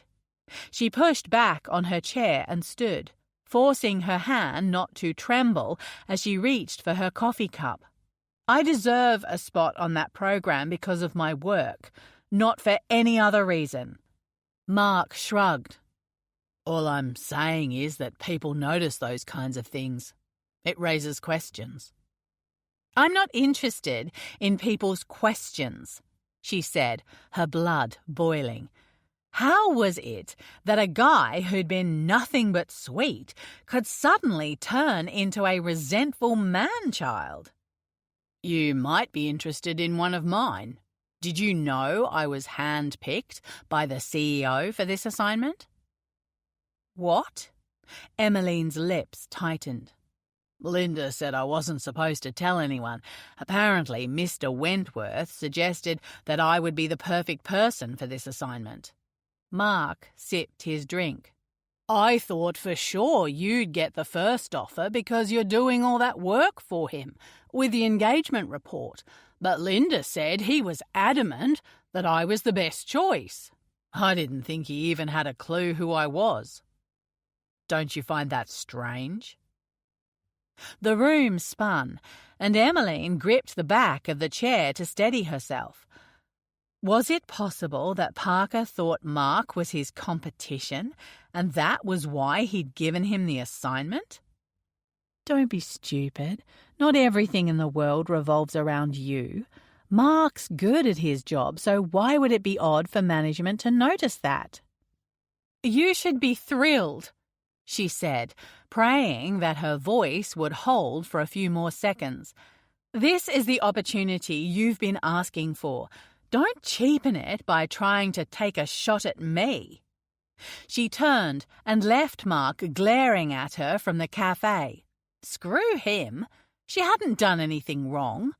Ill-advised, maybe, but not wrong. Her application for the A-Star program was solid before she even met Parker. She didn't need to sleep her way to the top. But a sinking feeling settled in the pit of Emmeline's stomach. This whole situation was getting muddy. Parker had never once mentioned Mark other than to tell her she could do better, and now, suddenly, he'd singled Mark out for a fantastic career opportunity. It didn't add up. Maybe Linda was overplaying what really happened to make Mark feel good. Or perhaps Parker doesn't feel the need to discuss other employees with you, since he's a professional. But despite all her attempts to calm her thoughts, something didn't feel right. She had to talk to him because if he'd done this to manipulate her, to control her, then she wouldn't put up with it. No, surely he wouldn't. Parker knew her better than that. She'd made it clear that she loathed manipulation. But that aside, Emmeline knew one thing that Mark had said was true. If it came out that Emmeline was made an A-Star finalist while sleeping with Parker, questions would be raised. And that was the thing about questions. Once they were asked, they never went away. People would believe whatever they wanted to believe, which only meant one thing. Emmeline would have to withdraw her A-Star application. Parker was sure he'd pissed off the universe. It was the only explanation for why his day was turning to shit. He'd been in his role as CEO 2 weeks, and already crap was hitting the proverbial fan. A major technology project had stalled due to some unexpected data security issues, their CFO had been poached by an overseas competitor, and they'd had to walk a disgruntled employee for leaking information to the press about their poor treatment of staff. Fuck, Parker muttered as his mobile rang again. Arthur had been calling him all morning. God only knew what had rattled the old man now. Adding to the craziness and stress of his new role was Emmeline. Monday night had ended up abruptly when he told her to mind her own business about his family. Not his finest moment, admittedly. It's rude, but more importantly, it also showed that she affected him. He'd been trying not to acknowledge that fact, but rocking up to a woman's house with wine in his hand and his head in the clouds wasn't normal. It was a little too easy to get hooked on the way she made him feel. With her, he wasn't Parker the CEO, or Parker the evil brother, or Parker the heir to the Wentworth fortune. He was simply himself, a guy who loved running, food, and making his girl feel good. His girl. It was a quiet fantasy, one that came to him in whispers and the barest of flashes. What if Emmeline could be his girl? He'd sworn off relationships because he couldn't trust. On the few occasions he'd tried, it had always blown up in his face. He was too bossy, too distant, too emotionally unavailable. Work had always come first, because that was the area of his life where control was a good thing, where he could fulfill those urges without being called a prick. But Emmeline's immediate and strong reaction to his comment about Mark had chipped away at his resolve. She'd made it clear he was the only man in her life, even though they hadn't laid down any ground rules. Maybe he could trust her. "Parker?" Mercy's voice came through the intercom. "I know you said to clear your afternoon, but—" "I'm not seeing anyone, Mercy. I've got too much to do." He felt bad for snapping, but his nerves were more frayed than normal. That's what you get for letting emotions interfere where they don't belong. "Your father is here," Mercy replied. Her tone told him that not only was Arthur in the office, but he was standing right in front of her. "Can I send him through?"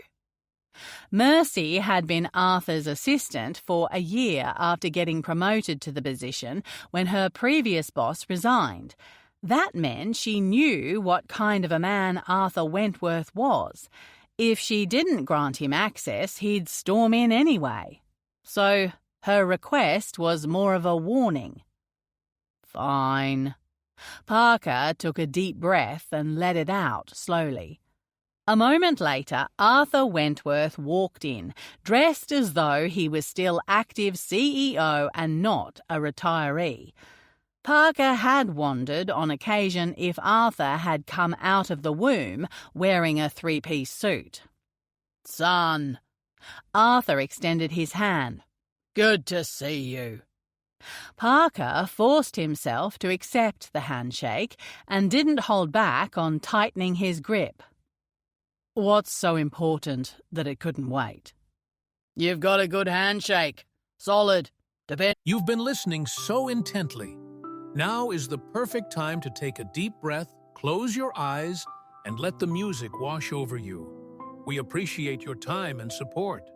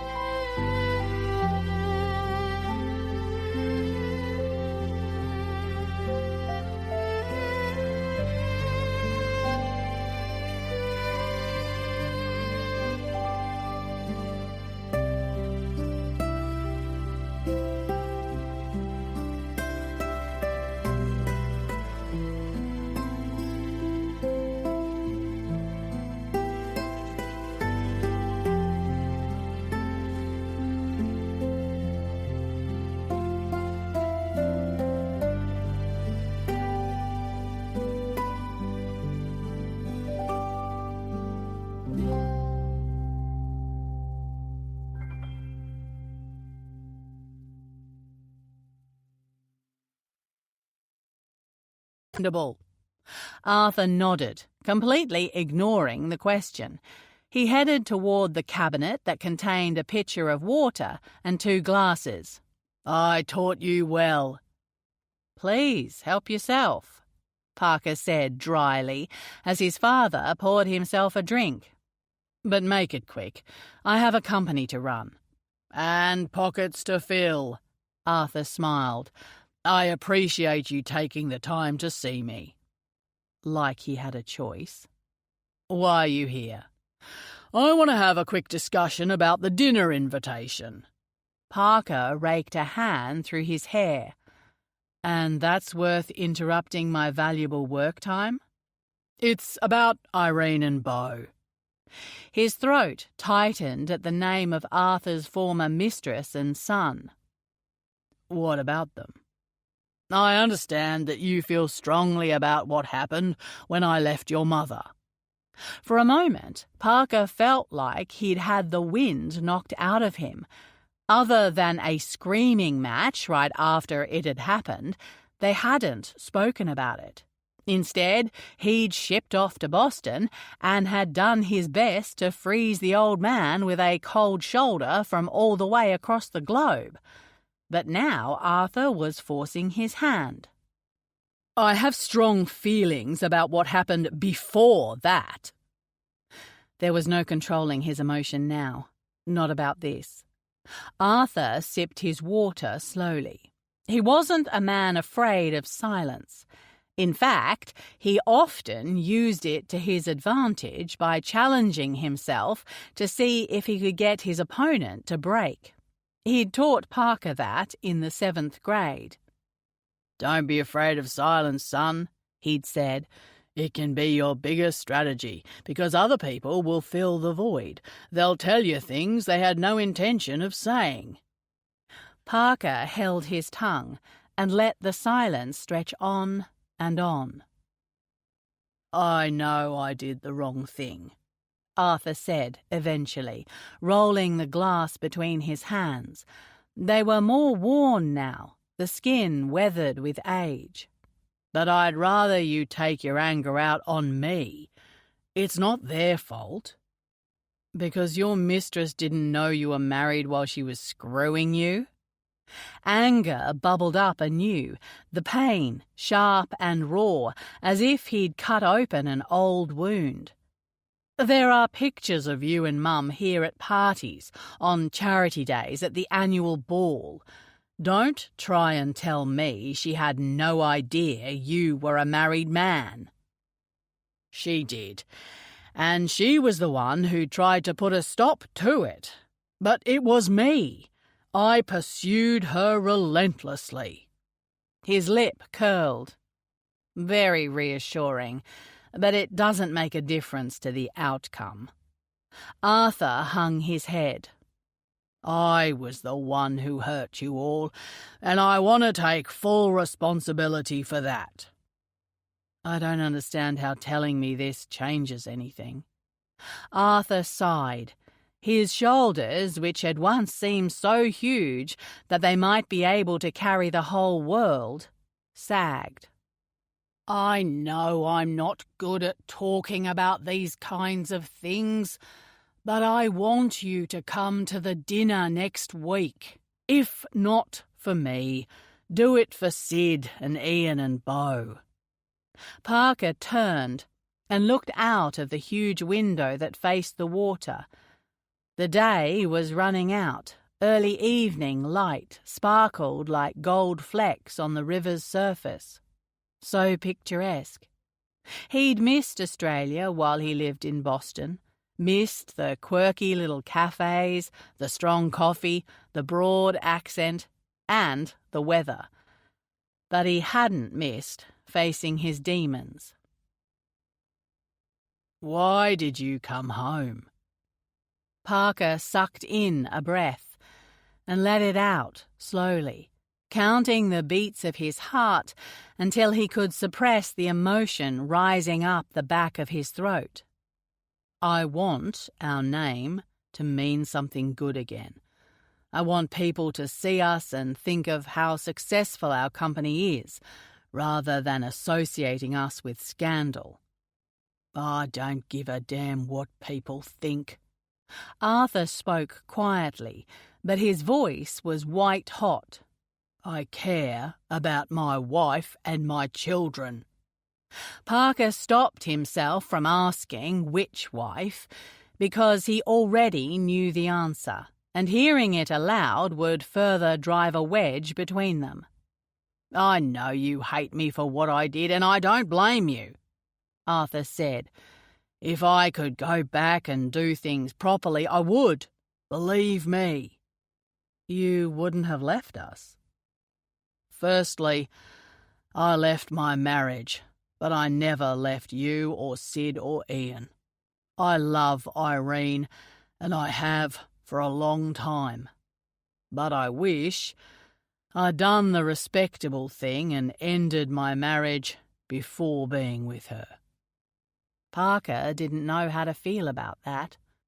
Honesty was something he valued, but here it was a thorn in his side, like picking at a scab that hadn't properly healed.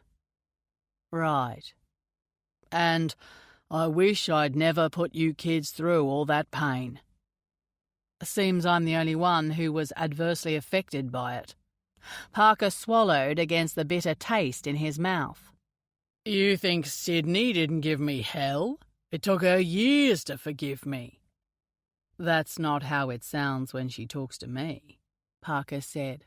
"Well, she refused to come to the new house at first, refused to have anything to do with Beau, but she came around eventually. Ian, well..." The old man sighed. "He worries about his own problems, but they made their opinions heard, don't worry about that." He wasn't sure he believed it. 2 out of 3 isn't bad odds. I'd put money on that. Parker. Only his father could make his name sound like a knife to the heart. "Tell me what I need to do to make things right." "There's nothing you can do. Just because you offer an apology doesn't mean I have to accept it." He walked over to the door and held it open. "Now, if you'll excuse me, I have work to do." Arthur paused in front of him, his hazel eyes flanked by more lines than Parker remembered. "Hanging on to all that anger doesn't make you a strong person." "No, but hanging on to my morals does." "I understand," he said. "I won't bother you again." As Arthur walked out of the office, Parker held himself totally still. Emmeline's words swirled in his head. The olive branch will go away eventually. As much as he hated to admit it, she was right. He wasn't ready to forgive and forget the past, but maybe he could still save his relationship with Sydney and Ian. Chapter 15.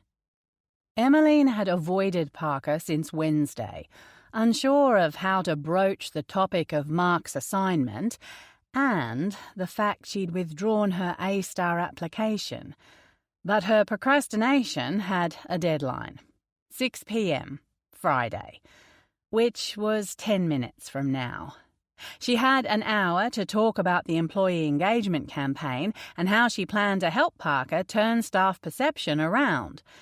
The meeting reminder dinged on her computer, sending her pulse racing.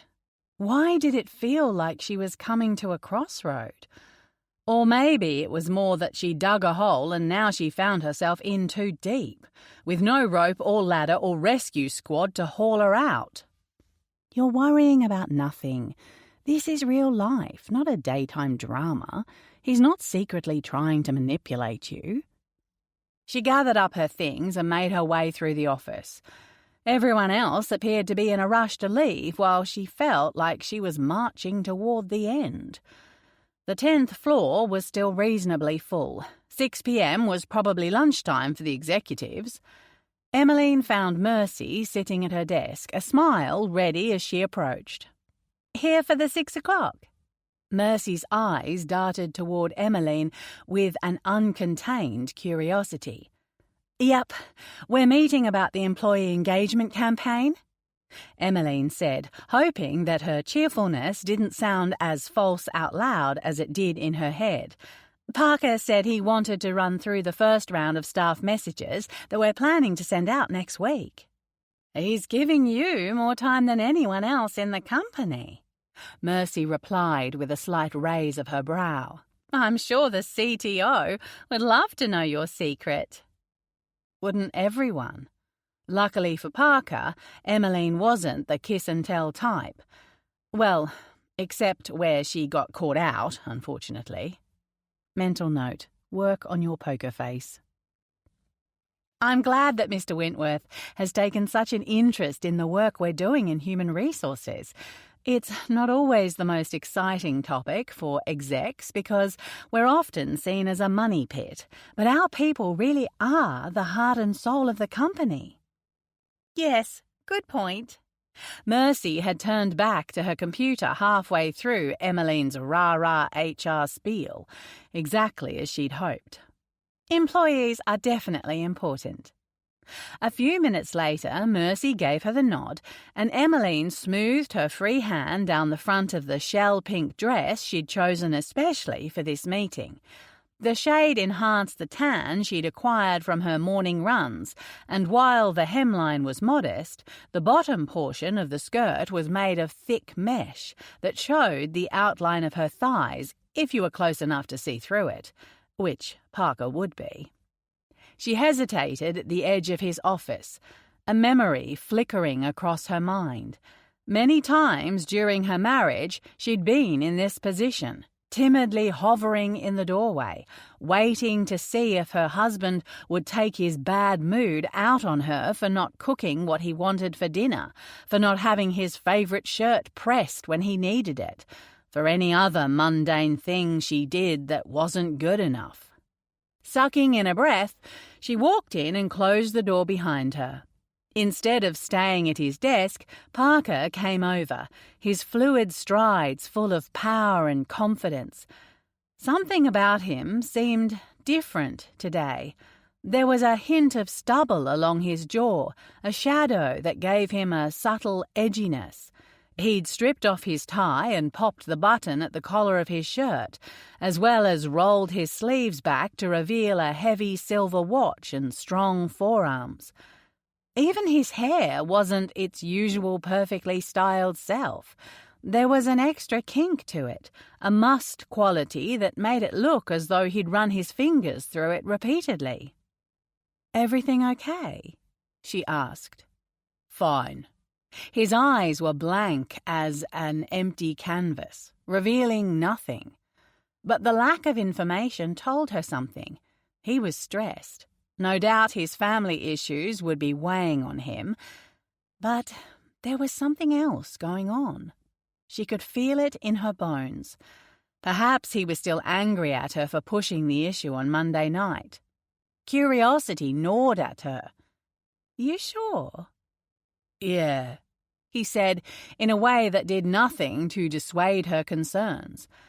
She found herself wanting to comfort him, wanting to let him know everything would be okay, although such a promise would have about as much substance as marshmallow, since she had no idea what was going on. Unable to stop herself, she went to him. Her hands found the contours of his chest in that glorious way that was starting to feel comfortable and familiar. Her fists curled into his shirt, rumpling the crisp fabric. The sight satisfied her down to her core.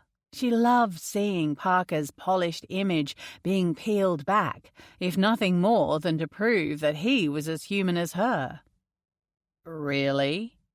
The deep smoothness of his voice made her heart skip. "That's how you're going to play this?" "Thought it might be more effective than asking questions." He smirked. "I thought we were supposed to be talking about work." "I want to make sure that everything is okay. You left in a hurry the other night." Parker's expression softened, and he brushed the hair back from her face. I did. Things got a little real. Real. Like she needed the reminder that she was screwing up casual sex. Sorry about that. Stop. His hands smoothed up and down her back, holding her to him. You were honest with me and I acted like a dick because I didn't want to talk about it. She shook her head.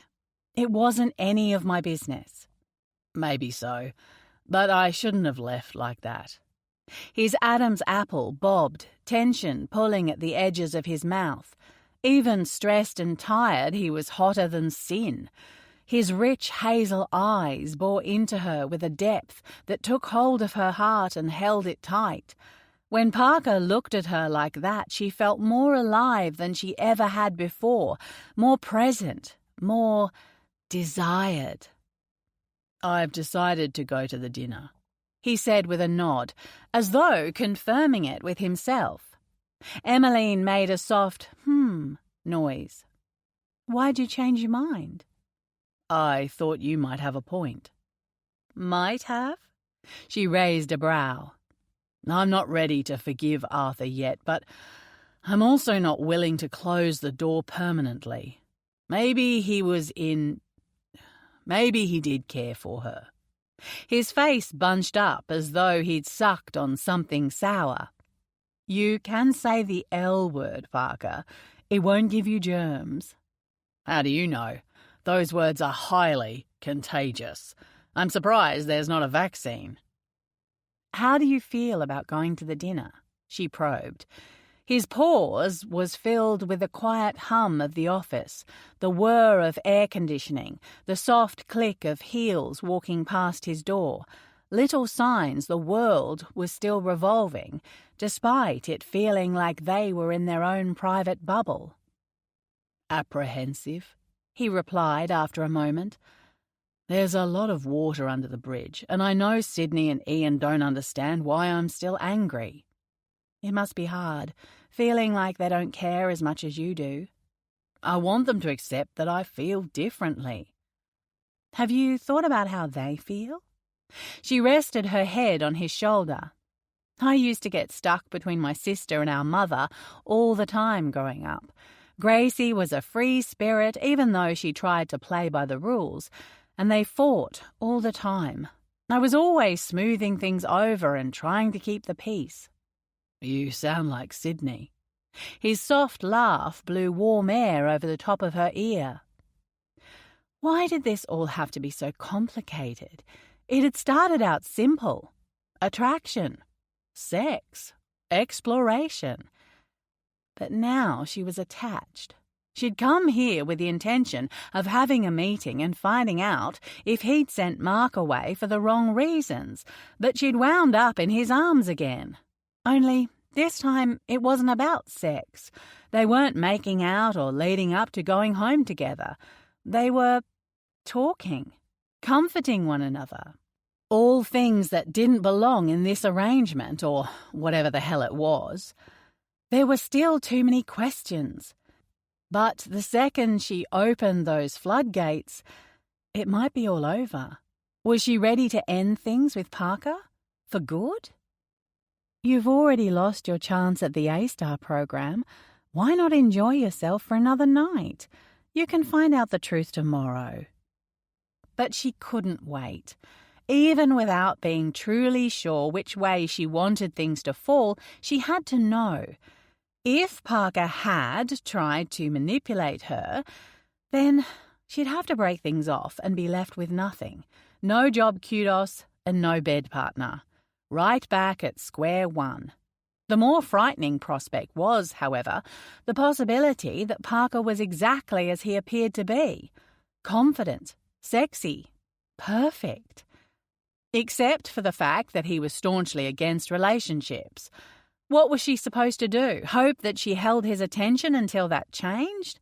Or wait until he grew tired of her like Conrad had? What's going on up here? His thumb brushed her temple. We need to talk, she said, stepping out of his grasp. And I hope that you have enough respect for me not to lie. Shit. Nothing good ever came after the "we need to talk" declaration. An icy block settled in his stomach when he noticed her pinched lips and her furrowed brow. "Okay," he said slowly. "Do you want to sit down?" "I'm fine standing."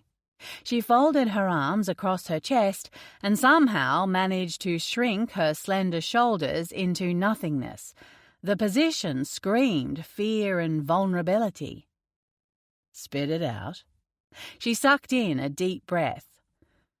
"Did you send Mark on some assignment to keep him away from me?" How the hell had she found out about that? He'd made himself crystal fucking clear to Linda that she was not to say anything to Mark. Fuck. Either way, he was screwed. If he said yes, she'd see him as some control freak like her ex-husband. If he said no, would she even believe him? The truth was somewhere in the middle, and that wasn't Parker's area of expertise. He was a black and white kind of guy. Things were either good or bad. Decisions were right or wrong. But this was part of the messy, fraught middle. "That's a loaded question," he said. "I happen to think it's a simple one." Her eyes glimmered with hope. They begged him to be the man she wanted him to be, the man she deserved. But the truth, again, was somewhere in the middle. Mark was on a list of top-performing staff that Linda brought to me as part of the discussions for this assignment. She and I both agreed the work you were doing with our employee engagement report was far too valuable to stop. I stand by that decision. He took a step closer, and she allowed him to close the space between them. "We're already getting a good response from management based on your initial suggestions, and I know that will continue if we keep working on this together. Plus, there was the issue of the A-star application. If you win, you'll need to be based here to take advantage of the program." "I'm not a child," she said, shaking her head.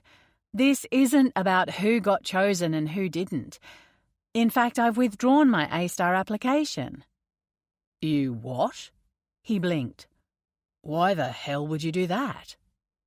"Mark figured out that we were sleeping together and said that if people knew about it, there'd be questions, especially if I won." She bit down on her lip. "I can't risk it." He wanted to find that jealous little shit Mark and set him straight. Then he wanted to fire him for being an asshole. You know he's saying that because he's pissed you're not dating him. "Technically, I'm not dating you either." Her baby blue eyes were guarded, unreadable. Christ, it made him want to hurl something at the wall. This whole situation was messed up, and Mark had made it worse by filling Emmeline's head with bullshit. What did it matter if they were sleeping together? It wasn't some sleazy casting couch kind of thing. You know what people are like. Gossip is king. He's manipulating you. Parker raked a hand through his hair and swallowed back the curse hovering on his tongue. Can't you see that? You shouldn't have withdrawn your application. Emmeline's eyes flashed. "That is up to me and me only. I have chosen not to go ahead because the damage is already done." "What damage?" He took a moment to control his reaction, but it was hard to stay calm when Emmeline was sacrificing something so unfairly. "The applicants are chosen by a panel of people."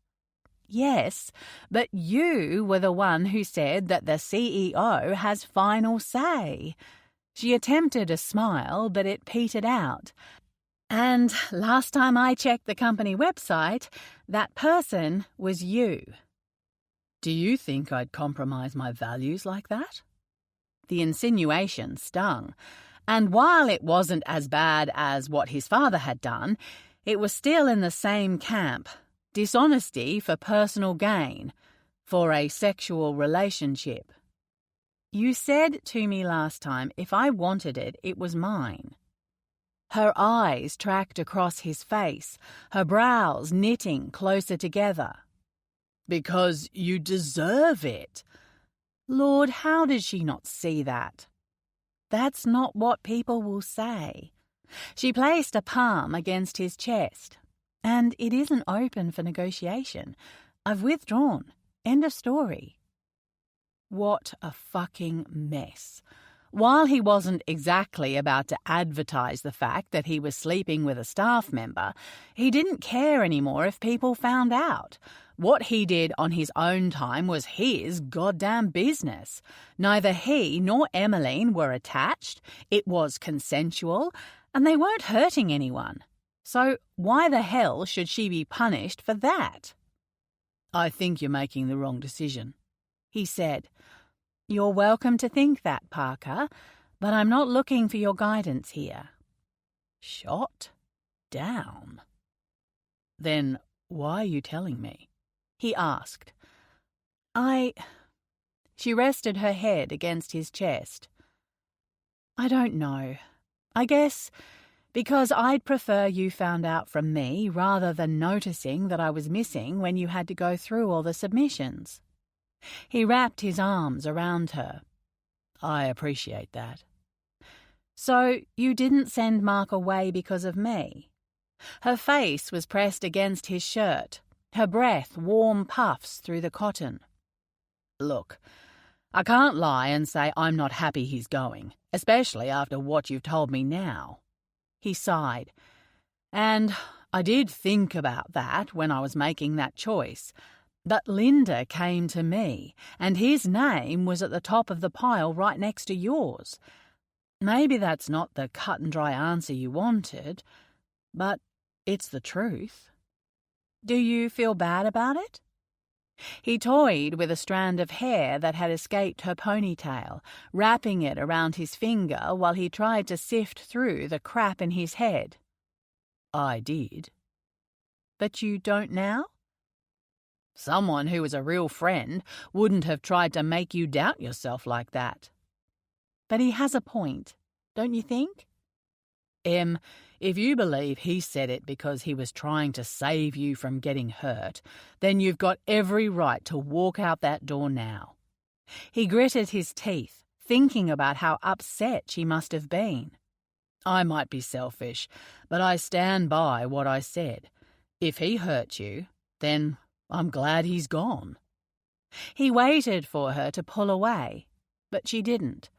They stood like that, arms around one another for a long moment before either one of them moved.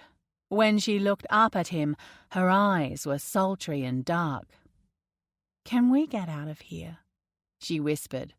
I thought we were supposed to be talking about work. His hands cupped the back of her head, his lips lowering slowly to hover above hers. I don't want to talk about work. Her eyes fluttered shut. I don't want to talk, full stop. Chapter 16. Parker leaned back in his office chair and interlaced his fingers behind his head. Earlier that morning he'd left Emmeline asleep in his bed, her blonde hair fanned out like ribbons of gold across his pillow. When they left the office on Friday night, they'd swung past her place so she could pack a bag, and then they'd holed up in his apartment for the entire weekend. It had been a blur of sex, showers, drinks, and the occasional bite to eat. His stomach grumbled in protest. It had to be the only part of him that wasn't satiated right now, because Lord knew his hands and his mouth and his cock had put in some solid hours the last 2 days. It wasn't possible to feel any more content than he did right now. Parker had once laughed at a chick flick when the male character had walked around with a goofy grin on his face after a successful date with the female romantic lead. Ridiculous, he'd proclaimed to the date who cajoled him into watching it. Totally unrealistic. No man would ever act like that. Apart from the sappy, manufactured happy ending feeling like nails against a chalkboard, he couldn't believe that the man in the movie, a powerful businessman no less, would walk around with his heart on his sleeve like that. But now he was that guy wearing the goofy grin, staring into space because he couldn't seem to get his head screwed on properly. Emmeline had stolen his affection and his ability to concentrate. "Knock, knock." A sing-song voice floated into his office as the door was pushed open without warning. "I thought I'd sneak in while Mercy was at the photocopier." "What if I was in the middle of a meeting, Sid?" He shook his head at his little sister, the annoyance dissolving the second she produced a large coffee cup.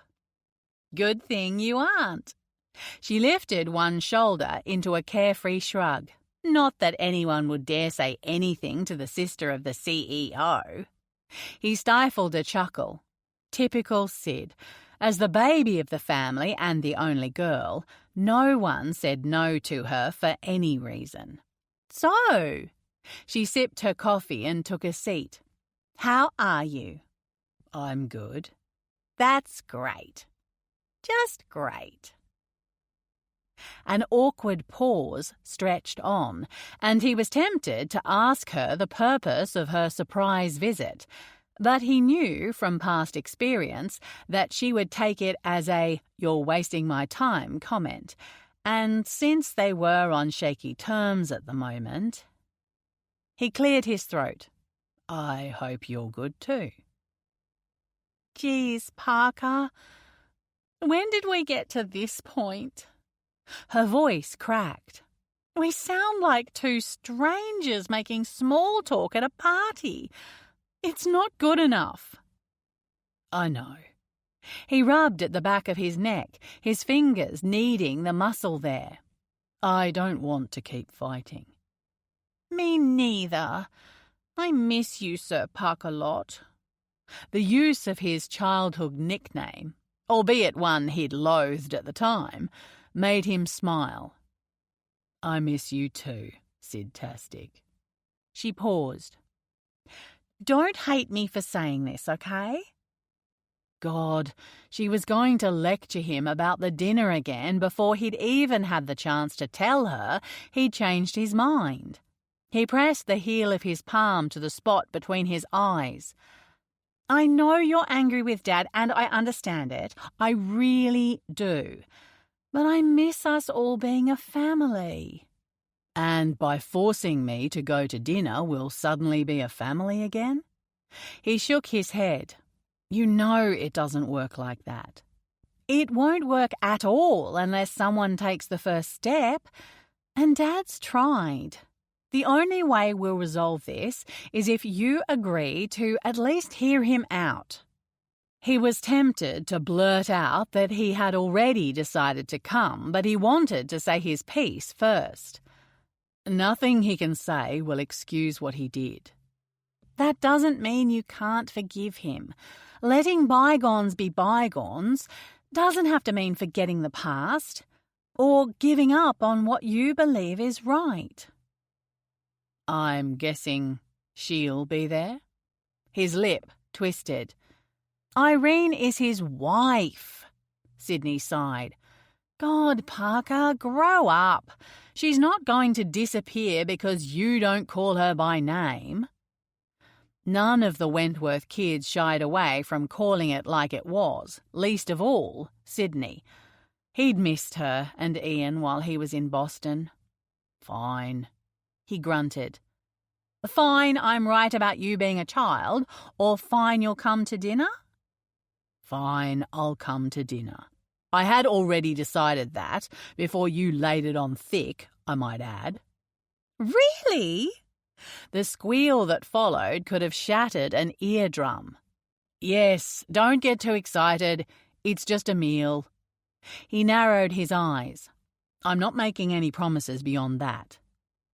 "No, it's more than a meal, Parker. It's you being a good brother," he grunted. "Maybe you should be the one running the company, Sid. You're a master manipulator." I prefer influencer, but potato, potato. She toyed with her coffee cup, which had a perfect imprint of her bright pink lipstick on the rim. So, if it wasn't my dogged persistence that made you change your mind, then what was it? Does it matter? He wasn't sure how much he wanted Sid to know about his relationship with Emmeline, especially while he himself couldn't even classify it. I'm not sure if you've noticed, but this is kind of a big deal for me, she replied. For once, Sydney's usual sing-song tone was missing. Instead, she looked like the young girl he remembered, clinging to her father's arm as he tried to leave the family home, suitcase in hand, for the last time. If someone else managed to sway you, then I owe them. They're helping to give me my family back. The sincerity in her voice split Parker's chest in two. His sister wasn't the emotional type. Well, not when it came to being vulnerable anyway. She lived her life with confidence enough for 3 people and was used to having things handed to her. But maybe he'd underestimated how much the divorce and Parker's leaving had shaken her. I'm seeing someone, and she gave me some unbiased advice, he said carefully. She asked me whether I was ready to close the door permanently on my family. It made me see that I don't want to lose you or Ian. If that means attending a dinner, then so be it. She sounds like a special lady. Sid's eyes sparkled as she leaned forward, curiosity painted all over her pixie face. We can always adjust the menu to fit an extra... No, she's not coming. Spoil sport, she sulked. When do we get to meet her? I don't know. He held up a hand when it was clear Sid was going to continue firing the questions. We haven't talked about the future yet, so there won't be any introductions until that happens. We haven't talked about the future yet.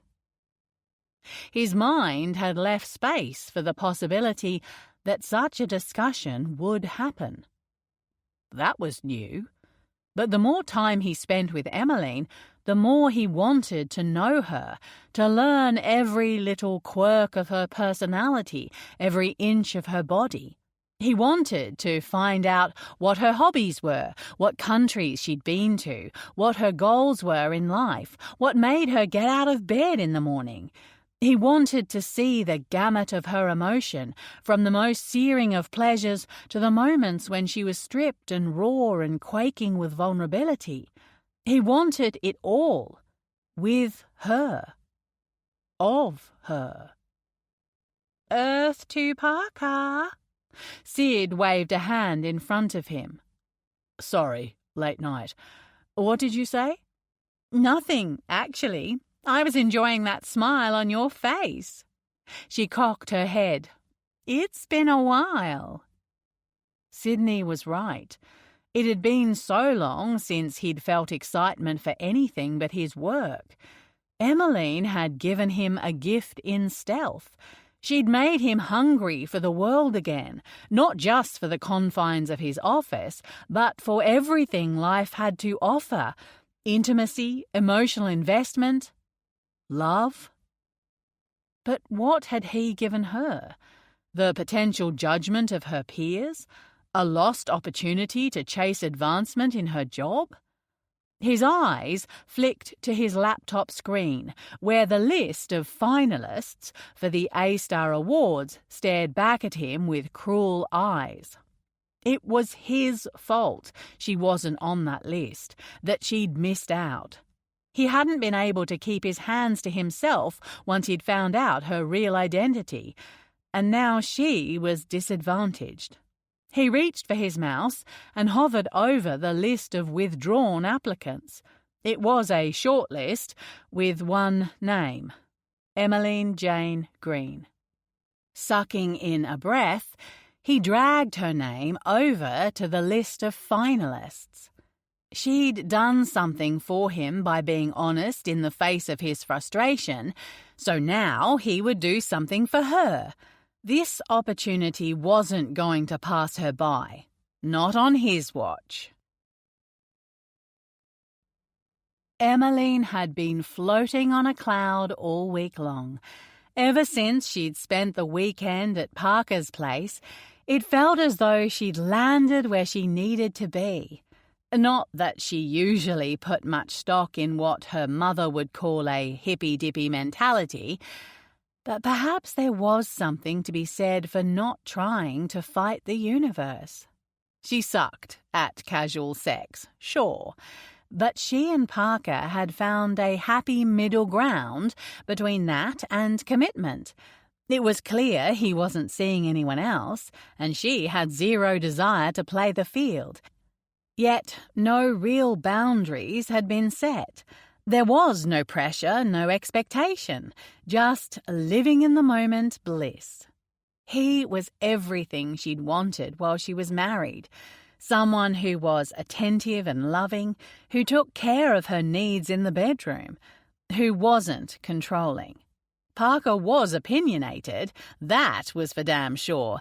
But after she'd informed him about her withdrawal from A-Star program, he hadn't pressed the issue. Maybe it was fate that Mark made those comments. You were ready to throw away something with Parker for the sake of a gold star at work. She drummed her fingertips against the top of her desk while she pondered what it meant. Was she at risk of giving up her own needs to be with a man again? Maybe, maybe not. But it was different from when she'd given up her life to be with Conrad.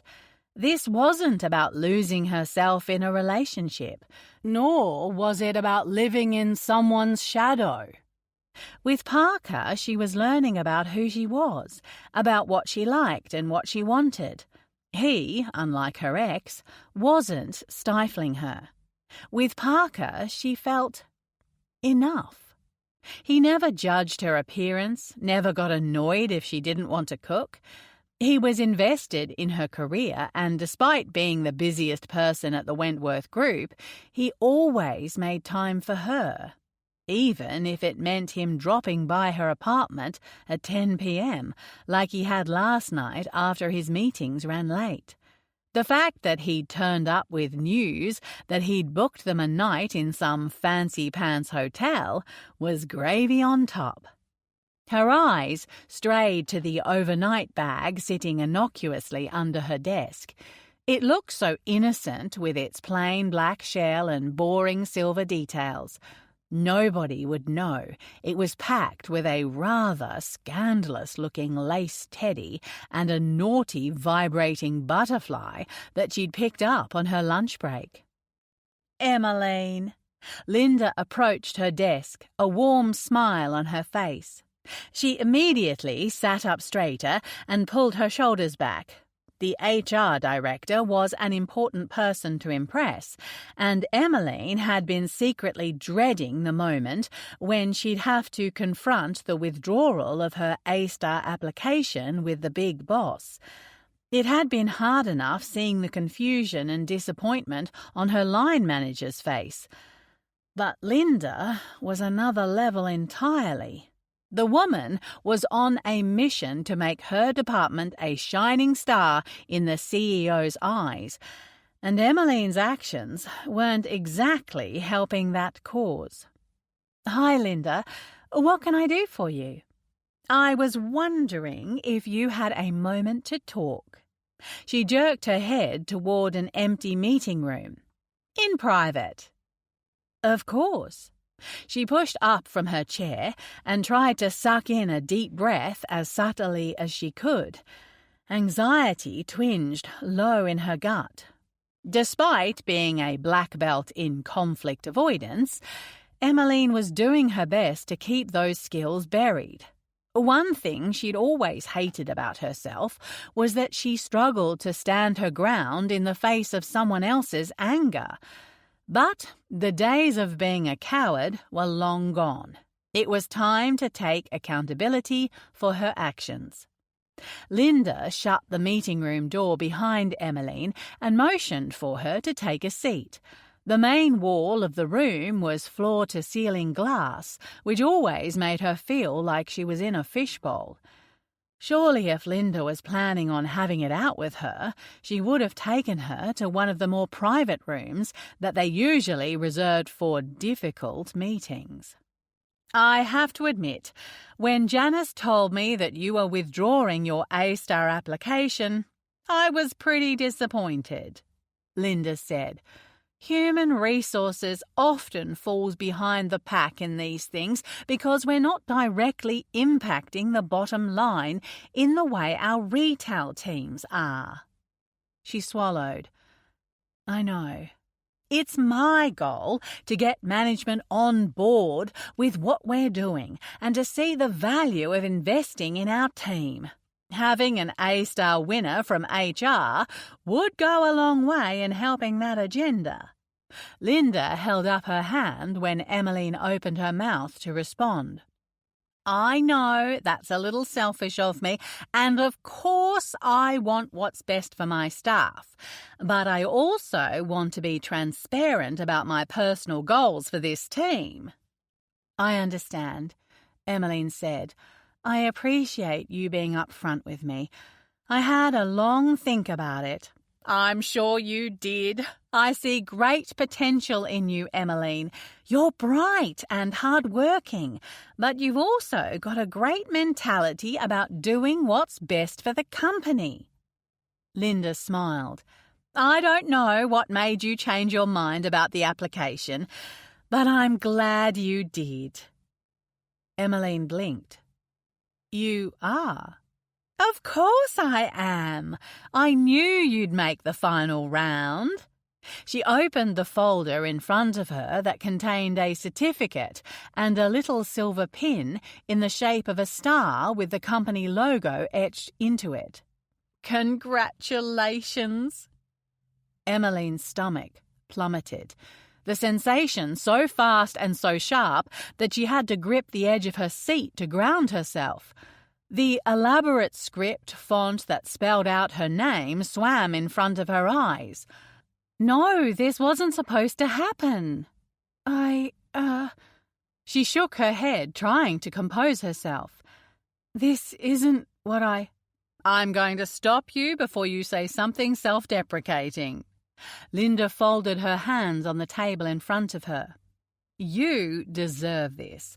I've personally endorsed your application because I want to see people like you rewarded for your efforts.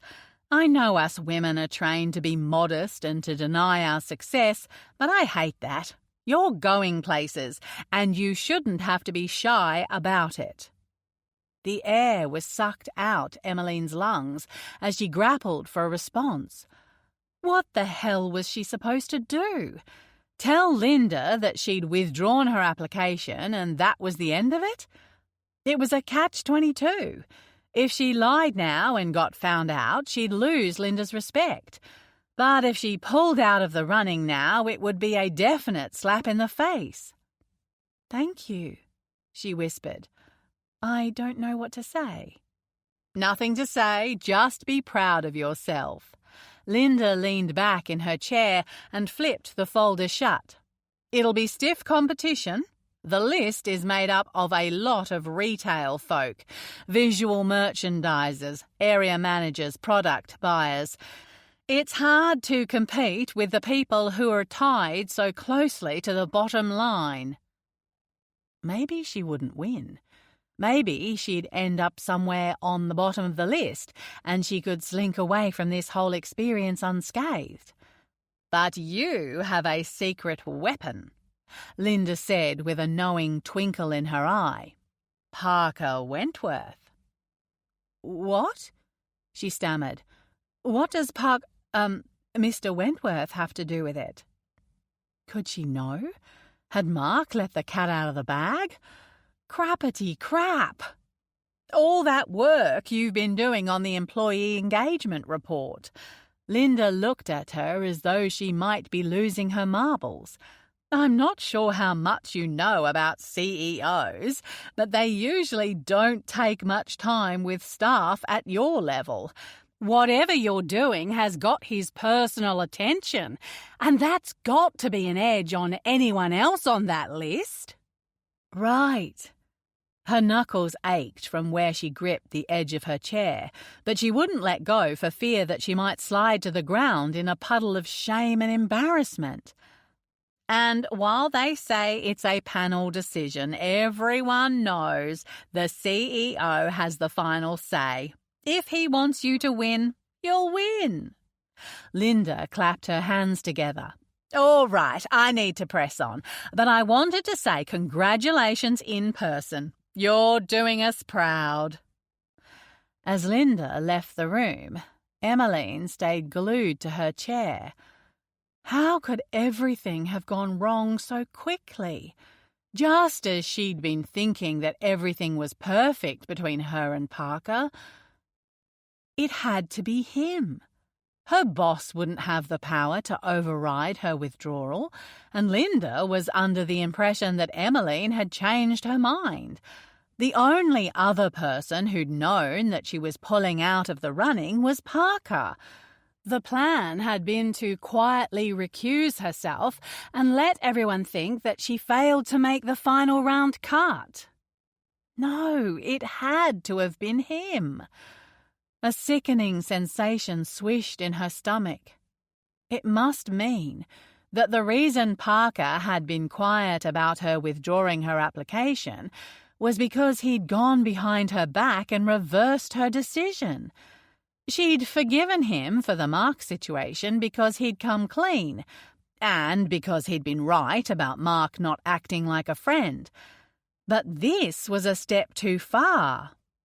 Fool me once, shame on you. Fool me twice.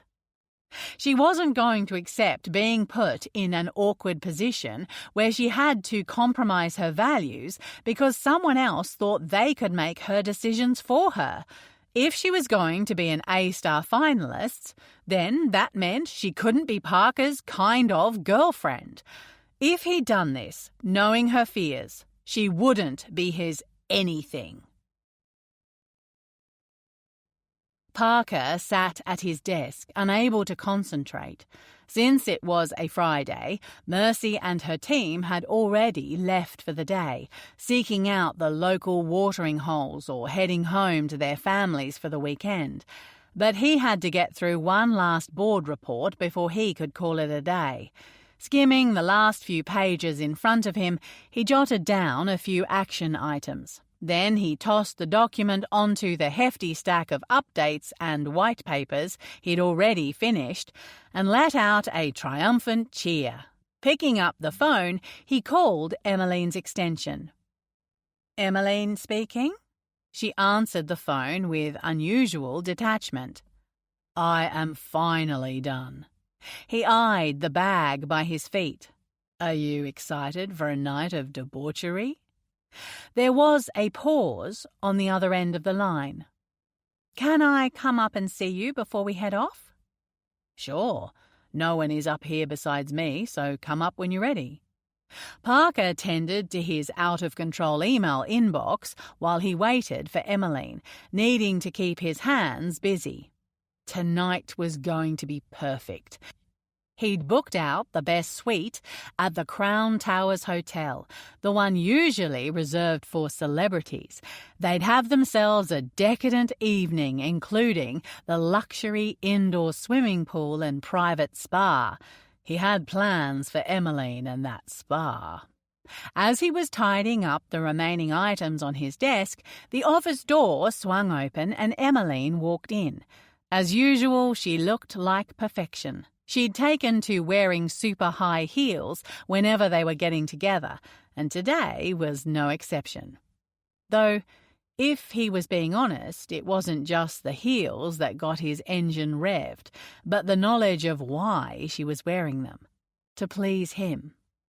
"As fantastic as you look in those clothes, I'll be getting you out of them the second we arrive." He snapped his laptop shut and locked the drawers underneath his desk. "In fact, I may." "Parker, stop." She stood barely inside the doorway, her hands knotted in front of her. There was no luggage in sight. Now that he looked closer, there was a stiffness to Emmeline's posture, a rigidity that got his intuition tingling. "What's wrong?" He came around his desk and reached for her, but she stepped back. "You know what's wrong." A stone settled in the pit of his stomach. Had she already found out about the A-star application? He'd been hoping to get her relaxed tonight before he broke the news. It wasn't exactly the reason he'd proposed the night away, but it had certainly been weighing on him since he put her back in the running. Finalists weren't supposed to be informed until the coming Monday, but clearly Linda had gone and opened her big mouth again. He'd need to have a word to his HR director about her ability to follow instructions. Emmeline chewed on the inside of her lip, unnerved by the silence. "I know I made the A-star finalists, okay? And I know you put me on that list, so don't even try to lie to me." "I'm not going to lie." He leaned back against his desk, curling his hands around the edge to keep himself from crowding her. All he wanted to do was scoop her up and tell her he would take care of everything. But he figured that message wouldn't be too well received right now. "Yes, I put you on that list." "How could you?" She threw her hands in the air. "Why would you do that after I told you I was worried about my reputation?" "Because you deserve to be on that list," he replied. "That's not up to you." "It's 100% up to me. I have to approve the list." He tapped the little gold nameplate on his desk, a gag gift from Sydney that he couldn't bring himself to get rid of. "I'm the boss, remember?" "I can't believe it." She pressed her lips together and shut her eyes for a second, her fingers going to her temple. "I can't believe I thought you were different." "I know I should have said something earlier, but—" "No, Parker, you shouldn't have done it at all. What were you hoping to achieve?" "I was hoping to stop you from punishing yourself," he said, raking a hand through his hair. "I know how important this opportunity is to you, and you're throwing it away because some dickhead couldn't keep his jealousy to himself." "Don't try to make this about Mark," she said, her eyes clear and still as a frozen lake. "You knew how I felt about people trying to control me."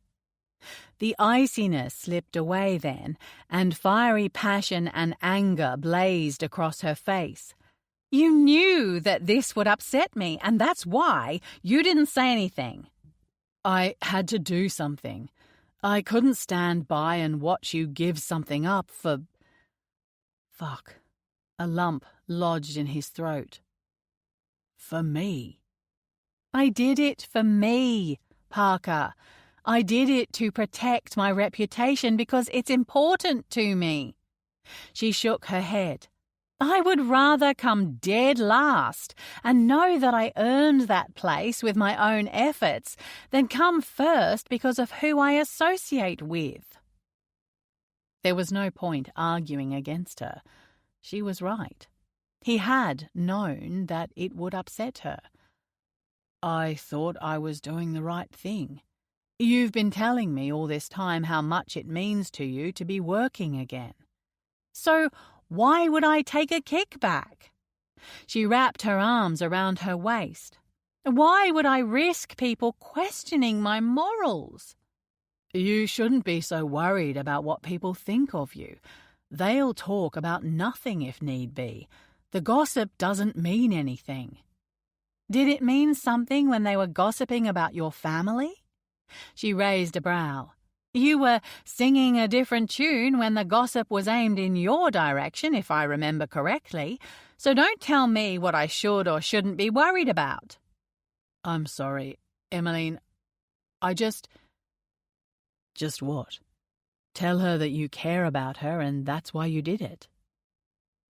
The voice in his head shocked him, statue-like, an ice-cold trickling working through his veins until his whole body was immobile. Of course he cared about Emmeline. He wouldn't have done a damn thing if he didn't. Until now, he'd been comfortable ignoring the pesky feelings that had taken root inside him. But if he didn't come clean now, then this would be it. No more sexy 10 p.m. visits. No more sneaking away from the office. No more Emmeline. It's not good enough. She threw her hands up in the air. I made a promise that I wouldn't allow myself to be in this position again. I won't stand for you trying to control my life. I can't.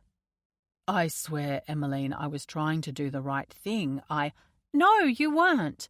Because if you did, you would have talked to me before taking action."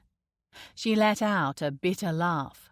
"You forget that I've lived with a manipulative man before. It's easy to claim good intentions after the fact. You were being selfish." "What selfish reason could I possibly have to do this?" "Thinking you know better what I need rather than letting me figure it out." Her voice wavered. "Or perhaps you think I'm too stupid to look after myself." "I would never say that," he growled, frustration snowballing inside him until his chest felt like it was going to burst open. "I care about you." Those words mean something to some people, Parker. You shouldn't throw them around so lightly. He reeled, as if she'd slapped him. "You think I'd say it to bolster my argument?" "I honestly don't know." She blinked, tears glimmering in her eyes. "For all I know, you've got someone else waiting in the wings, and maybe this was an easy way to make sure I'd leave you alone." The hardness in his chest solidified. The thought of having another woman lined up to take Emmeline's place made him want to be sick. Or worse, did she think that he'd been with someone already? "You think I'm that much of a coward?" he spat. "If I learned one thing from my father, it was that infidelity is not for me. You're saying that to spite me." "The thing is, Parker, I want to believe you." Her lip quivered, but she sucked in a breath. "After the whole thing with Mark, I thought we were on the same page. But you've been lying to me this whole time." "I never technically said..." "Screw your technicalities." She turned toward his door. "I'm done." Chapter 17. By the time Sunday rolled around, Parker had buried himself in work. Every time his mind drifted to Emmeline, he added something else to his to-do list. Work was the thing that had gotten him through the crap in his past, and he would rely on it again now. No more distractions. No more bullshit. As a result, he was running late for the family dinner he'd been dreading ever since he agreed to attend. Sydney would probably chew him out, but that was the life of a CEO. Work got in the way of personal time. Lord knew how many dinners their father had missed because of his job when they were growing up. He pulled his Audi up alongside the curb, since the driveway was taken up with Ian's latest sports car, a McLaren that would have cost as much as a city apartment, and Arthur's beloved vintage Jaguar. The sight was enough to deflate Parker. He'd been avoiding this for so long, and now he was about to drown himself with all the water he'd let under the bridge. He walked up the artfully lit pathway, which was flanked by rose bushes, to the front door. The garden was manicured to within an inch of its life, no expense spared. The heady perfume of the flowers coiled around him, suffocating him. The house itself was enormous, one of those new but styled to look old places that would no doubt have top-of-the-line everything. Even the doorbell looked expensive. He jabbed the button with his finger. Inside, a melodic sound echoed, and footsteps followed. The door flung open, and Sydney stood there with a tight smile. "Better late than never," she said, giving Parker a stern look. "I was worried you weren't going to show." "I'm here, aren't I?" His sister ushered him inside, fussing over his coat. If there was one thing Sydney knew how to do well, it was play hostess. Her bubbly personality never failed to put anyone at ease, although he learned long ago that behind the smile was a fierce, passionate personality that you did not want to get on the wrong side of. "Irene has only just dished up, so no need to say sorry." Sydney swanned through the house with ease. "I'm sure you were about to." Parker grunted. How often had she been here? His hands bunched into fists as they walked, and he found himself wishing Emmeline was there to slip her hand into his. They rounded a corner and walked into a huge open-plan kitchen and dining room. Double French doors were open to the patio, where Arthur sat at a table with Ian and Beau, while Irene stood over them, wine in hand. His throat tightened. For some reason, seeing Irene was worse than seeing his father, because here, now, she was a real person, rather than a nasty cartoon villain in his head. She smiled at Arthur with such affection, bending down to plant a kiss on his forehead and looking every bit the loving wife. "Our final guest has arrived," Sydney announced. Beau offered a non-committal wave rather than getting out of his seat. He was the second youngest, sandwiched between Ian and Sydney. And while he had tousled hair the colour of onyx, which seemed harsh and bold next to the softer browns of the other Wentworth siblings, he shared their warm hazel eyes and sculpted features. It would have been impossible to deny the resemblance. "We're so glad you could make it," Irene said. Her hair was the same black as Beau's, and she wore it pulled into a loose ponytail. "Take a seat wherever you like." "I'll help serve," Sydney volunteered. "Sit down, you're making me nervous," Ian said. "Tell me you brought booze, because Dad decided to open up a Pinot Gris, and you know how I feel about white wine." "Ian thinks it's a girl's drink," Beau explained after a moment of silence, "but he obviously hasn't matured his taste buds enough to enjoy it." "Matured my taste buds?" Ian mocked. "Like you're a bloody sommelier." "You don't have to be a sommelier to know that." "Would you listen to them?" Arthur said, as Parker took a seat, leaving a space between him and his father. It was petty to put Sydney between them, but Lord knew he needed a buffer. This wasn't just out of his comfort zone. It felt like he'd crash-landed onto a whole new planet.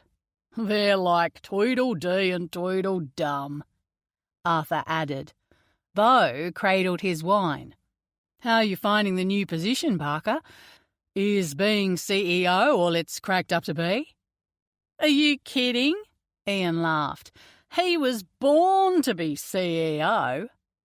"It's going well." Parker wasn't about to let on the rough week he'd had. Show no weakness. That was his motto for the night. "Obviously, there are plenty of things I think we can be doing better, but it'll take time before I start implementing new processes and strategies." An awkward silence settled down on the table, and Beau's eyes shifted to Arthur for a moment. Parker may as well have come out and said it. He thought his father had been a poor CEO and he intended to do better, which was the truth. "I would expect nothing less," Arthur replied, reaching for his wine.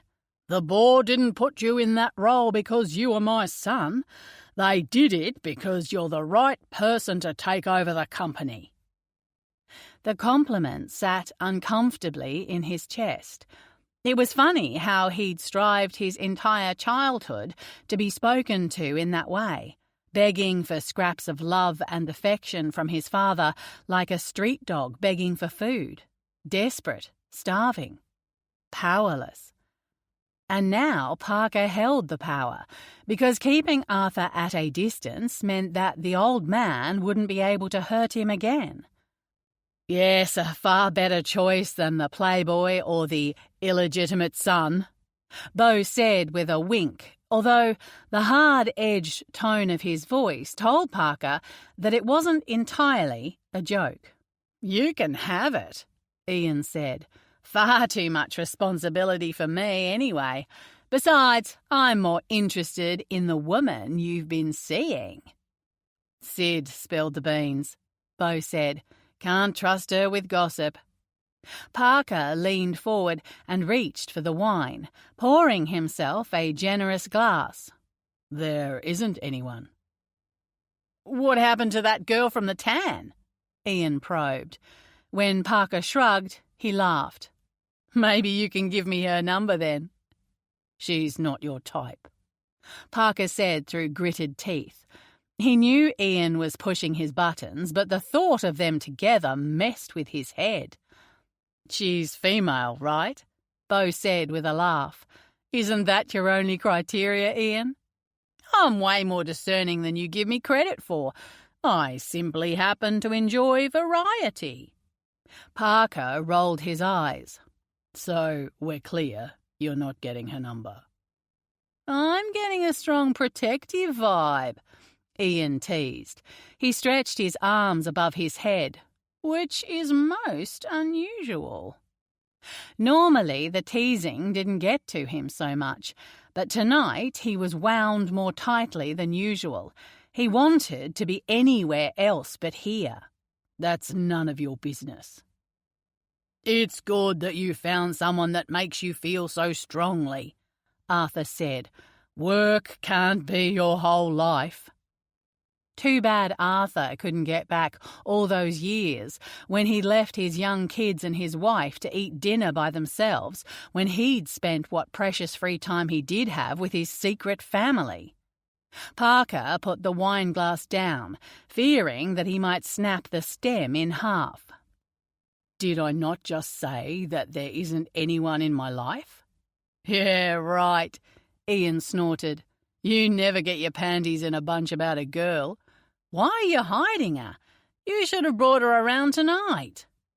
"Oh, yeah, that would be a great way to introduce someone to the family," Bo said, rolling his eyes.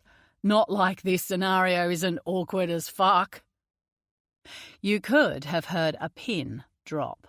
Parker didn't dare look at Arthur, but he caught a glimpse of Ian's raised eyebrow across the table. Before he could think of anything to say in response, Sydney came out of the house carrying trays of prawn skewers, veggies and more drinks. "Parker's denying that he's seeing someone," Ian said. "Can we drop it?" "Jesus," Parker muttered. "You need to get something in your own life to be excited about." "What about that blonde girl from the office? The one from the cafe?" Sydney cocked her head. "We're friends," Parker replied, draining his drink and reaching immediately for a top-up. Alcohol was going to be the only thing that got him through the night. Fuck it, he'd get a taxi home. "The CEO doesn't befriend employees." Bo shook his head. "His job is to rule with an iron fist." "This isn't Game of Thrones," Parker muttered. "That was an iron throne, not an iron fist." Sydney handed out dinner rolls, playing the perfect hostess. "Besides, there's nothing to be ashamed of." "Enough." Arthur stood and the group fell instantly silent. It appeared that retirement hadn't caused him to lose his commanding presence. "You're making our guest feel uncomfortable, and I won't have it. Irene and I are happy that Parker was able to make it tonight. Let's not turn a nice family dinner into a circus." Parker raised a brow. For once his father had called him Parker instead of Edward. With his siblings effectively scolded, the topic of his love life was off the table as everyone took their seats. By the time dinner had been eaten, his shoulders had finally relaxed. He joked with Ian about the ridiculously expensive classic car he was tracking down for a customer, and Sydney had them all in stitches with a funny tale about a miscommunication with one of their overseas suppliers, which had resulted in an order for some particularly hideous faux fur underwear. "See, it's not so bad," Sydney said quietly as she leaned into him for a moment while all the attention was on Beau. "You do belong here." "This doesn't change how I feel." Except that it did. Kind of. He'd missed his siblings. They might poke and prod him, but they did so out of love. Even Ian's incessant teasing was reserved for people he cared about. And while he didn't know Beau that well, there was a part of him deep down that wanted to correct that. They were brothers, despite the differences in how they'd grown up. He still wasn't ready to forgive his father, or Irene. But perhaps he didn't have to cut them out completely. He looked down toward the end of the table where Irene was standing behind his father, her arms wrapped around his shoulders and her cheek resting against his silver hair. Arthur Wentworth had never looked so content. He'd certainly never shown so much love toward Parker's mother, at least not in public. Not in private either, he suspected. "Parker, would you be able to give me a hand with serving dessert?"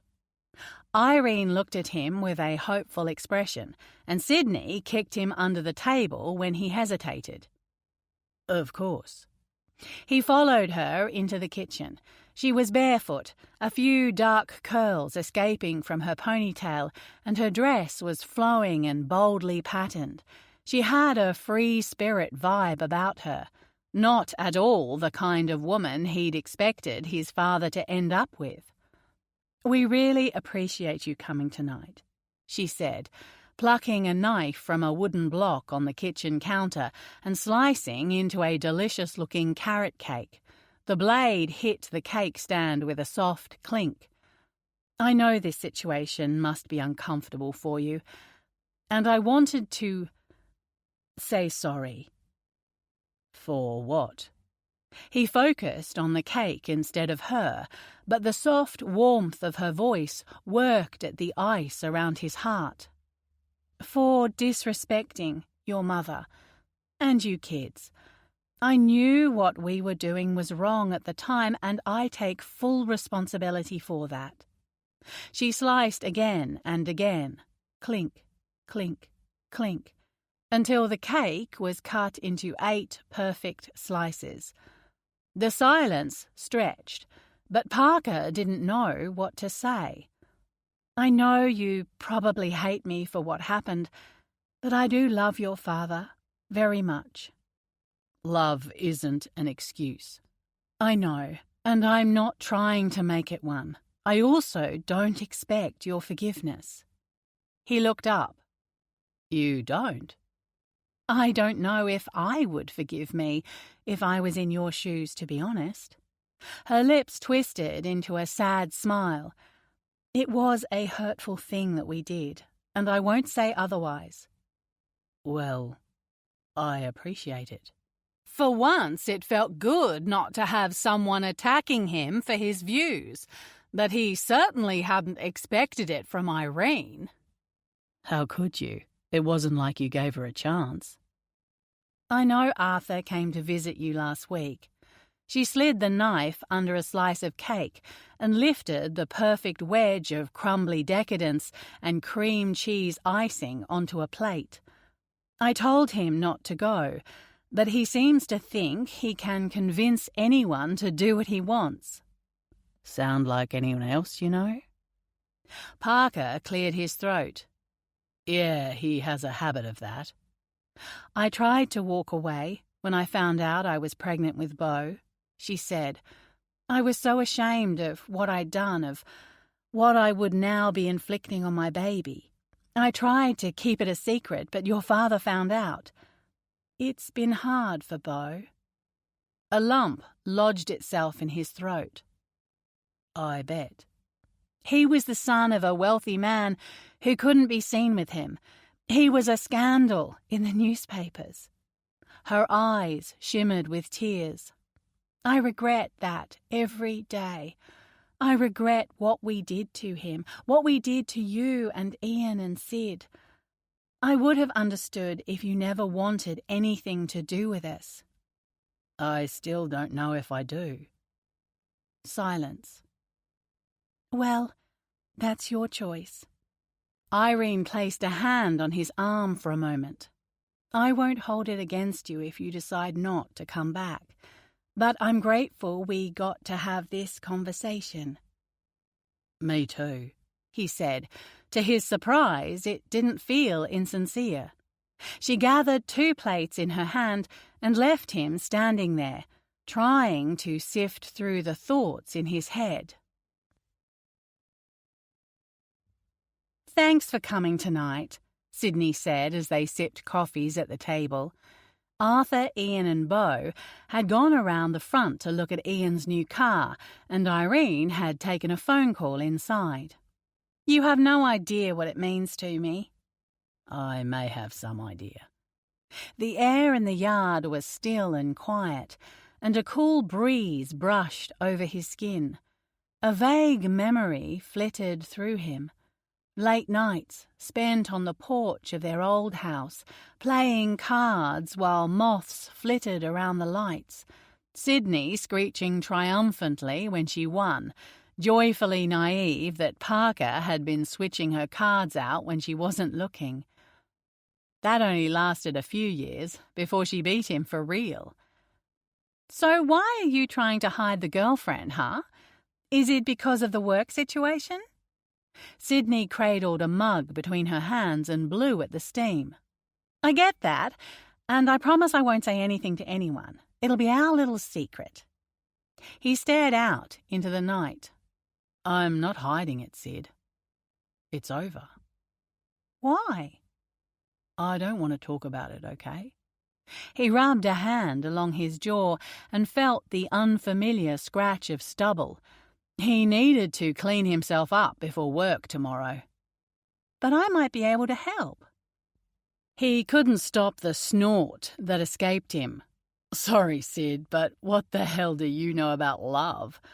And I'm not talking about Chanel handbags here either. A shadow fell over Sydney's face. I got married. Parker blinked, gobsmacked. Excuse me? Well, technically I'm still married, but no one knows that bit. They thought I had it annulled. It's my dirty little secret. She sighed. I was furious when you left for Boston. I blamed Dad for ruining our family and driving you away, so I acted out. By getting married? He shook his head. What the hell were you thinking? I wanted to make Dad pay. I knew he would hate it. She laughed. God, I was a spoiled brat. But this guy, he was perfectly imperfect. He played poker professionally. He was a fast guy. Fast cars, fast cash, fast women, which I guess includes me. Jesus, Sid. I know, but I'm fine so long as I don't ever get married. She sipped her drink. No one will ever know. Don't you dare say anything. He tried to wrap his head around the fact that his sister was married to someone she didn't even see anymore. Between that, His reluctance to open up to anyone, and Ian's commitment issues, it seemed Arthur had screwed them all over in the end. Can't you ask for a divorce? Don't you think I've tried that? I'm not an idiot. I mailed the papers to him, but he sent them back in itty-bitty pieces. Parker cocked his head. Why are you telling me all this? I guess I wanted you to know I was upset about what happened too. I know you think I wanted to play happy families the second you got home, but I was angry after it all happened. She reached out and grabbed his hand. I understand why you needed to go away. I didn't want to leave you and Ian, he said, but I couldn't be here. I needed space. 10,000 miles worth? She raised a brow. Yeah, I needed every fucking inch. He squeezed her hand. I wish you'd told me about getting married. It wasn't exactly planned far in advance, she said with a hint of a smile, and I thought you wouldn't have approved. I wouldn't have. He laughed. Marriage was on my blacklist for a while. And now? I don't know what to think anymore. He tipped his face up to watch the small moths circling the light above them. If only he could turn back the clock and fix all his mistakes, or at the very least, not have been such a stubborn bastard for so long. I don't have to make a decision now. It's over between Emmeline and me because I'm an idiot. Emmeline. Sydney sounded out her name, and it was like a knife through his chest. Pretty name. Pretty woman, he sighed. Pretty fucking fantastic woman, actually. She'll make someone else happy one day. Sydney frowned. We make love a lot more complicated than it needs to be, don't we? It's a protective mechanism, but it causes a lot of pain, like Dad and Irene. He should have come clean, Parker said. Yeah, she nodded. If Dad had admitted to himself that he stopped loving Mum, we might never have been torn apart the way we were. Parker stared into his coffee as if he might find answers there. Had he intentionally done something to push Emmeline away because he was scared of getting hurt? Or was it because he knew that relationships weren't all they were cracked up to be? They started off so well, with all the romance and the rose-tinted glasses bullshit. Talk to her, Sydney said. You never know what she might say. I'll talk to her if you see a lawyer about your divorce. Gee, I open up to you and you use it as a bargaining chip, she said with a huff. That's cold. Sydney's hazel eyes twinkled as she sent a faux glare his way. Then she rested her head on his shoulder and snuggled into his side. Tonight he'd taken a huge leap of faith by confronting his demons. The past wasn't erased, and he still wasn't sure he could let it go. But over time the pain might ease. Seeing Irene and Arthur together had shifted his perspective a little, helped him to see that they were in love, that they'd made mistakes and done what they could to move on. Why was it all so messy? Emmeline had asked him once if he was ready to close the door on his family permanently. Coming here tonight told him he'd made the right choice. But that meant facing up to the fact that he'd been a complete idiot with Emmeline. He seemed to think it his lot in life to tell people what to do. As Ian had said, he was born to be CEO. But that didn't mean he could hold the same control over people in his personal life. I am going to talk to her, he said, more to himself than to Sydney. This whole experience had taught him something, that control meant nothing if it drove people away. Chapter 18. Emmeline sat at a table in the Wooden Llama Cafe, tucked away in a corner while Gracie ordered their coffees and pastries. Tomorrow she would have to walk back into the Wentworth Group head office and pretend like her life hadn't been chewed up in a blender. For the first time since it happened, Emmeline was grateful Mark wasn't going to be around. The big announcement for the A-Star program was due to go out, and she couldn't face the judgment right now. 1 giant latte? Gracie placed a tray on the table, and 1 giant blueberry Danish for my darling sister. I need this like you would not understand. She reached for her breakfast and inhaled deeply. You do remember I'm pregnant, right? Gracie grinned and relieved her own coffee and pastry from the tray. If there's anyone who understands the insatiable need for food right now, it's me. How is it all going? She sipped her coffee. Oh, no. Gracie held up a finger. We're not here to talk about me, and you know it. Now, are you going to tell me why you look like someone kicked your puppy? I don't have a puppy, Emmeline muttered. Gracie gave her a look and took a bite out of her pastry. Get your jokes out now, because we're about to have a sister talk. You should be saving that bossiness up for the baby, you know. One day it'll be a teenager, and you'll wish you hadn't wasted it all on me. Don't worry, I've got plenty where that came from. Now, spill. She narrowed her eyes. There's something you're not telling me. Do I have to tell you everything? Gracie huffed. Yes, you do. It's part of that sister agreement we pinky swore on in 1992. Surely there's a statute of limitations on that. Emmeline tore off a piece of her pastry and popped it into her mouth. It's forever. Pause. Is this because of the baby? What? I know you wanted to have one with Conrad, and maybe you resent me for getting to that milestone first.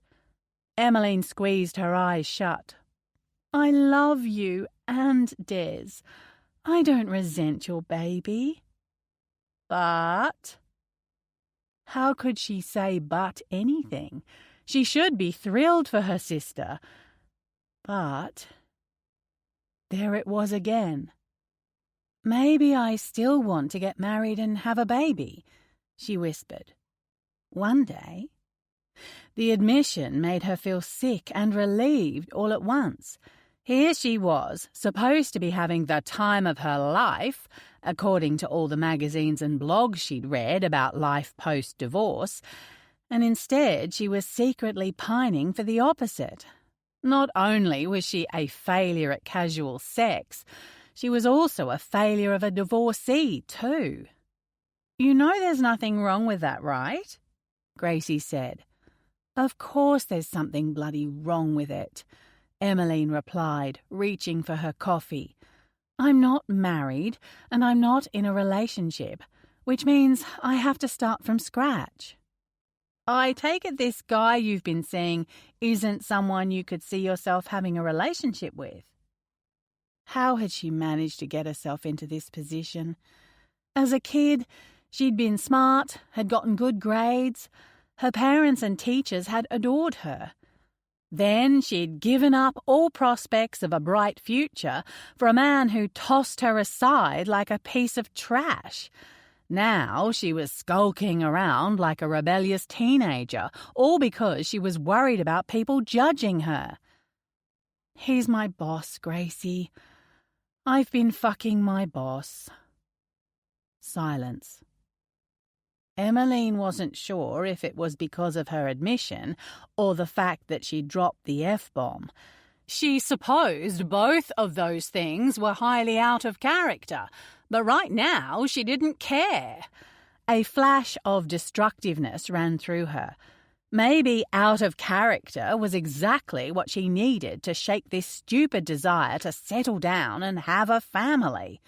Clearly it wasn't in her future, so why did she still want it? Now I see why you've been so secretive about it. Emmeline took a deep breath. Don't lecture me, Gracie. I don't think I can take it. I won't, promise. Gracie sighed.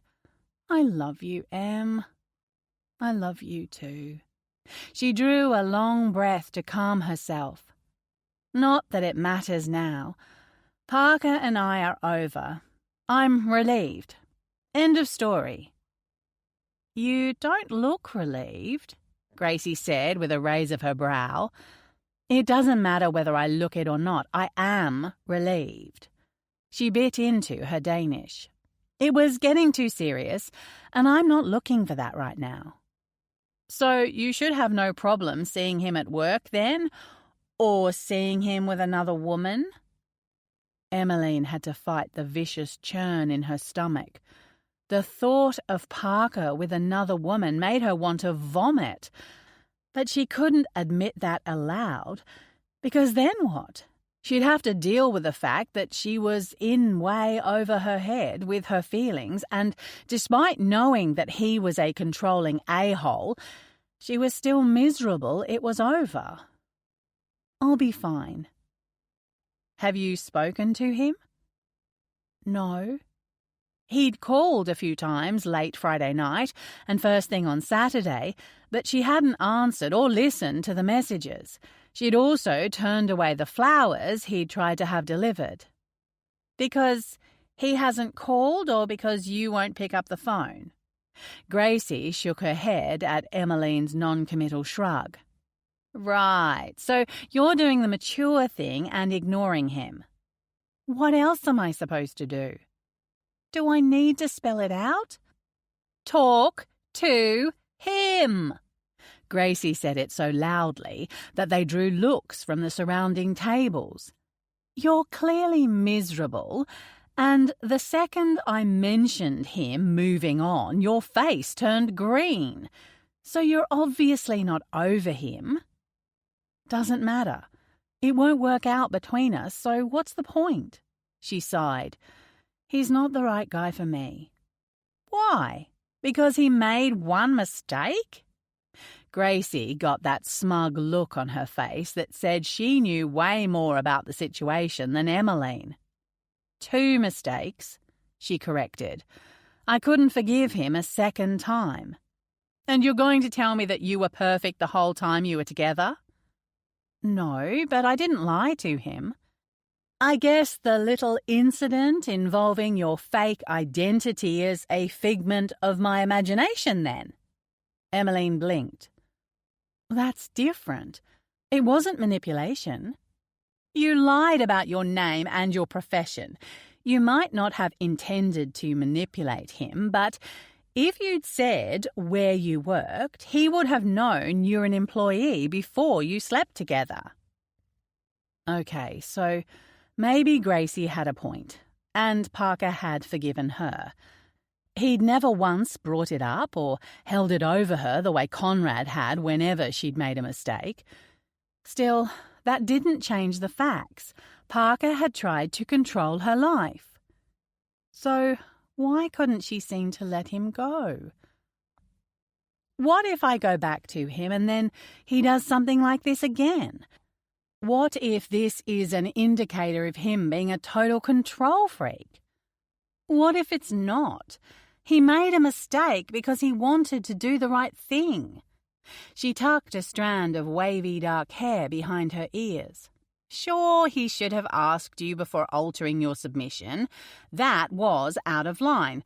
But from everything you've told me, he's done nothing but praise your work and boost your confidence the whole time you've been together. Is that right? Maybe, she muttered. But it doesn't negate the fact that he acted without consulting me because he thought he knew better. Twice. If you think that you're going to find a perfect man who never does anything wrong, then I'm sorry to say you'll be single the rest of your life. Des seems pretty perfect, Emmeline pointed out. Don't get me wrong, I love him to bits, and I know he'll be an amazing father, but he's far from perfect, and so am I. Same, Emmeline admitted. I mean, how bad was it in the grand scheme of things? He put you up for an award that you were already in the running for. I hadn't made the final cut. Emmeline traced her finger around the edge of her coffee cup, and I might not have made it on my own. But it's not about that.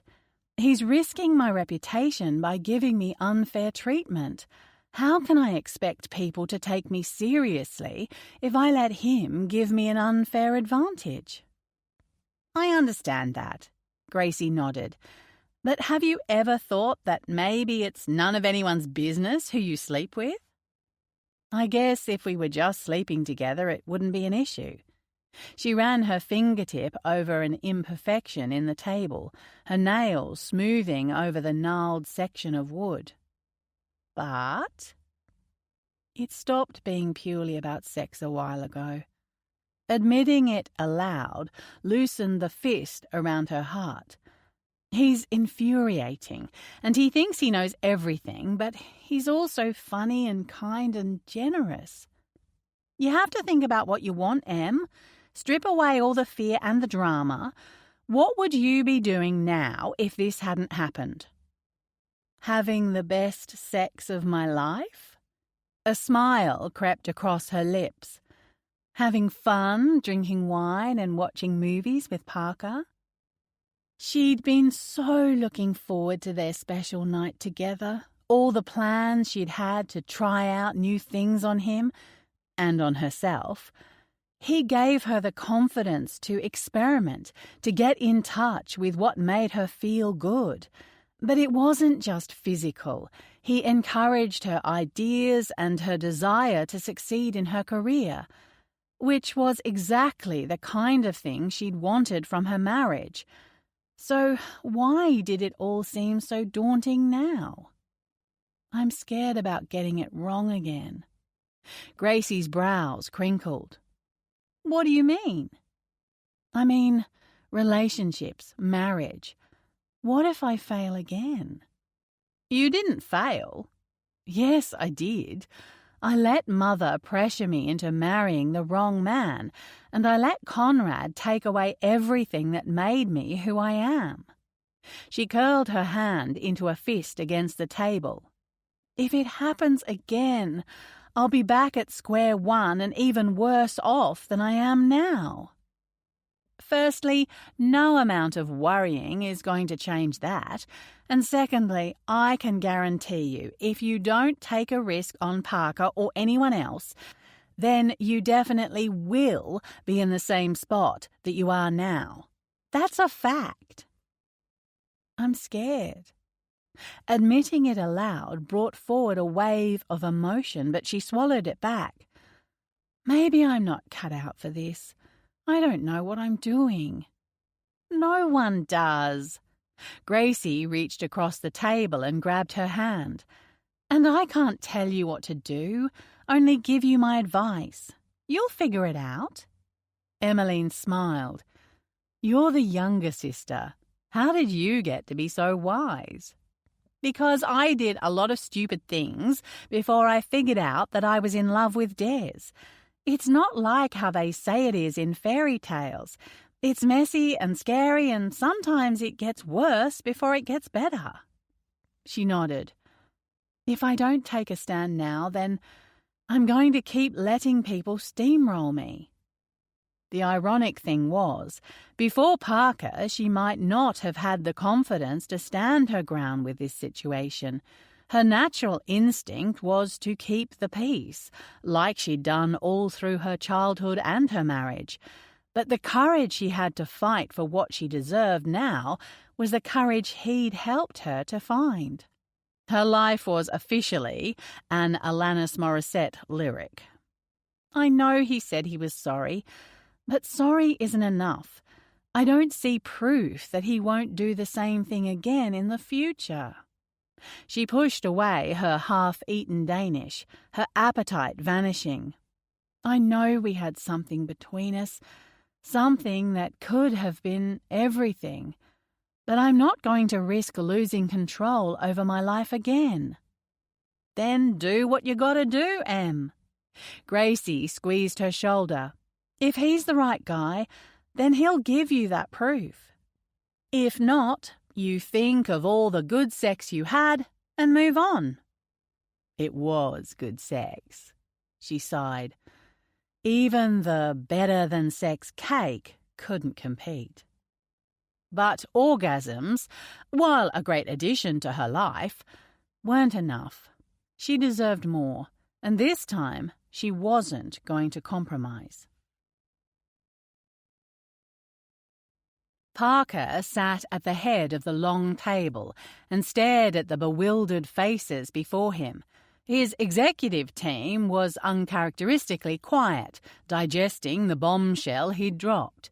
Usually these meetings were filled with passionate arguments and debates, the sounds of pens scratching and keyboards clicking. But today it was so quiet he could hear the whir of the coffee machine in the executive kitchen next door. But the CEO always participates in the final A-star selection. His CTO wrinkled his silver brows and grappled for a response. "Part of the reward of this program is knowing you are handpicked by the CEO." "How does that mean anything if I don't know these people?" Parker said. "I've barely been in this role a month." "The CEO doesn't usually have personal knowledge of the individuals," Linda pointed out. "The panel selects the winner based on the applicant's submission and all the supporting documents." "And the CEO usually provides an unbiased opinion, since if it were left to the panel, they would all vote for candidates in their own area," the director of operations added. Parker sighed. The decision to withdraw himself from the A-star program hadn't been made lightly. This was one of the flagship items in his plans to uplift the perception of the Wentworth Group, fixing the people problem from the inside out. Stepping back from this wasn't the way he wanted to go because it could give people the impression that he didn't care, that he was much more like his father than he was. But that was a sacrifice he was willing to make if it meant a possibility of mending things with Emmeline. "Are you telling me that my highly experienced, highly paid team is not capable of coming up with a solution to this change?" Parker raised a brow. Perhaps I need to reassess the team I have working for me if a little problem-solving is so confounding to you. We could make it so that no panel member can cast a vote for any applicant in their department, Linda suggested. That should be easy enough to facilitate. Good. Parker moved to push up from his chair. Thankfully, someone is thinking like an executive. People will want to know the reason you're recusing yourself from this process. The CTO sat in his chair, not seeming to take the hint that the meeting was over. The older man had tried a few times to throw Parker off his game, no doubt questioning his ability to keep the group in check. But Parker never lacked for confidence, and he knew that his being heir to the company wasn't the reason he'd landed the CEO gig. It was because he was business smart and people smart, often a rare combination at that level. Not so people smart if you screwed things up with Emmeline to the point that she won't even let you hash things out with her. But he was rectifying that mistake now. By stepping down from the A-star selection panel, he would be putting the ball back in her court. This way, he couldn't influence the decision nor risk her reputation, as she'd feared. An apology wasn't enough. He knew that. What had Arthur told him once? Saying sorry is a lot easier than showing it. We can tell people that I want time to get to know the employees before making such an important decision, and that I trust my team to select a winner who will embody our company values with their place on this program. He scanned the room, making sure to let the silence drag out long enough that people remembered who was in charge. I understand that, in the past, the CEO didn't have a personal connection with staff in the lower levels of the structure, but that is going to change, and I won't be a hypocrite by pretending that I've made that connection in 4 weeks. I'll have some messages worked up. The Director of Communications tapped at her phone. We'll have a draft to you by the end of the day. Anyone else have concerns about this? Parker asked, standing and tucking his compendium under one arm. He counted to 3 in his head to force himself to hang around long enough to give them an actual chance to speak up, despite thinking it was ludicrous that they had an issue with it in the first place. Good. He headed back to his office, the weight on his shoulders a little lighter. The old Parker would have thought it stupid that doing the right thing, in this case, would mean doing nothing. But it was the only way he could see to restore the balance of power between them. It was funny how Arthur's words were the ones that had given birth to this idea of how to make it up to Emmeline. Since the dinner, he'd been thinking a lot about how to move forward with his dramatic, imperfect family. It would take time to work through all the emotions he'd locked away, to work through how much of his I won't stand for it mentality was real when it came to his father, and how much was a defense mechanism. He strode up to Mercy's desk and watched as her delicate hands flew across the keyboard. "When is the A-Star Awards night?" he asked, leaning against her desk. "Let me see." She leaned forward and clicked through his calendar. "Next week, Friday night starting at 7 p.m. Would you like me to book James to pick you up when it's done?" "Yes, please. And make a repeat booking with Crown Towers for that night." Mercy raised a brow. "The suite again?" "Yes. Have them leave a bottle of champagne in the room." He met his assistant's curious stare without giving anything away. 2 glasses or 1?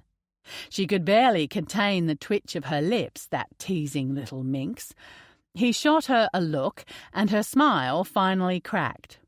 "Okay, 2 glasses it is, and thanks again for letting me use the room on Friday. That was a lovely surprise. It was so nice to put my feet up and relax." "I'm glad you enjoyed it." "Shall I add Ms. Green's name to the reservation?" For a lot of people, that would have been a loaded question, an act of sniffing out gossip. But the last month had shown him that Mercy was as loyal as they came, and she took the responsibilities of her role, including keeping quiet on her boss's personal affairs, very seriously. No. He raked a hand through his hair and sighed. "I don't know if she'll agree to come." "She's smitten with you, Parker. Whatever you did, you'll win her over." He wasn't so sure. But right now, the main thing was showing Emmeline that he was sorry without the expectation of anything in return. If she was going to trust him again, it had to be on her terms, with her taking the lead. It wasn't how he liked to do business. But this wasn't business. It was personal.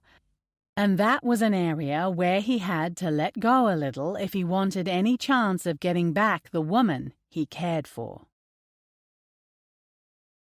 Chapter 19. Emmeline's hands fluttered nervously by her side. The ballroom at the old Wentworth department store on Burke Street was filled to the brim with shiny, beautiful people. Even though she'd been with the company for 7 months now, she hadn't seen the ballroom before. It was tucked away in the heritage-listed department store, accessed by a private elevator. "Apparently, they used to have all kinds of exciting parties back here in the 20s, Eleanor said. "I can imagine it with jazz music and women wearing those fringed dresses during the Charleston. I heard they filmed a scene here for Miss Fisher's Murder Mysteries. It's beautiful. Emmeline nodded as she sipped her champagne, trying to ease her nerves with the sight of the old paintings in ornate gilt frames that adorned the walls. Thanks for having me as your +1. I still can't believe you didn't invite your mystery man to be your date. She winked. Not that I'm complaining. Free drinks and a chance to perv on our fearless leader is good enough for me. Emmeline's stomach tightened, and considering her body already felt strangled by the boned waist of her evening gown, that wasn't a good thing. She was at risk of fainting in front of a room full of people who were important to her career. And Parker. She wasn't sure where he fit into her life anymore. In the 2 weeks since she'd stormed out of his office, he'd only tried to call her those first 2 days. After that, it had been radio silence. No more surprise appearances at her desk, no more meeting requests. Nada. Was it possible he'd moved on to someone else already? She'd tortured herself with that thought all week long in the lead-up to the awards ceremony. What if he brought a date tonight? What if she saw them holding hands? What if he touched her in all the ways that Emmeline was craving, like an addict craves their poison of choice? You have to stay strong. He could have emailed you. He could have called again. If you never see him again, then it wasn't meant to be. I wonder if our fearless leader has brought a date, Emmeline said as she sipped her drink again.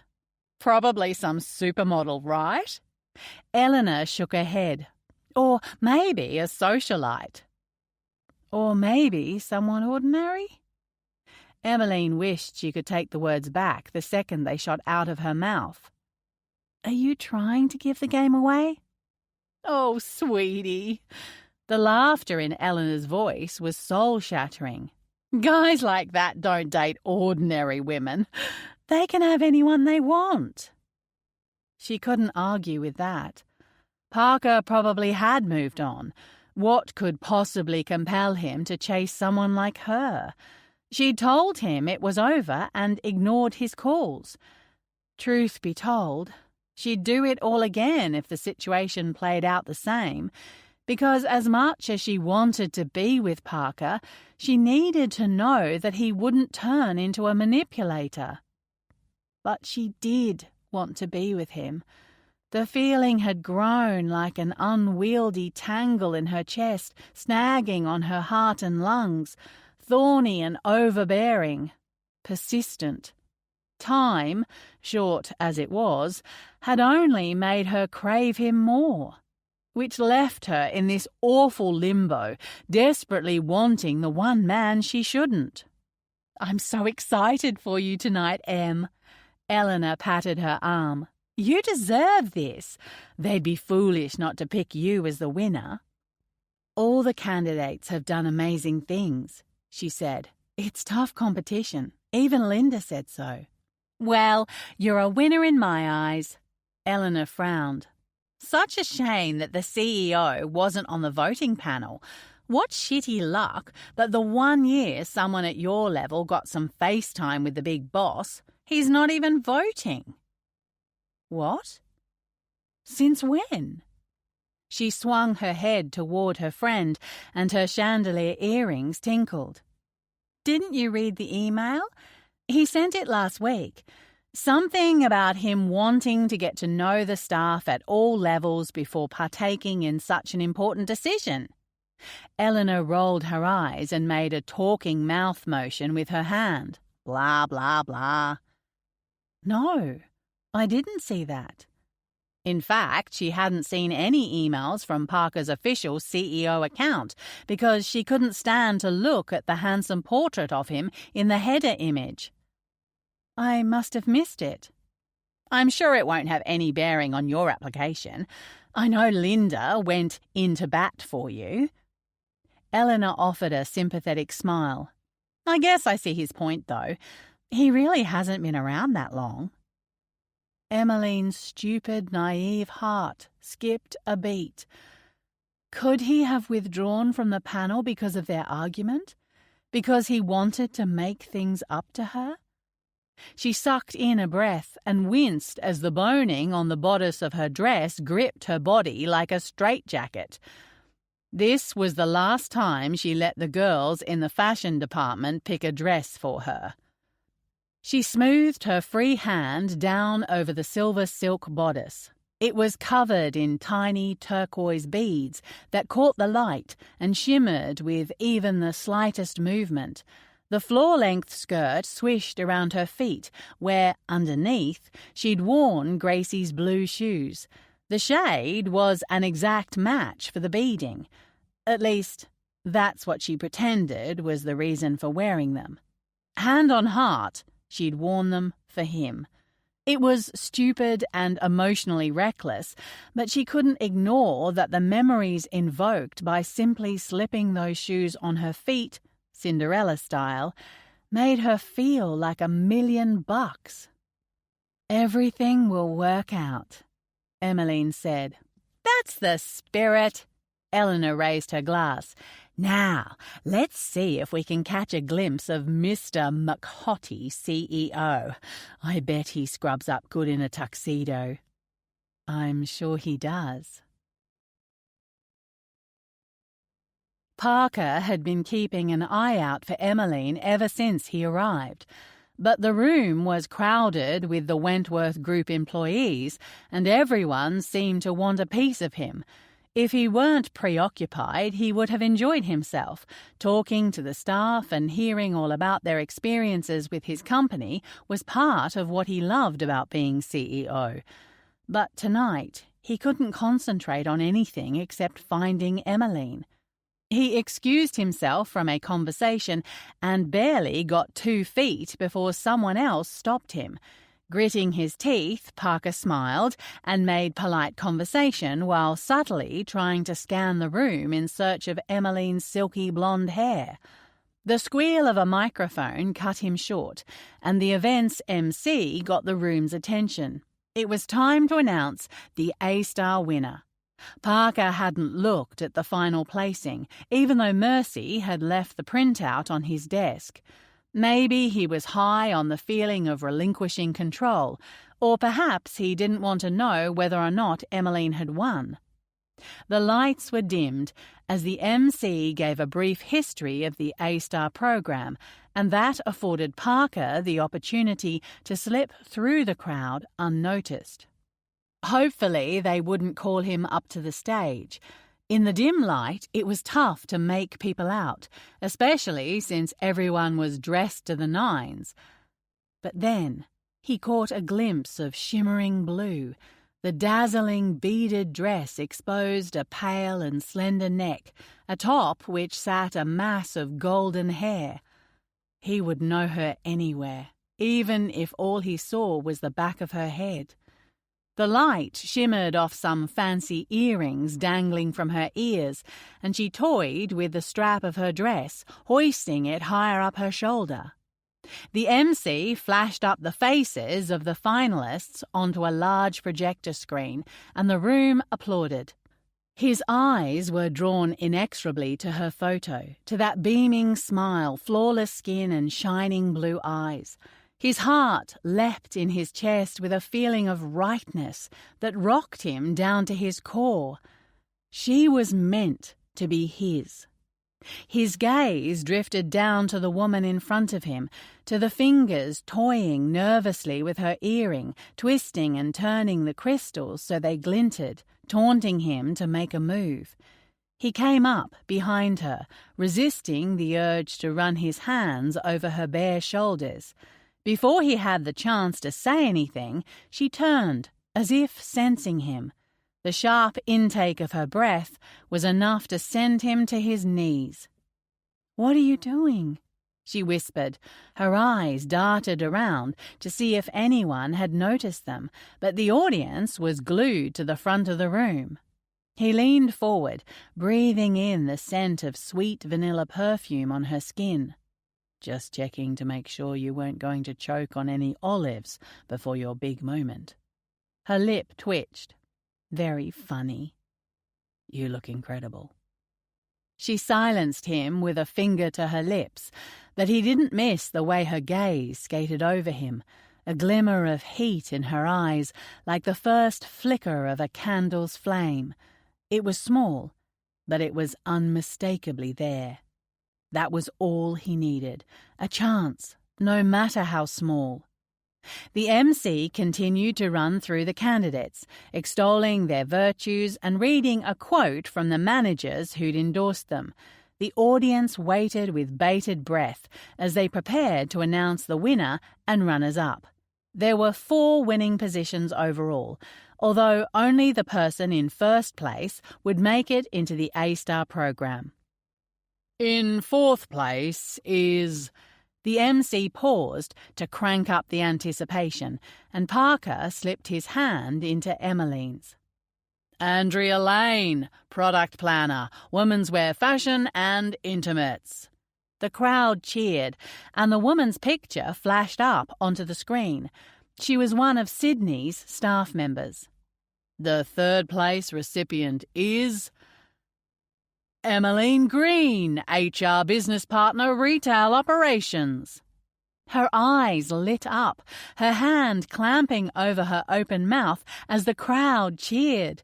She looked thrilled, but disappointment stabbed at Parker's gut. In his eyes, Emmeline deserved first place.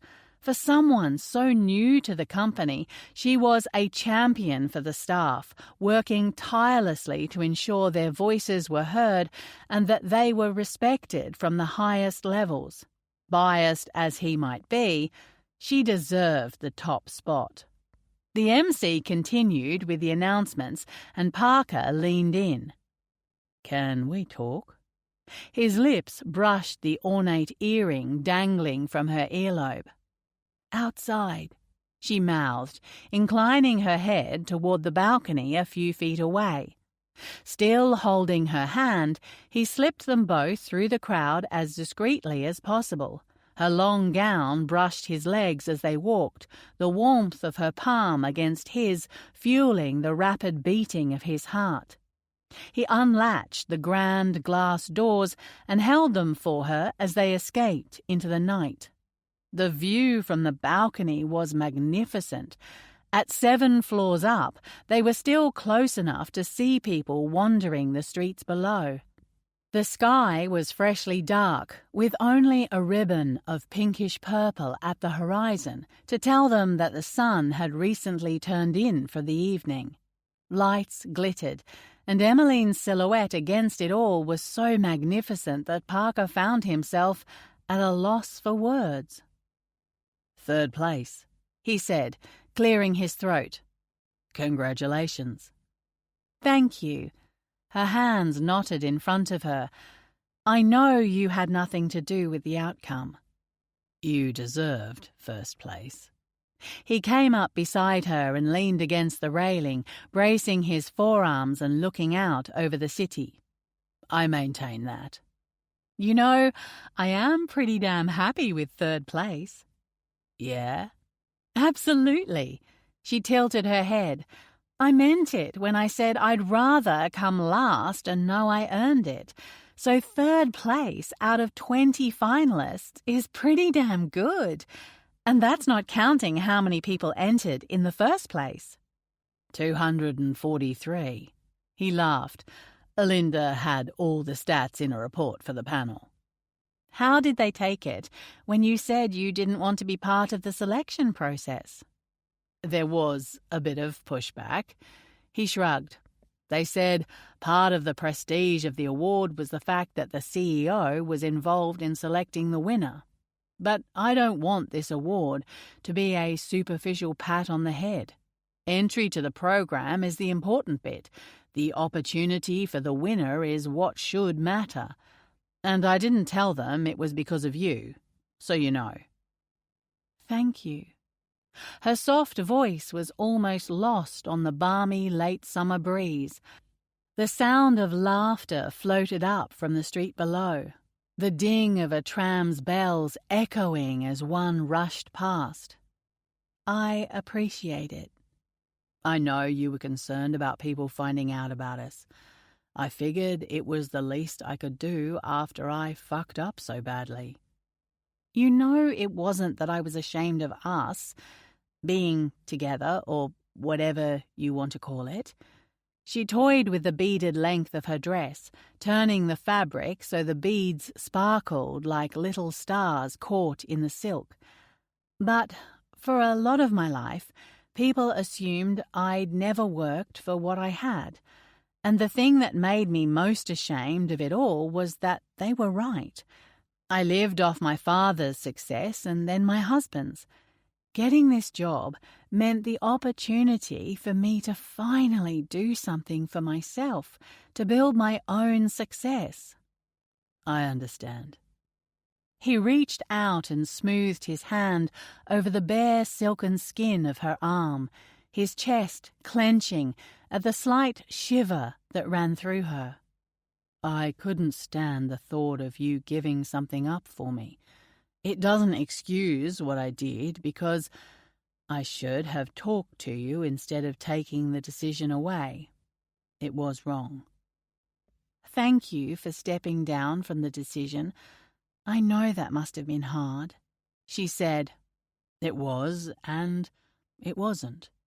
His thumb stroked over her wrist.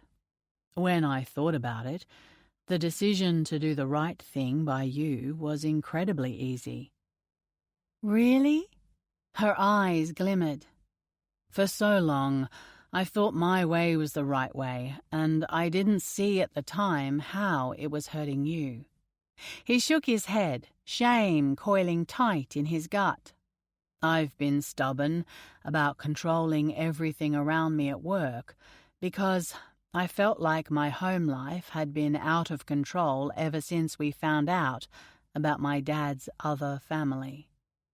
Emmeline touched a delicate hand to his chest, smoothing over the silk lapel of his tuxedo jacket, the vibrant purple on her nails catching the light. "I guess the problem was that I fell into both camps, didn't I? Home life and work life." "You're a conundrum like that," he said with a smile. "Emmeline, I'm so damn sorry for how I messed up. It's inexcusable. But I don't know how else to show you that I've learned my lesson." "I don't know if you can."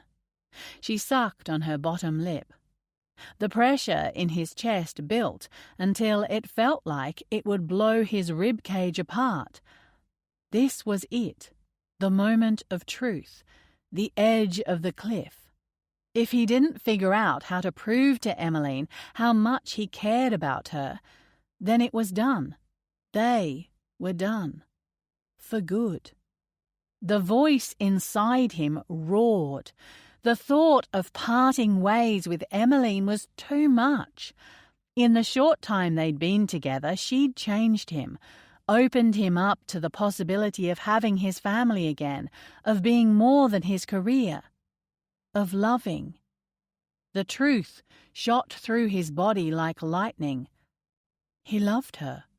It explained so much, that he couldn't stay away, that he couldn't let her go. He loved her, and now he was about to lose her.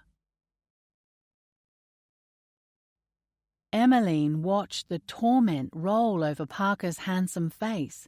Normally he kept his vulnerabilities in check. He'd show anger, but not fear, frustration, but not regret. Only now his hazel eyes were bottomless pools of emotion, his expression raw and readable. Emmeline. His eyes squeezed shut for a moment. I have so many things to say, and none of them seem adequate. What's there to say? She said with a false cheeriness. We've had a good time. I enjoyed it thoroughly. But that doesn't mean we're right for one another. Literally nothing else in my life has been as right for me as you are. The words were rough-hewn, jagged. What we shared, it was more than sex. I've had good sex before, and this," he waved his hand between them, "is more. We are more." "Parker, stop." Her dress was doing that squeezing thing again, and the cage was too small for her lungs, too small for her fluttering heart. God, she wanted to believe him. She wanted it more than the blood in her veins. "You're making this harder." "Good. That's exactly what I'm going for, because I can't let you go without a fight." He raked a hand through his hair, and the warm brown strands sprung back into place. "I know you want to make your own decisions and be your own person. I respect that, but you need to make your decision with all the facts in hand." "I have the facts," she whispered, her pulse racing. She should leave now, take off through those double doors and lose herself in the crowd. But it felt as though her heels had been glued to the tiled floor, her legs and arms infused with lead. Her heart was holding her hostage. "Your heart knows nothing. Listen to your head. Go now." "No, you don't." He smoothed his hand along her jaw and tilted her face up to his.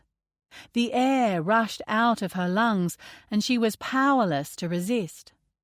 "You've changed me. What I did, a year ago, I wouldn't have thought twice about it.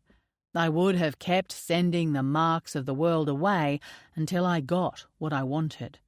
I would have kept pulling strings and playing puppet master until I reached my goal. But I understand now that sometimes the best thing I can do is to stop trying to control things." "That's why you removed yourself from the panel." "It's why I came here tonight with absolutely no idea of who was going to win." "Really?" Her heart skipped a beat. "Mercy gave me the results, and they're still sitting on my desk, unopened." He drew his finger in a cross shape over his heart. "I wanted to be here to support you, not knowing either way how it would play out. You did that to me, Em. You're helping me to live with the unknown." She swallowed, but a lump had lodged in her throat, and all the words were backing up behind it. The resolve she'd padded herself with was slowly cracking and flaking away. Parker was laying it all on the line, making himself vulnerable to her rejection, owning up to his mistakes. Conrad had never done that. He'd left their marriage with a mouthful of blame. He lived in ignorance of her feelings. In fact, he'd reveled in it because it meant never having to take responsibility. Here, tonight, proved that Parker was different. "Is that all the facts?" she asked. "No." His thumb swept over her cheek. "I love you, Emmeline. That's the last piece of the puzzle." He loved her? Instead of feeling the weight of her decision pressing down on her shoulders, she suddenly felt free. The feelings had been there early on, a little seed lost amongst the garden of her baggage, but they'd nurtured it, watered it. Love. She'd once assumed it meant marriage and babies and a magazine-perfect life without argument and disagreement. But that wasn't it at all. It was fighting for what you believed in and coming together as better people. Parker had changed her as she'd changed him. She was stronger now, more confident to stand up for what she wanted. The last step would be allowing herself to be in a position where she might be hurt again. But for this man, for Parker, it was worth the risk. "I love you too." The words made her heart soar. The feeling quickly turned to something darker and steamier as he pressed her against the balcony, his lips grazing hers. Is it crazy that that's the hottest thing you've ever said to me? She giggled. I don't know if it's hot. It is, baby. His hand fisted in the length of her skirt. You have no idea how much I needed it. And here I was thinking it would be the shoes that would get you all hot and bothered. She nipped at his jaw. You didn't. His eyes widened as he lifted the hem of the gown to reveal the infamous blue shoes. Oh, baby, you did. I didn't know what was going to happen tonight. She looped her arms around his neck, but something told me to put them on. I'm so glad you did. You know they're not even my shoes. They belong to my sister. She can't have them back. His lips found hers, hungry and hot, as the night whirled around them. Strands of Emmeline's hair blew around her face, and he brushed them back with both hands. She can come and see Sid and pick out whatever shoes she likes, but these are staying with you. Yes, boss. Her fingers curled into the laps of his tux. Inside there was a raucous cheer and the blast of music. Their private little moment was about to be over. What do we do now? That's up to you. His fingers interlaced with hers. I want nothing more than to walk back in there with you by my side. But that decision is yours. She swallowed. Everyone would know. They may question her place on the A-star list, even though Parker had withdrawn from the selection process. They might think she was after money or a promotion or social status. But did it matter in the grand scheme of things? Parker loved her, and she loved him back. She would still work hard, she would still be her own person, and she would still make her own decisions. Let's do it, she said, excitement fizzing in her veins. Let's give them something to talk about. Epilogue. 7 months later. Emmeline sat back in the rocking chair, unable to speak for the wonder that filled her body while she held the little baby girl in her arms. Anastasia. She's so beautiful. She blinked back tears, unable to tear her eyes off this tiny human life snoozing so adorably, as though she weren't the most precious thing in the world. Well, second most precious. That'll be you soon, Parker whispered as he bent down, wrapping one arm around her shoulders and squeezing. You're a natural.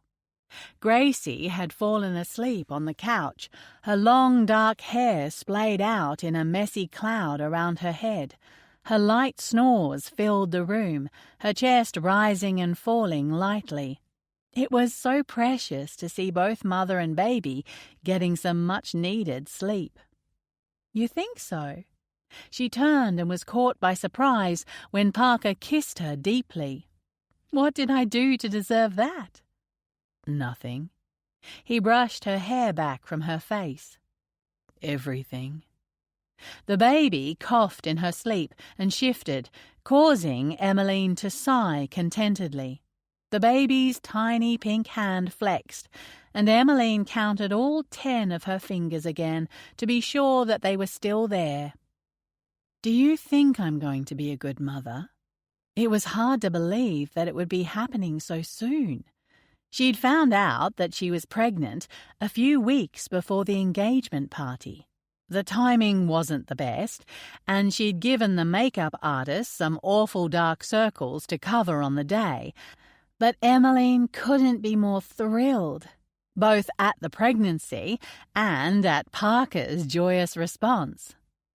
Are you kidding me? You'll be perfect. He pressed a kiss to her forehead. Hell, if you can handle me and my family, then you're made of stronger stuff than anyone else I know. Things with Parker's family were better, though not perfect. She'd convinced him to allow Arthur and Irene to come to the engagement party, although he hadn't budged on letting Arthur do a speech. Instead, Ian had stolen the show and spilled all of Parker's dirty secrets. No doubt a glimpse of what embarrassment would come on their wedding day. But Parker was on talking terms with his father now. Family is important, even if they're not perfect. I want our child to know his or her grandparents, he said, sighing as though the decision still weighed on him. I guess it's time for me to put aside the past and focus on the future, right? We don't have a choice now. This baby is coming whether those demons are buried or not. You're right. It's not just about us anymore. He squeezed her. Honestly, being with you has made me understand my father more. I still won't ever agree with what he did, but I can see how he might have been misguided into thinking he was protecting us by not being out in the open with Beau and Irene. Yeah? It's totally wrong what he did, but I know I would do anything for our baby. Absolutely anything. So I'll give him some leeway. He sucked in a breath. But the difference is that our relationship is what keeps me going. You make me a better person, Emmeline, and that means I'll be a better father than he was. There you go again, always overachieving, she said, unable to contain the smile that spread across her lips. I'll have to get the gold stars out when we get home. Screw the gold stars. I want you to wear those high heels again. Warmth spread through her as she looked up at her fiancé, her mind already racing with the possibilities of a passion-filled evening. Anything else? Just you, baby. That's all I need. This concludes Taken by the CEO by Stefanie London, narrated by Bree Jackman. Copyright 2017 by Stefanie London. This unabridged audiobook is published by arrangement with Entangled Publishing LLC and was produced in the year 2022 by Tantor Media Incorporated, a division of Recorded Books which holds the copyright thereto. Please visit tantor.com for more information on our growing library of unabridged audiobooks.